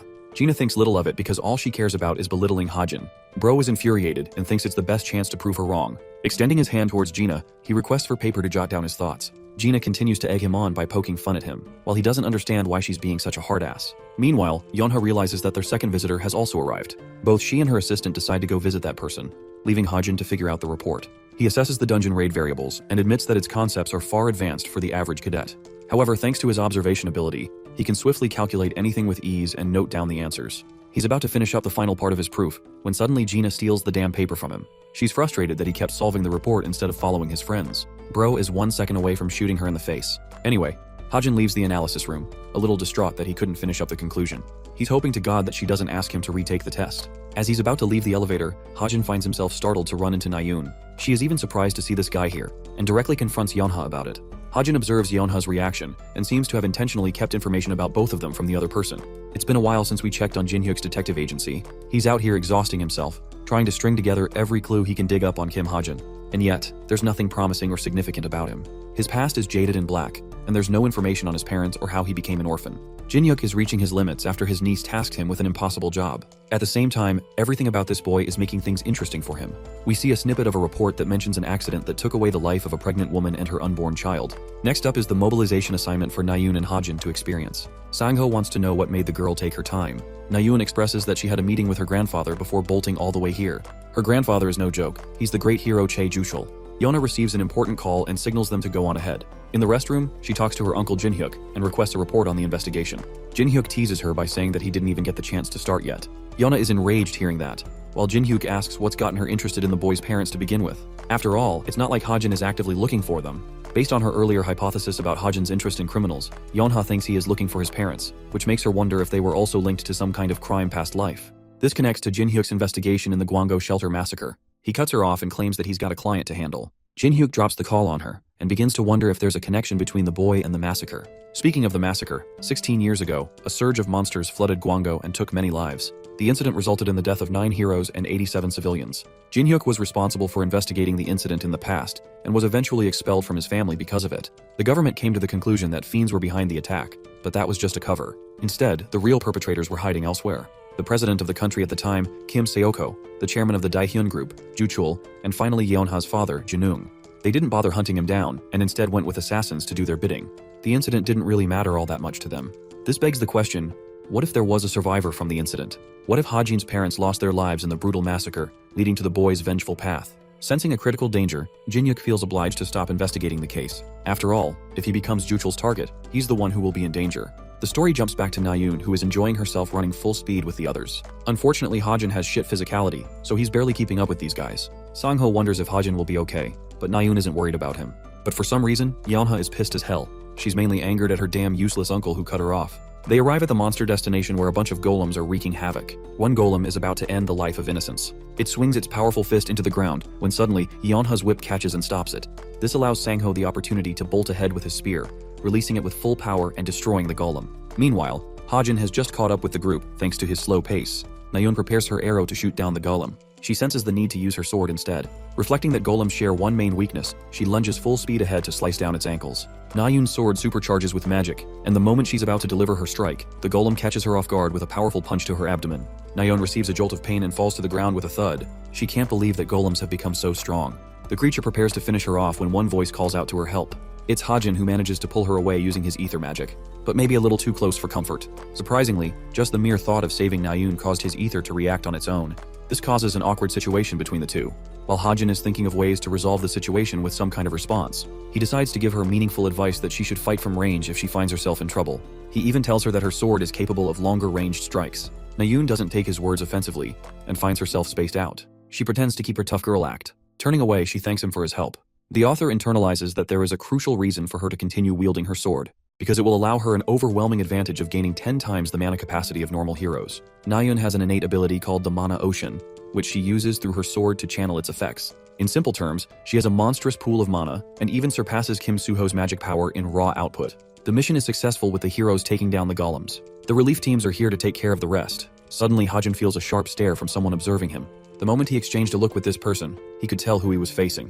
Nayun calls for him because they need to go, so he turns back and feels sorry for the person watching. Anyway, Gina is tired from working long hours in her office. Her friend recommends delegating the task, but this arrogant asshole thinks she's better than everyone.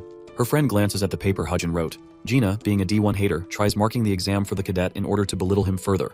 But when she read the report, she was simply too stunned to speak. Her attitude towards him immediately shifts. She floods Hajin with messages and an immediate request to call her. Poor guy doesn't want to revisit the headquarters, and certainly isn't interested in meeting her again. In fact, he leaves a message to Sangho, claiming that he won't be joining the guild experience tomorrow. Hajin thinks of a spicy plan to ramp up the fun. Hajin sarcastically replies to Sangho, reminding him of his ranking in the institution, and believing that he's unfit for an amazing guild like the Straits of Essence. This in turn makes the assistant mad because it's all thanks to Gina's blabbermouth that led to the boy's interest being shattered. Knowing that Yeonha is going to be mad and pissed at them later, Hajin believes this is the best course of action. He's starting to feel sleepy after the exhausting day, especially with how much he has to keep his little energetic child busy. He lifts up the girl and believes that he should take care of something else while Evangel is still soundly asleep. The boy reaches out for the powder and inspects it properly. Something has been busying his mind lately about the use of the powder. It's the fact that the powder is in great abundance, meaning he could use it to nurture many main characters all at once, including himself. So he decides to split the powder into 3 parts. The author reminds himself that he also has to survive apart from the main characters, and that's why he should be taking strategic advantage of each situation. With the powder split in 3, he takes one part and thinks that using it on his body would be the worst, because he doesn't have any hidden potential to be awakened. That means, the one thing he should be using the powder on is his ether magic, and that's what he does by sprinkling it on top of the golden sphere. Now, the powder is going to take effect soon. Hajin receives a sudden message from Nayun at a late hour, prompting him to wonder what could be bothering her. She messaged him being thankful for his help, and for some reason she wanted to continue her message and kept our boy waiting for 10 full minutes. She tested his insanity all until he asked what she wanted to say. Nayun pretended that it was nothing and decided not to pursue the matter. Hajin just told the chick to sleep since she's going crazy. She laughs at his joke instead of feeling offended. The author fails to understand what's causing her to react this way lately. The fact that they're speaking casually like this is just one way of telling that something is wrong. He started off this story as an extra character with no influence or importance in the story, but now he has become a vital piece among the important characters. This makes him wonder if he should classify himself as a supporting character. Still, there's a lot for him to solve, despite what he's done. The scene transitions to the hard-working Yeonha, who is exhausted regarding the amount of work she's been having to do lately. The Straits of Essence Guild has its personalized intelligence team, but they're lacking when it comes to information gathering. That's why Yeonha is attempting to recruit new agents for the role. Of course, she's still mad at her cheeky uncle who left the investigation halfway, leaving her to do the dirty work. Surprisingly, Nayun calls her at the late hour. She picks up the call and explains that she's busy doing work. Nayun keeps it simple and tells her that she and Suho were planning to attend a seminar and wanted her to come. This girl is such a simple person. She was going to refuse until she heard that Younghak was going to attend the event. Yona seeks to end the call and asks if that's all. However, Nayoon shifts the topic and talks about the drone footage that was recorded yesterday in their fight against the golems. Yonha confirms that she did. After all, she's the one who has to write a report on the guild experience for management. Sharp as she is, she immediately realizes that Nayoon is trying to emphasize the moment where our boy caught her. The footage was able to capture a really good angle of the two against each other. Nayoon is begging to God she doesn't spread the shot around, but Yonha continues to tease her by asking if she felt nice being held like that. Their girl talk ends with Nayoon getting flustered and Yonha ending the call. We finally see Nayoon's perspective after the call ends, only to find out that she's a ball of pink embarrassment. Meanwhile, Yonha is convinced that Nayoon is trying to stop herself from believing in the truth. She happily returns to her work, uplifted by the conversation she just had, until she receives a sudden message, which shocks her so much that she gets up from her seat in disbelief. Kim Hajin voluntarily decided to resign from the guild experience because of Gina's stupidity. She's now infinitely more mad and talks shit to Gina for ruining a spectacular prospect. She's also mad at Hajin for always doing the opposite of her expectations. Going back to the author, his story points are receiving a hit because of his increased influence in the story. Hajin wasn't expecting to receive many points lately, and thinks it's only best to spend these points on the right purchase. In a pensive state, the author admits that his physical stats are going to lag behind the rest of his abilities. His greatest strength is being strategic in the fights he chooses, like applying the powder on his ether magic. In the same manner, Hajin wants to spend his story points into his weapon. While it seems like a risky bet, it's worth the effect since his luck is always there to help him. Deciding to go all, the author confirms to awaken the ability, begging for things to go right. Tapping away at his keyboard, he confirms the activation, scared of what could happen. But when he opens his eyes, the system meets him with a sad outcome. The quality of his ability was reduced due to a lack of story points. However, his luck factor saved him at the last moment, so he didn't really lose that much. Hajin is relieved but not really satisfied with the outcome. It was a ridiculous idea, but he's glad that he didn't lose that much. With the preparation phase finished, he remembers why he's choosing to enhance his abilities right now. Peeping at his smartwatch, Hajin receives a notice from the travel club's next decided destination. It's about time the main storyline resumes from where it left off. The past whole week, Hajin has deliberately decided to go all in on his physical training. He didn't want to give up on his body despite spending points on his weapon. It always leaves him exhausted at the end of each training session, and he doesn't really find himself improving his physical stats to the level of a regular cadet. Activating the ether magic, he's glad that at least the development of his ether is finally complete. More information about the ether's properties is provided. It's basically a fluid that can be manipulated into any shape or use case. Thankfully, Hajin has raised its physical strength modifier to 0.7. And there's also a detailed materialization function now available, influencing the color and texture of the fluid. He plays around with it and decides against making guns since they're just too difficult. So in order to test the fluid, he manipulates it into a knife. The effect worked successfully and passed as a regular knife. However, one thing is different. Pop in the use of his observation ability, Hajin learns that each materialized object gains a strength boost up to 44%, so his current blade is way stronger than the real one. He throws it with full strength to test its strength, causing the blade to cut past the boulder, something a regular blade could never be capable of. The detail materialization is an amazing boost paired with the random boost system. Both abilities are pretty strong, despite being weaker than mythical weapons. Hajin wants to use this ability to deceive his opponents when the time's right. He mentions how careless people are prone to receiving injury from even a simple knife, which is a good thing for him in this case. The scene transitions to the lovable Evangel who is playing around with the ether fluid. Hajin tells her to stay in her room while he's gone for his club activities, even promising to buy her something delicious if she promises him. He teases the cute potato before deciding to head off. Evangel waves at him with a cute smile and anticipates his return. Meanwhile, Rachel receives her servant who wants to come and ensure her safety. After the recent incidents, the institution has decided to place important personnel guarding her. There's also talks about the cadet who saved her life. The Royal Guild is interested in scouting Kim Hajin, which makes her very happy. After all, she knows for a fact that his fighting prowess exceeds that of a bottom ranker. She suspects that other guilds are probably already on their way to extending their offers. Of course, they can't do much at this stage since it's illegal to seriously offer an invitation at this level. The Royal Guild doesn't hold the same ranking as the best Korean guilds. However, they do have one of the best systems to approach cadets. This way, Rachel thinks they could create the most valuable offer for Kim Hajin compared to other guilds. Let's jump ahead to the travel club's president, who is introducing the group to England. Burning hot as it is, Nayoon's a little upset. Yonha questions why she decided to swoop in with her cadet uniform on. What's more, the chick is shocked that our boy is chilling despite wearing a jacket on top of his damn uniform. Psychopathic behavior. Bro gives her a thumbs up stating that he's all well. What these guys don't know is that he's using the royal black coat he received from Rachel, which regulates body temperature according to the environment. Suho and Hajin are amazed by the architecture of the country. Turns out their final destination for the day will be a spot that doesn't exist in our world. It's the Clancy Islet, a floating island. The only way to get there is via the use of a portal. The author explains that this artificial island is owned by the government and is made out of floating stones. It's a place where currency flourishes, allowing for entertainment and opportunities, auctions, and even product launches. It's basically considered the Golden Island comparable to Las Vegas. Above all, it's the center stage for the story's next arc. Having hopped on the Clancy Islet, Nayoon is beaming with happiness. Suho is surprised to learn that both Yonha and Nayoon have been here once before. Poor girl remembers that she last came with her brother, and right after that, he was caught in a terrible incident. Suho tries to help ease her mood and wants her to be the one to help him navigate the place. Nayeon is pumped to do that for her group. The club president explains that there will be an event on the islet in the evening. Thankfully, they've all been granted permission to join. He recommends they enjoy time by themselves until they gather around for the event. Nayeon excitedly raises her hand for a question, inquiring if they're permitted to check out the casino. This chick is a gambler. It turns out that the cadets are treated as adults, so they're allowed to explore the casino area. The four of them decide to head to the casino, with Nayeon being the most excited of them all. This casino is glittering with gold all around. Hajin wasn't expecting the place to be so bold in its appearance. Nayeon, being the gambling addict, wants to go right away and have fun. But before that, they need to show their ID cards with the receptionist. Thanks to Hajin's special observation ability, the dude immediately sees through Valerine's disguise and inquires how long she's worked here.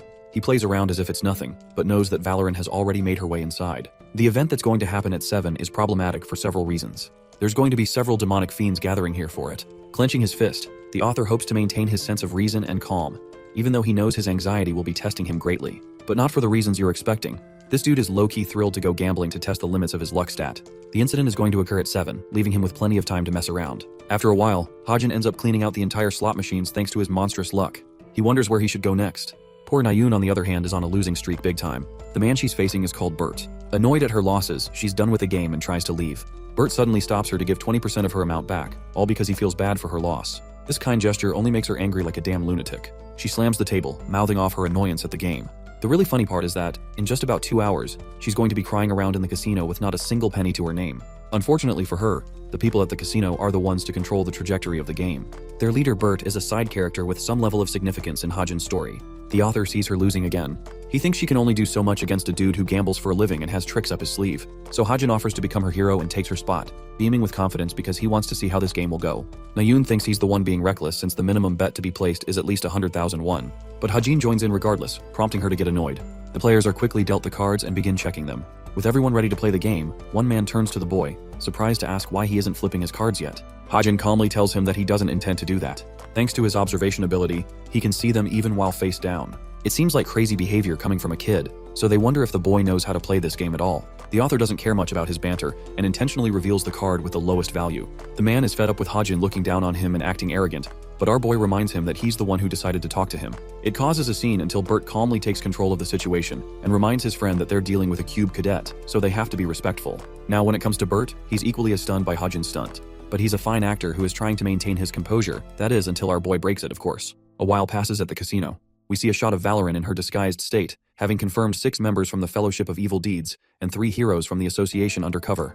There's also a scammer and a hero acting on his own, though the last guy seems to be harmless. Speaking of which, she's also encountered Hajin, whom the captain is fond of. Still, she wonders if the boy will be able to recognize her, having previously encountered her before. The captain tells her that he can see past her disguise by using his special ability, but even she thinks he wouldn't do that on normal people. She couldn't be more wrong about this assumption since Hajin's ability is active all the time. Now let's go back to Bert's shitty face, who seems to be in a rut while Hajin is playing confidently. It's the 12th round and there's a huge jackpot of nearly 60 million won. Bert's card is the Ace of Hearts. Pair that with the rest of his cards, and he's got the full ace stack with him. Despite having amazing cards, Bert is an expert gambler who maintains his poker face. He swings for a call, which in gambling terms means to accept your opponent's bet and place one of equal value. Nayeon chimes in and raises the bet higher than another player. Hajin trails her with the same choice. Bert's got 4 aces, which means the bare minimum requirement of beating this guy requires 4 of a kind. Normally this is considered impossible. Overcoming a full house with 4 of a kind has lower chances than winning a damn lottery. But Hajin's case is different. Bert points to the cadet who has placed all in. Surprisingly, he's got his eye set on Hajin's necklace ring, which is the artifact he acquired at the hall. Nayeon is surprised and asks further about the ring. Hajin chooses to play dismissive and tells her it's not important. But knowing this love-struck fool, Nayeon probably thinks he's keeping it for someone. She's done with the game and gets up to leave. Hajin wants her to stay, but Nayeon knows the game is already over. She even wants to compensate him by paying him the money he lost, instead of tossing an important ring on the bet. Hajin yanks her and tells her that it's fine since he's not going to lose. This unintentional move by him makes her feel embarrassed again. Hajin tells Bert that he's got his hands on a really expensive ring, so he wants the man to offer his bracelet in response. Bert is fine with doing that. Both artifacts are on the table now. It's time for the main event, to flip the cards. Bert is the first to do so, and reveals his 3 aces paired with 2 jacks. A full house, Nayeon is dead and lost in defeat. Bert apologizes and immediately tries to take all the chips for him. After all, there's no way he would lose now, right? That is until our boy reminds him that he's yet to reveal his cards. The game's not over. Bert is almost offended at the thought, so Hajin reaches to flip those cards for him, revealing his 4 of a kind. Nayeon's face is all you need to know about her reaction. She thinks it's impossible for him to pull that off. while Hajin acts like it was all luck in the end. Even Bert is done for. It's impossible to him how this could have happened. His calm composure is destroyed as he lashes out against Hajin. So much so that security has to come and restrain him. Security checked numerous times and proved that Hajin is innocent in his victory. She thinks of the guy as a loser while he's inspecting the bracelet. It's a special magic artifact with a magic seal, reducing the wearer's damage and restoring it as their mana. The funny thing is, not even Bert knew about its true power. The only reason for that is the fact that Obsidian Bracelet's wearer can't access the mana directly, which means the mana is left inside the artifact. While adding 1 or 2 magic seals could open the bracelet's mana for use, Bert wouldn't have found out until a year later in the original story. Nayeon is curious and wants to know what would have happened if he lost. He calmly tells her that he would have accepted death in that situation. Also, since he's rich now, he even tries to offer her the money she lost. Nayeon doesn't really care about it and tells him to keep it. She's only got one thing to tell him. A polite compliment that she found him really cool. This girl is definitely in love. Anyway, Suho and Yona are reunited with Hajin and Nayeon. They barely manage to make it in time for the event. Bro is all dripped out like a fashion model, and even Yonha asks what caused the change. Hajin expresses that he just had to swing by an antique shop for some premium designer outfit. As for the money, Nayeon talks highly of how Hajin won all of the games that involved luck like a crazy maniac. Their conversation is interrupted by a guy who seems to know Nayeon. She wasn't expecting to meet him in this place and comes to learn that he just came here for fun. Hajin asks if he's her secret boyfriend or something, causing her to get worked up and flustered in a strong refusal. This guy is Kim Junwoo from the Forsaken Plains Guild, the same hero whom Valorant regarded as harmless. Yan has got lucky on him and greets the guy in a very businesslike manner. They chat with each other, while the captain of the masked syndicate is secretly eyeing them. She asks for Valorant, who materializes using her magic, ready to carry out her role. The event begins with a bunch of transmissions broadcasting it. Talks of VIPs having come from all over the world are surfacing about, marking the event's global significance. There's an announcement of the new white crystal usage method, and people are stoked to learn more. Arriving in her hot ride, Rachel steps out of the vehicle looking at the most majestic person there. She's met with a dozen interviews begging for an opinion. The princess ignores all of them and her guards step in to maintain distance. She slams the door shut, standing in front of what appears to be a spatial portal. Rachel is glad to have some peace all alone when Zelen, the CEO, greets her. Rachel isn't thrilled to meet him and asks if he's ensured safety from the fiends. Apparently, the Clancy Islet is highlighted as the safest place in the entire continent of Europe. The best heroes are here to check for disruptions, so there shouldn't be any trouble. The Letten Corporation is also a huge supporter of the Royal Guild, which is why they're doing their best to highlight the guild's reputation through this event. But something about his words sounds sinister and untrusting to Rachel. The man's mischievous smile is enough to say he's hiding things, but he does advise the princess to look forward to the event. Let's cut to Hajin sitting all by himself at the table. There are still 30 minutes until the event officially starts, yet the place is packed full. What's really bothersome is why they would ever decide to host a dangerous event right when the place is swarming with demonic fiends. The author created many evil corporations in the story, but perhaps the worst of the rest is the Letten Corporation. While there isn't an abundance of fiends among the company, the humans themselves are disgusting. This same group holds the powerful white crystal, a gem that no fiend should ever be allowed to lay their hands on. According to the main storyline, Hajin believes at least 3 fiends will reveal themselves today. The first is the crystal carrier himself, Nade, the second is Silison, whom they faced for the Ring of Homer, and the last guy is the captain of the Fellowship of the Evil Deeds Collection Team, Hakpyo. At his current level, there's practically nothing he could do to stop these guys from doing what they're supposed to. This time, he really has to let the story unfold on its own. An unexpected visitor calls for his name. It's the captain of the masked syndicate, who surprises him with her sudden appearance. She uses security as her excuse for patrolling the area, while Valorant is teasing the captain for talking to her crush. Hearing that, she gets insanely pissed, and poor Hajin is left wondering if he's the one who made her mad. Regaining composure, the captain apologizes, explaining that she heard something strange in her earpiece. The funny thing is, Hajin apparently heard what Valorant said too, which is why he experienced double the shock. Suho catches Hajin talking to an unknown woman and asks about her. He introduces the captain as Xiao Feng, a personal acquaintance. Hajin extends his greetings by introducing his friends. The captain acts like she knows them thanks to their exceptional ranking. One other guest decides to chime in, and it's Junwoo. He's very much interested in knowing how Xiao Feng knows about the cadet. Additionally, he's interested in knowing about her guild association, which means this dude has probably caught on to her. We jump forward to the event finally starting. Both Suho and Yona are together, leaving Hajin with the other two. Xiao Feng doesn't answer his question and states that she is going to return to her assigned position. She quickly leaves, while Hajin is sweating bullets, hoping that this clown didn't figure out her identity just yet. We then see Rachel observing Hajin's table from the top. She also notices that he's wearing the same royal black coat she offered him, making her smile. The event takes off with Zelen introducing himself as the CEO of the company, highlighting his efforts to propel innovation. He talks about the source of power responsible for motivating the monsters in the first place. It's mana, and after receiving natural condensation, mana becomes a treasure with holding amazing power. From among such treasures, the white crystals of mana are extremely valuable. In the history of mankind, only 480 of them have been discovered. The only problem until now was identifying their usage. But now, Zealand has good news to share as he unveils the cloth from the artifact. Thanks to his corporation's exhaustive efforts, they've discovered the best way to use the white crystal. The big reveal is in the form of a white crystal resting in enclosed chambers, its purpose yet to be shown. The audience offers their applause in curiosity and amazement, while Hajin patiently waits. The vacuum cube chamber shares a connection to the Persian Empire and its rich history. While the announcement is going on, Rachel is sharply observing a bunch of shadowy figures who are suspiciously moving around. At first it seemed like these guys were security staff, but the princess is beginning to doubt that now. She knows something bad is about to happen, yet she can't act recklessly to confirm it herself. It's then she notices Hajin standing up and swiftly leaving without a reason. It doesn't make sense for him to go away when the event isn't even finished yet. This concentrates her chilling doubts on Hajin, who seems to always be caught in trouble, and even has a mysterious vibe coming from him. It's hard for her to not see him as a suspicious figure. Rachel directs her guards to check in on suspicious activity taking place in the hall. Both of them dash away, leaving her unattended. Rachel plays around with her ring and activates Shadow Unfurl, allowing her to mask her presence. This allows her to freely move around unnoticed. Her primary concern is going after Hajin, knowing that something is definitely brewing behind the scenes. Both Zelen and Hajin considered something will happen in the Clancy Hall. An investigation regarding the Letten Corporation's internal documents has already been conducted. The item in Tay Clancy Hall is deemed a real artifact, and its essence is ancient earthenware. The thing is, no one knows why Zelen pulled out a risky move by putting the real artifact up for show instead of a replica. Hakpyo thinks that the man must be overconfident in his approach, and thinks that this will somehow influence the company's stock price. It seems like an okay idea in theory, considering the fact that the entrance portal of the Clancy Islet is properly monitored. The island was also created with the help of magic, which means artificial ports of fiends are also rendered useless in this domain. So in this situation, Hakpyo and his group used an aircraft to do their job, something no one would expect for fiends to do. Anyway, Hajin is walking his way to an unknown location with Rachel slowly trailing him behind. She's very cautious and wants to observe him from a distance. Thanks to her concealment skill, she catches brief glances of him as he's fiddling with the door leading to the rooftop.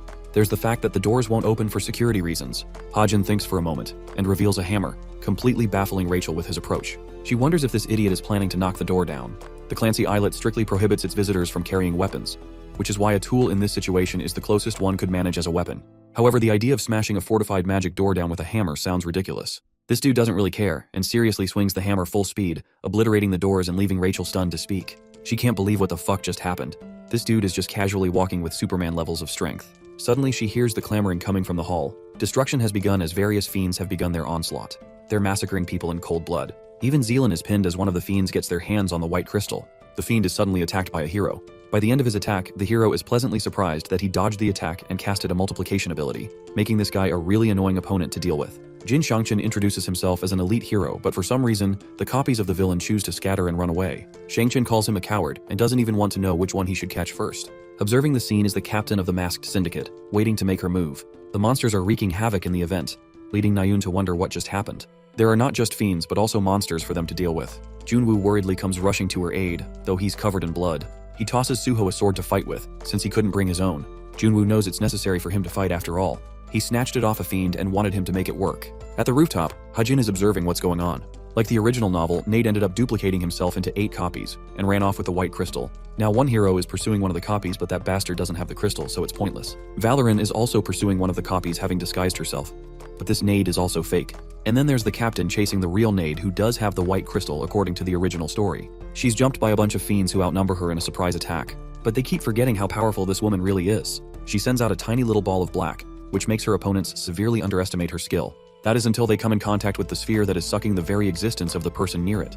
The man roars in pain as his body is expunged into the crushing weight of the black hole. The sphere pulls in the rest of the fiends as well, who all are swallowed by the attack. Even Nade is scared to find out the move she just used. A black whip swiftly catches him and impales his body, mercilessly holding him in place. Even though Hajin is the one who wrote about her abilities, he still thinks she has a deadly fighting style. Focusing on the original events, the white crystal will now end up in the hands of the masked syndicate. But then there's a shock. Turns out that in this timeline, this Nade was also a copy and doesn't have the real crystal on him. This immediately prompts the author to check on his laptop if the story has any planned changes. Still, there isn't any message about it, which means it shouldn't be a major or direct change. Rather, this change is caused by shifting the variables of the story. But there's the issue that Hajin is clueless on how to handle a situation he knows nothing about. That is until he remembers his stigma mark, his last hope in this situation. By casting magic power from the stigma and focusing on his eagle eye ability, Hajin could severely increase his perceptive powers. Using that, he's able to scan through walls and observe the surrounding areas with ease. The author has yet to find the white crystal and desperately searches for the person who has it. One vehicle catches his eye. The person inside has the cube vacuum, but something happens causing Hajin to jolt away. The author staggers as information is being flooded to his brain. He overexerted the use of his powers, but this is no time to rest as he jumps off to see the white crystal. Hajin lands near a motorbike and finds it convenient timing. He hops on and apologizes for stealing the bike. Hajin revs it up and rides away. The scene transitions into the reckless state of the Clancy Hall, where Na-yoon is doing her best to help evacuate the people. Ha-jin comes and asks for her, causing her to get irritated that he didn't arrive sooner. He tosses her something valuable, and it turns out to be the magic sword he stole from Sidious. He explains that it's supposed to be a weapon suiting her abilities after all. She can't fight fiends without anything to use. This magic sword is special in its ability to react based on the mana capacity of the healer. As previously established, Chase Na-yoon holds a monstrous pool of mana, which means she's going to rival any fiend she encounters with this powerful weapon. Na-yoon asks why he's giving her the sword of all people, but Ha-jin doesn't have the time to explain and decides to leave as he's got something to take care of. Na-yoon tries to stop him, but he's already bolted away. Having acquired some distance, Ha-jin tracks the location of the vehicle containing the mana crystal. He speeds up to narrow the gap as quickly as possible. The dude inside the car is curious about how long it will take for them to leave. Suddenly, Ha-jin comes crashing his bike against the car, forcing a powerful impact that flips the vehicle on its head. He finds himself catching a breath after putting so much strength into the tackle. The dude frustratingly kicks the door open to kill the bastard who put him in this position. More importantly, he's waiting for his escort to arrive. Ha-jin realizes that this guy always had backup on standby, which is why he was so confident just now. The escort is a cargo plane, but what they don't know is that the author is planning to spend the necessary story points to send it back. This greatly shocks the man holding the white crystal, since they're leaving him without any explanation. The aircraft simply zooms away, and now this dude doesn't have anyone to fend for his life, causing Ha-jin to draw near him. He pops a suggestion for them to have a small conversation. Suddenly, the author senses a sharp presence coming from another direction. Seconds after, an enormous blast descends from above, obliterating everything in its past. This dude is the same brute working for the masked syndicate, and he's already taken care of Rachel too. This appears to be the worst timing for this guy to show up. The author's advantageous situation has just flipped. He experiences an even greater shock when he sees Rachel's unconscious body by his side. Preparing to fight, he readies his ether magic. Ha-jin wasn't expecting things to get this complicated. Jung-young sees what he's trying to pull off and recommends that he doesn't engage in a fight unless he's looking to get hurt. But the author isn't ready to back down and aims his gun at the briefcase containing the white crystal, threatening his opponent. Jung-young realizes that Ha-jin's concern is regarding the princess, and states that he only brought her along because he figured she was also tracking down the crystal. He doesn't get why she's important to this guy, but he does have a bone-chilling dilemma for the cadet. He asks Ha-jin if he's so confident about pulling the trigger before he rips Rachel's head off of her shoulders. The author refuses to back down and prepares to pull the trigger, reminding the villain that if he doesn't stop here, he'll just destroy the very thing they're after. Impressed by the boy's tenacity, Jung-young decides to concede and tosses Rachel's body to the ground. Now she's left in the middle of the battlefield, prompting the man to demand for the mana crystal now. Ha-jin swiftly throws the briefcase and the guy catches it without any trouble. The thing is, the author wasn't really going after the crystal as he knew it was going to be out of reach for him. At best, he could use it as a bargaining chip to save someone's life, which in this situation happened to be the princess of the royal family. He wants to ask her a bunch of questions, when suddenly, Jung-young reveals a sinister smile and attempts to catch the boy off guard with a fierce and sudden strike. Ha-jin's "oh shit what the fuck" face is all you need to know about his reaction, especially with a fist blitzing at him full speed. The powerful attack unleashes a shockwave, impressively implying Jung-young's raw strength. The smoke clears with the villain standing impressed by what he sees. His fist was stopped just moments away from the boy's face. Ha-jin didn't even hesitate or fear the upcoming attack. It's at this moment that Jung-young recognizes the boy's fighting spirit. He was just testing the kid, and is now convinced that he's someone talented. Calling his performance commendable, Jung-young walks away from the author, who finally releases a sigh of relief after he's gone. The situation was so tense that it makes Ha-jin collapse on his knees. It was the very definition of facing a near-death encounter. Right as he was busy in his thoughts, a fist was checked in his face just inches away from impact. There was nothing in his arsenal that could have saved him from the brutal attack. If he had even made the slightest mistake, his head was as good as gone. Well, Rachel is moving, which means she's awoken from her state. She doesn't get what happened as things happened too fast. Ha-jin tells her that the villain already left, so there's nothing to worry about. She doesn't understand what he's talking about, so he explains how they've acquired the white crystal. Curiously, the author inquires if she was also hunting for the crystal. Expressing the truth, she reveals that she was just trailing him. Extending her hand, Rachel shows him a bullet that she stumbled upon during the finals. Ha-jin realizes that it must have been when he used the sniper rifle. He tries to reach for it, but she quickly snaps it away, placing it back in her pocket. Rachel was worried for him, which is what made her trail Ha-jin, but unfortunately she got overpowered by the enemy and lost. Sensing the opportune moment, the princess inquires why he decided to help him out back during the finals. It wasn't just the midterms, but also the finals, which makes her wonder why he's going out of his way to help her out. Rachel thinks he's intently keeping an eye on her. It's a tough situation to answer, so Ha-jin slowly confesses an excuse. Bro says he's her biggest fan, which comes out weird.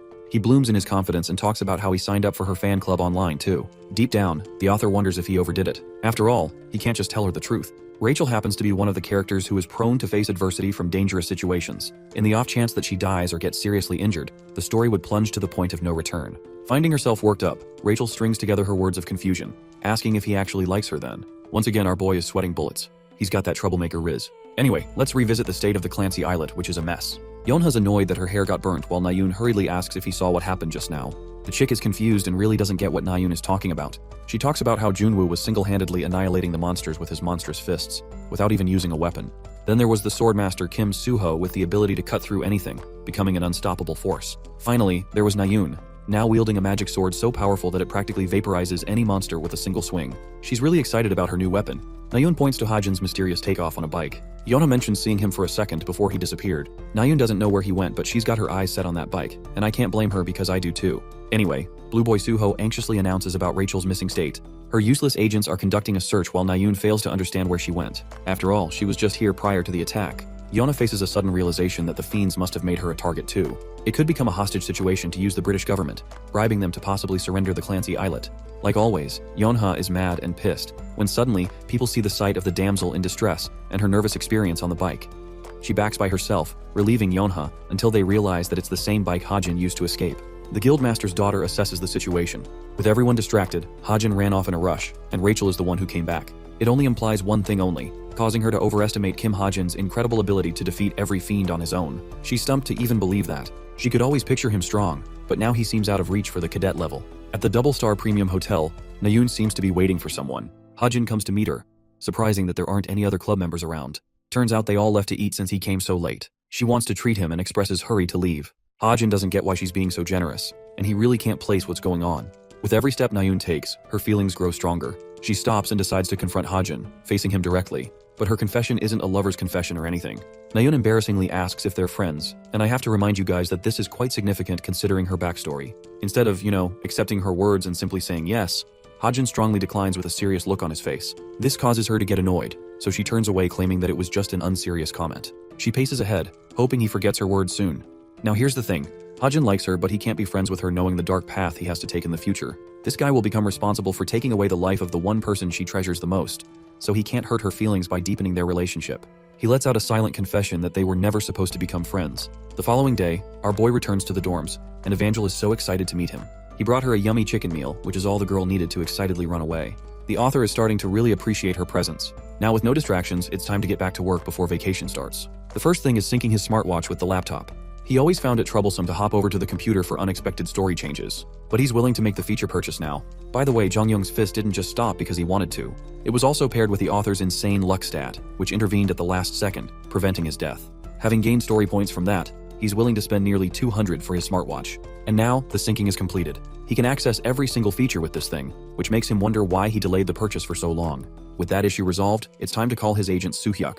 Hajin asks his agent if he's got what he ordered. Turns out the dude ordered a bike. Soo-hyuk explains that the minimum purchase is going to cost him at least 150 million won, which is a lot. Hajin is prepared to go one step further by maxing out his budget range, causing Soo-hyuk to remind him about the ridiculous price. The author proceeds with the purchase, after all. This is the same guy who scored 2 billion won at the damn casino, so this is chump change to him. Also, the story is soon about to reach the part where the Packhorse Masters Guild will raid the Devil's Lair dungeon. Consequently, it will improve their stocks exponentially, and all of Hajin's investments just now will be worth it.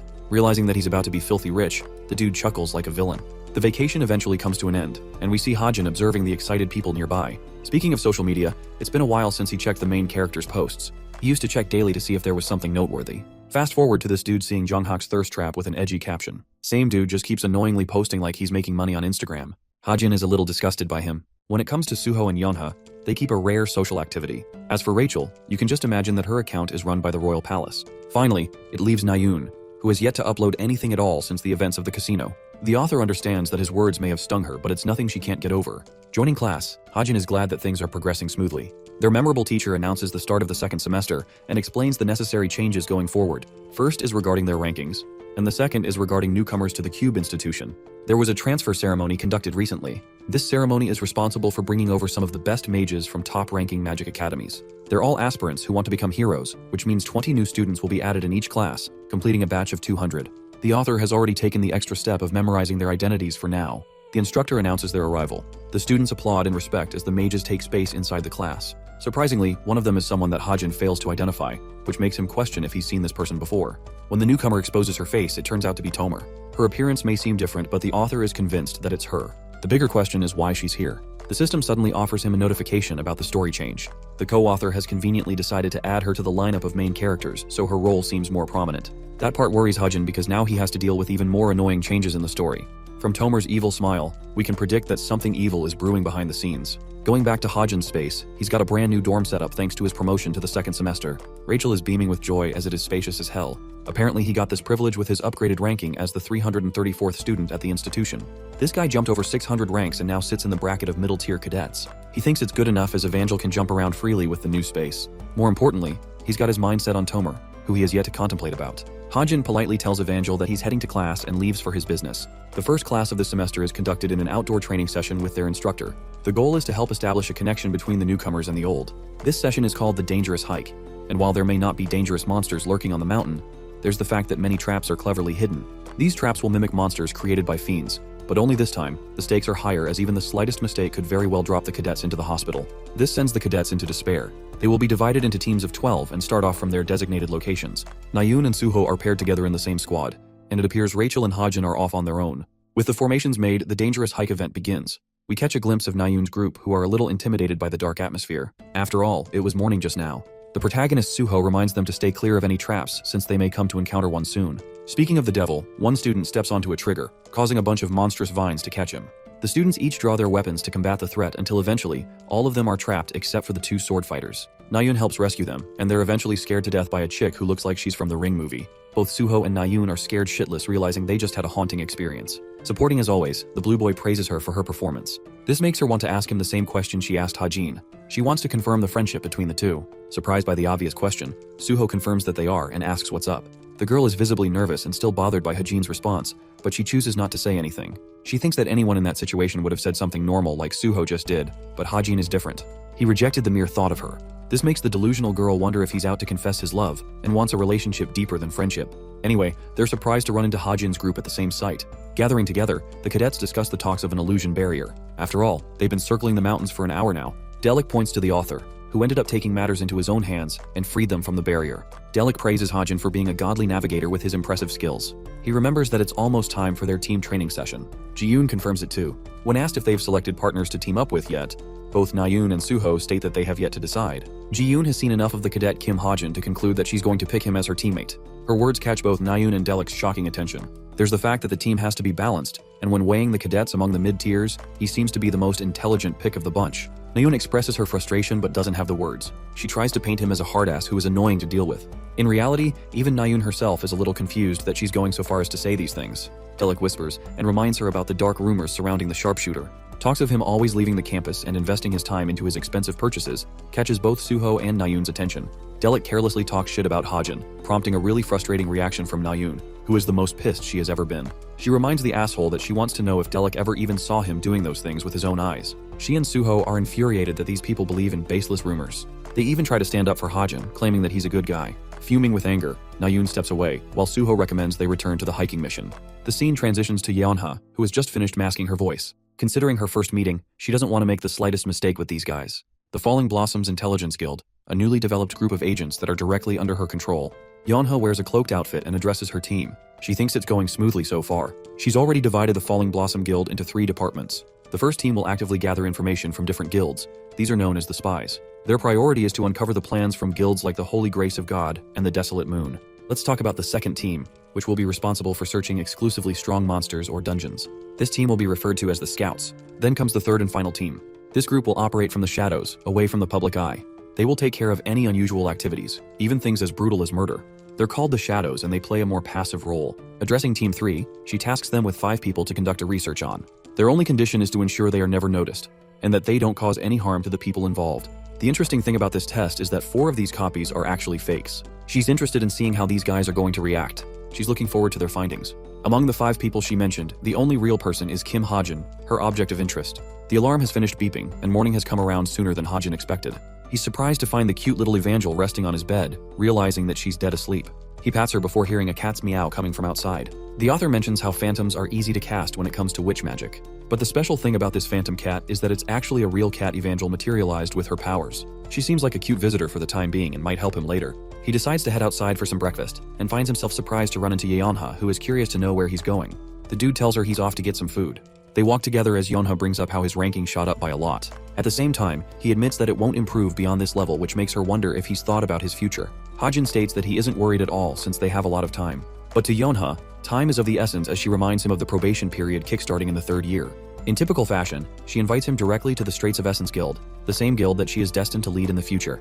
It would be pretty easy for him to ride the wave and become successful, but shockingly, he tells her that he is interested in the Forsaken Plains Guild instead. Still, he's unsure if they'll ever accept him, but he likes their mercenary style. In an effort to persuade him, Yonha claims that maybe she can help him change his mind if only she can find him something that he's desperately looking for. The author is a little creeped out by her words and asks what kind of information he would be looking for. Yonha swiftly dodges the question like a cat, and also reminds him that she made sure to discipline the heck out of Gina who messed with him.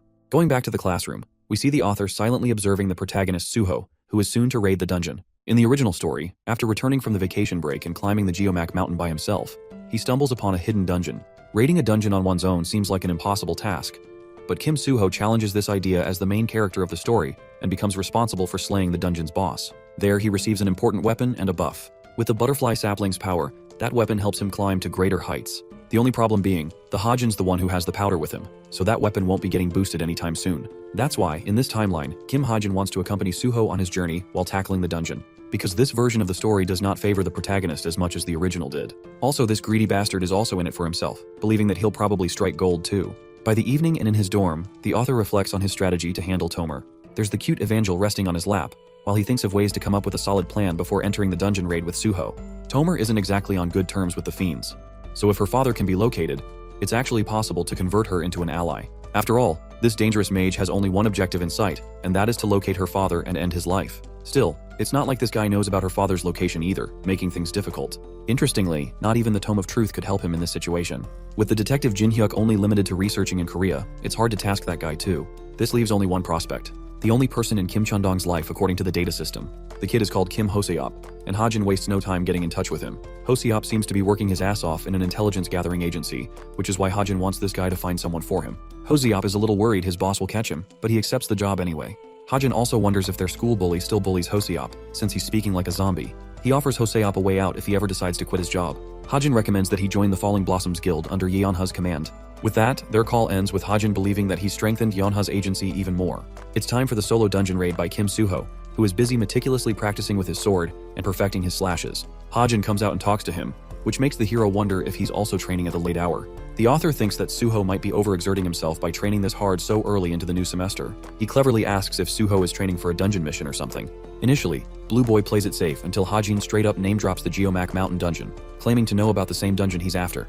The protagonist is shaken and questions how he was able to figure it out. Hajin acts like he saw him when he found the dungeon. Pointing to his brilliant eyes, Hajin emphasizes that he's good at what they can do. He lays out a proposition for Suho, wanting to join him for the dungeon mission together, even willing to split the rewards in a 90-10 ratio. Hajin is fine with tagging along and letting Suho do what he wants. It's quite the proposition. Suho confirms that he did discover the dungeon last week. It looked smaller than the others, so he felt like the challenge was doable for him on his own. Recognizing the dangers of raiding alone, Hajin thinks that it would be wise to take someone else along. Suho claims that he's unsure about Hajin being a reliable teammate for the raid, so for now he wants to test Hajin's skills to see if he's up to good. Yeah, you can tell the author wasn't expecting his own main character to challenge him out of the blue. The only way Hajin remotely has a chance against Suho is if he's handicapped in some way, but even then, the difference in their abilities would be far too great. Still, he thinks it's better to prioritize evasion in the upcoming fight. Hajin accepts the idea.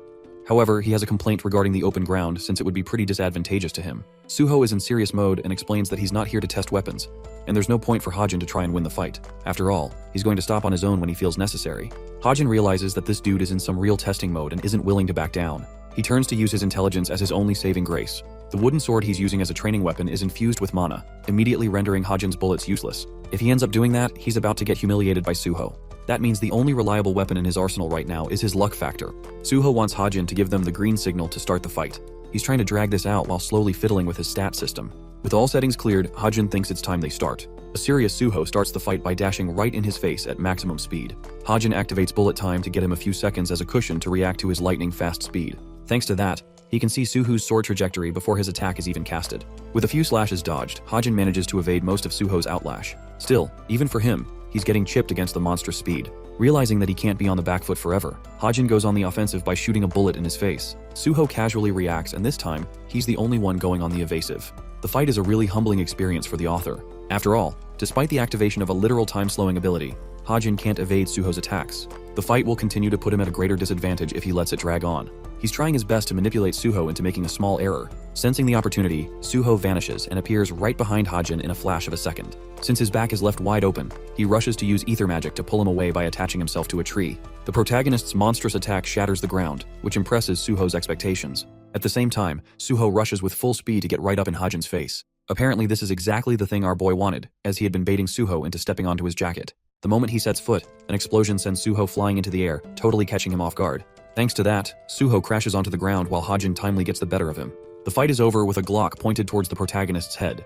Hajin assesses that while it didn't do any fatal or meaningful damage, the cadet's jacket he modified was a trap made using story points. The unexpected gimmick got the better of Suho, who senses Hajin's determination and agrees to go along with him for the dungeon raid.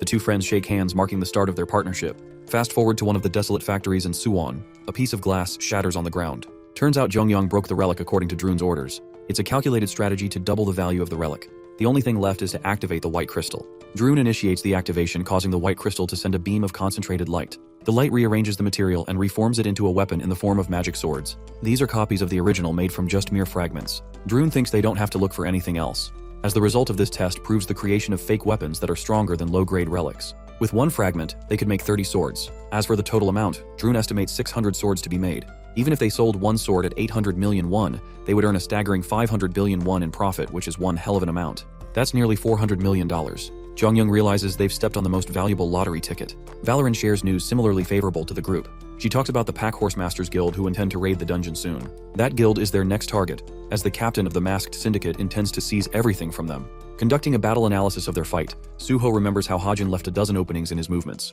and yet there wasn't a single time that he managed to strike him down. To make things even more surprising, he used an unusual attack at the end. Suho still doesn't understand what happened there.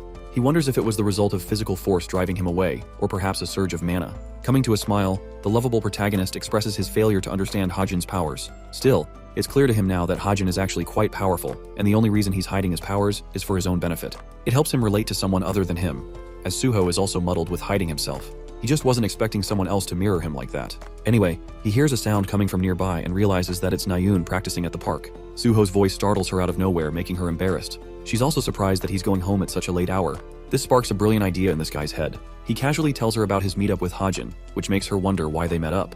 To tease this balloon of embarrassment, Suho tells her that they were cheering for her. Nayun explodes at him, prompting Suho to reveal that they were lightly sparring with each other. It's quite the surprising revelation, since Nayun generally believed Suho to be way stronger than him, which means there's no point in sparring. Suho decides to keep their matters private, making her sad. She's done with his teasing and decides to resume her training. Being the helpful and supporting friend as always, Suho offers Nayun advice in handling her sword. He demonstrates just how fast one can swing their weapon by easing their grip just a bit. The beautiful slash leaves her stunned for words. She's so amazed that she requests another demonstration from him. In the end, Suho ends up training Nayun for a while. Fast forward to her resting in her bedroom. She remembers Suho's offer to help her out with her sword training. At this level, she's starting to get the hang of things. Nayun jumps up all frustrated and annoyed. She looks to gaming as her one means of escape from reality. She grabs the VR headset and equips it. This game is recently taking an uprising in this world for image training. The game is called the Gladiators of the Century. Tournaments about the game are held every season and broadcasted live, making the winners so popular that they could take up their household names. The game is particularly unique because unlike other games, it doesn't boast a status or item system. In effect, one has to fully utilize their strength to control the trajectory of the fight. Nayun has an impressive record of 98 wins with only 17 losses. She doesn't care about her rank for now and thinks it's best to find someone for a match. Her eyes are drawn towards a sword warrior called the Extra 7. This guy has an equal amount of wins and losses. He's also platinum tier, which makes it seem like the ideal target. She's expecting a couple of hits to finish the job. Requesting a duel with the guy, Extra 7 accepts her request. Their match is about to begin in 3 seconds. Nayun is actively assessing her opponent and is ready to see how this person will initiate their attacks. What she didn't expect was for this guy to start coming at her before the countdown finished. They exchange the first sword clash, which puts Nayun on the disadvantage. What's more is that this guy grabs her by the collar and then throws her off balance with a kick from underneath. Extra 7 renders the killing blow, and that's how Nayun lost to a guy with a 50-50 stat ratio. This makes her so mad that she thinks that guy is cheating. She requests for an immediate rematch, but winds up defeated a second time, so a third match follows between the two. The outcome stays the same as Nayun is defeated again. One more round would change things, right? No, the stickman Nayun is killed again. She's seriously annoyed at having to accept her helpless state, while her opponent stares her down. The guy wants to leave to get to sleep while she's begging for another rematch. She learns that he's usually active around this time, so Nayun requests that he teach her a bunch of new skills each time they run into each other. Extra 7 is okay with that and decides to log off. The author puts off his headset, not knowing why that kid was so stubborn just now. He won 7 times in a row. His goal was to test the random buff system inside the game, and he used it on the headset to enhance his stats immensely.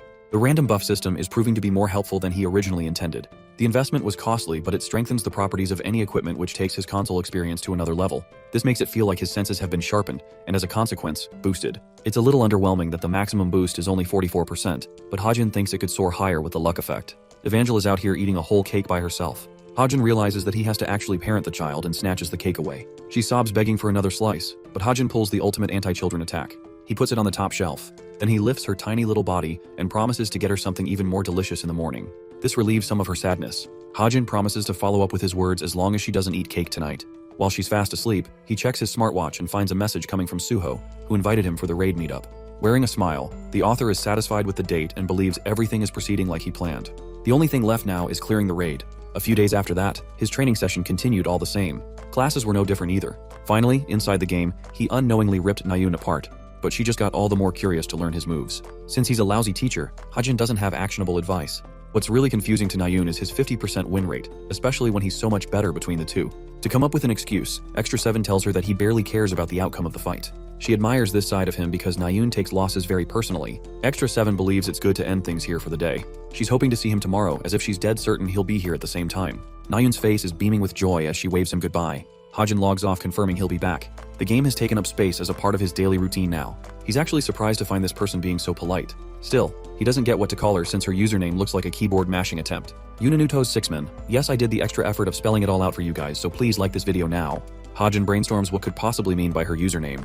That's until all the puzzle pieces fit into one name, and that's Nayun.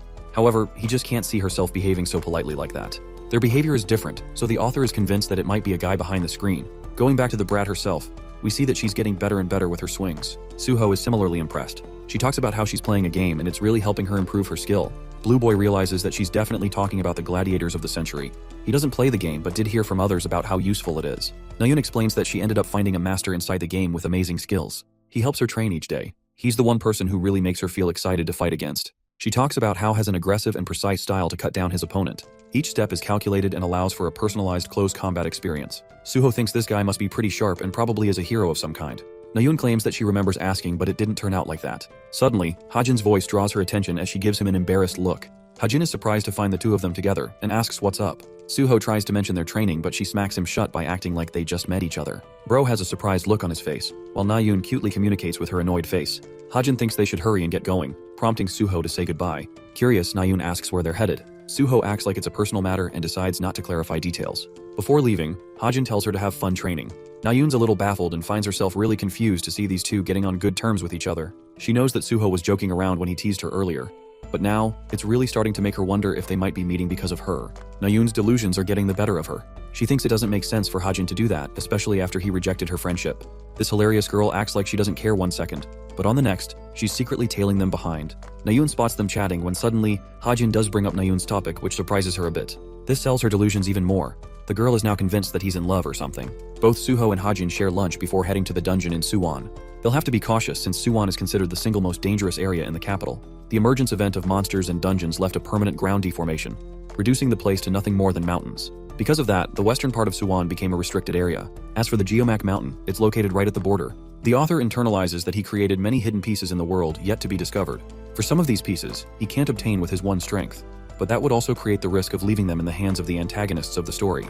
If he goes to the dungeon with a hero like Suho, Hajin is confident that he might be able to obtain one of the hidden pieces by himself. The mere thought of it attracts Suho's attention as they're finishing up their meal. Suho didn't bring any cash with him, so he's the one who's going to take care of equipment and preparation. Suddenly, one person enters the restaurant with a completely covered look. Their outfit puts Hajin at unease. The person physically shakes seeing him and hurries away to make their request. Seeing their state, Hajin realizes what's going on. This evil punk probably figured it out using his observation ability. Dude boldly calls out Yana based on her purple hair.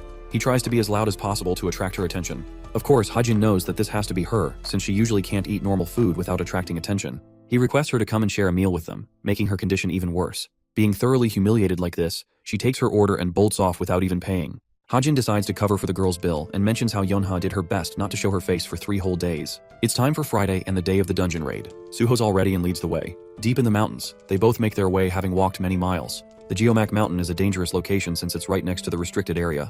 Hajin wants to stay sharp for their surroundings until they arrive. Suho marks the location and shows the entrance to the dungeon. Hajin thinks it's reasonable to assume why it's hard to find because of the small entrance. Knowing that the opening is narrow, Suho reminds him that they'll have little chance of running back out. It's dangerous, and he wants his teammate to prepare for the consequences. But Hajin is as best prepared as always. He whips out his baby, the Golden Deagle, claiming that it packs quite the punch. Just to be safe, he invested some points to make light bullets. While they won't be extremely effective against the high-tier boss monster, the author thinks Suho will be more than capable of handling everything else. As they're about to head inside, Hajin extends his hand for Suho to hold. It draws a confused look from the guy because he doesn't get what he is doing. Hajin explains that the pathway inside is dark, so it will be tough to navigate otherwise. A flashlight is just going to draw attention from monsters. Suho loves the idea as the two clasp each other's hands, and yes, I can't believe I said that. Suho mentions how the cave unusually has a narrow entrance for how wide it is inside. It's also way too cold here. Suddenly, Hajin senses something and recommends they wait a moment. To his utter shock, there's a second opening to the dungeon. Something not even he knows about. There's just no way. Activating his perceptive eyes, Hajin scans the other entrance and discovers a bunch of intruders approaching. Hearing their every step, he knows they're drawing closer and closer from the other side. The scanning ability has revealed two men from the other side. Suho doesn't get what's bothering him, but he tells him to be quiet. Concentrating on their conversation, he fails to identify their association with any group. However, based on the evil energy radiating off of them, he can tell they're up to no good. At last, the system informs him about a critique from the co-author who has decided to edit the raid sequence. The co-author found the dungeon raid quite boring and small compared to the rewards promised. That's why they decided to modify the whole of the dungeon, by including it as the hidden stage of the Devil's Lair dungeon. What an unbelievable change. This means that the two dungeons have formed a connection in this timeline.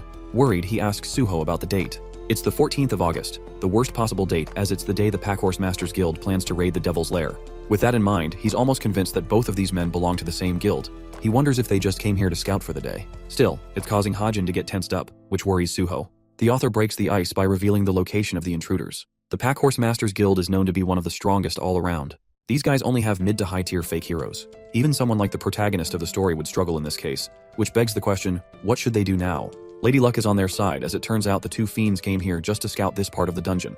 They decide to regroup with the main party and head back. Hajin takes note of the situation and thinks that it's the only chance for them to defeat the boss as soon as possible. First, he activates his eagle eye and then infuses it with the magic powers of his stigma. Now he can see far and wide, even making the boss monster known. Having marked the navigation, Hajin jots down the location and places emphasis on beating the boss quickly. Around the same time in the Suwon Devil's Lair, the main party finds themselves exhausted from the hunt. The leader of the raid comes in contact with both of his subordinates that he sent to scout. This guy is Jinkyung, the guildmaster of the fiendish group. They pass him the information about a secret opening leading to a hidden stage. Jinkyung is satisfied hearing that and tells him to stay put. Instead, the main party will be coming to them. The situation is turning out really bad for our heroes, because Jinkyung is more interested in exploring the hidden stage instead of the main dungeon. Before leaving, one of the group members points out how two members are missing from the main group. Tapping their earpiece, they draw attention from another. Kaling seems to have opened a giant portal of black behind him, even though no one asked him to.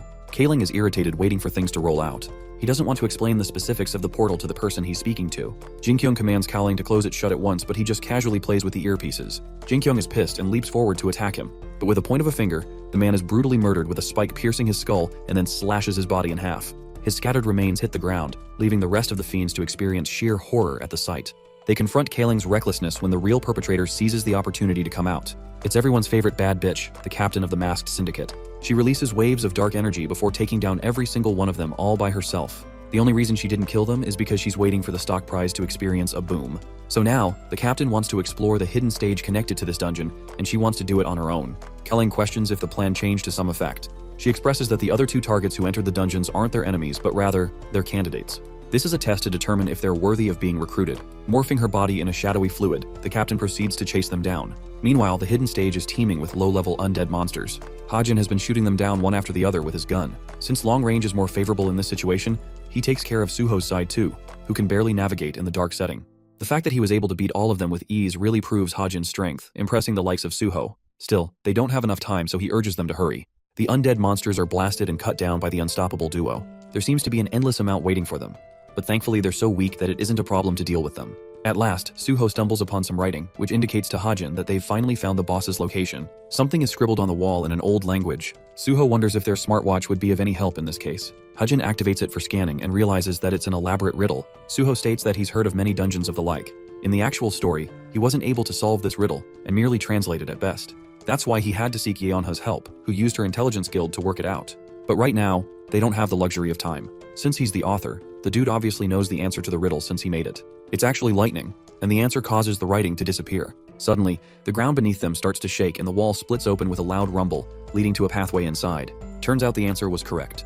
The riddle wasn't even his personal invention, as Hajin copied it from another story. He breaks down the riddle, mentioning that lightning and thunder both occur together but always perceived at different timings based on location. Lightning appears first, and then the sound of thunder is heard due to the difference in speed. Suho thinks this guy is a genius with his quick thinking, not knowing the truth about the situation. He readies his gun to finish the dungeon raid. The both of them head inside while the captain is once more impressed by Hajin's individual ability. She thinks his decision-making capabilities and forward-leaning approach makes him an amazing person. Despite being a small dungeon, he was able to navigate this far in the span of 10 minutes without help. This information is plentiful evidence, and enough reason for the captain to consider recruiting him to the masked syndicate. Still, one aspect seems to bother her. She has yet to see him kill anyone without hesitation in sight. She also overhears the 2 lunatics that were sent to scout the hidden stage. The captain realizes that Hajin isn't aware of these guys being fiends themselves, so she thinks they'll be perfect as her test subjects. The 2 cadets are prepared to confront the boss, who is sitting on his throne. He's the swordsman of ruin and the master of the dungeon. The swordsman is peering them down with his sharp eyes. He moves with a godly speed, concentrating his attention on Suho, who didn't even know what happened just now. He quickly rushes to grab his sword when Hajin roars his name. Turns out that he was spaced out, but Suho is convinced that the boss probably used some kind of teleportation skill just now.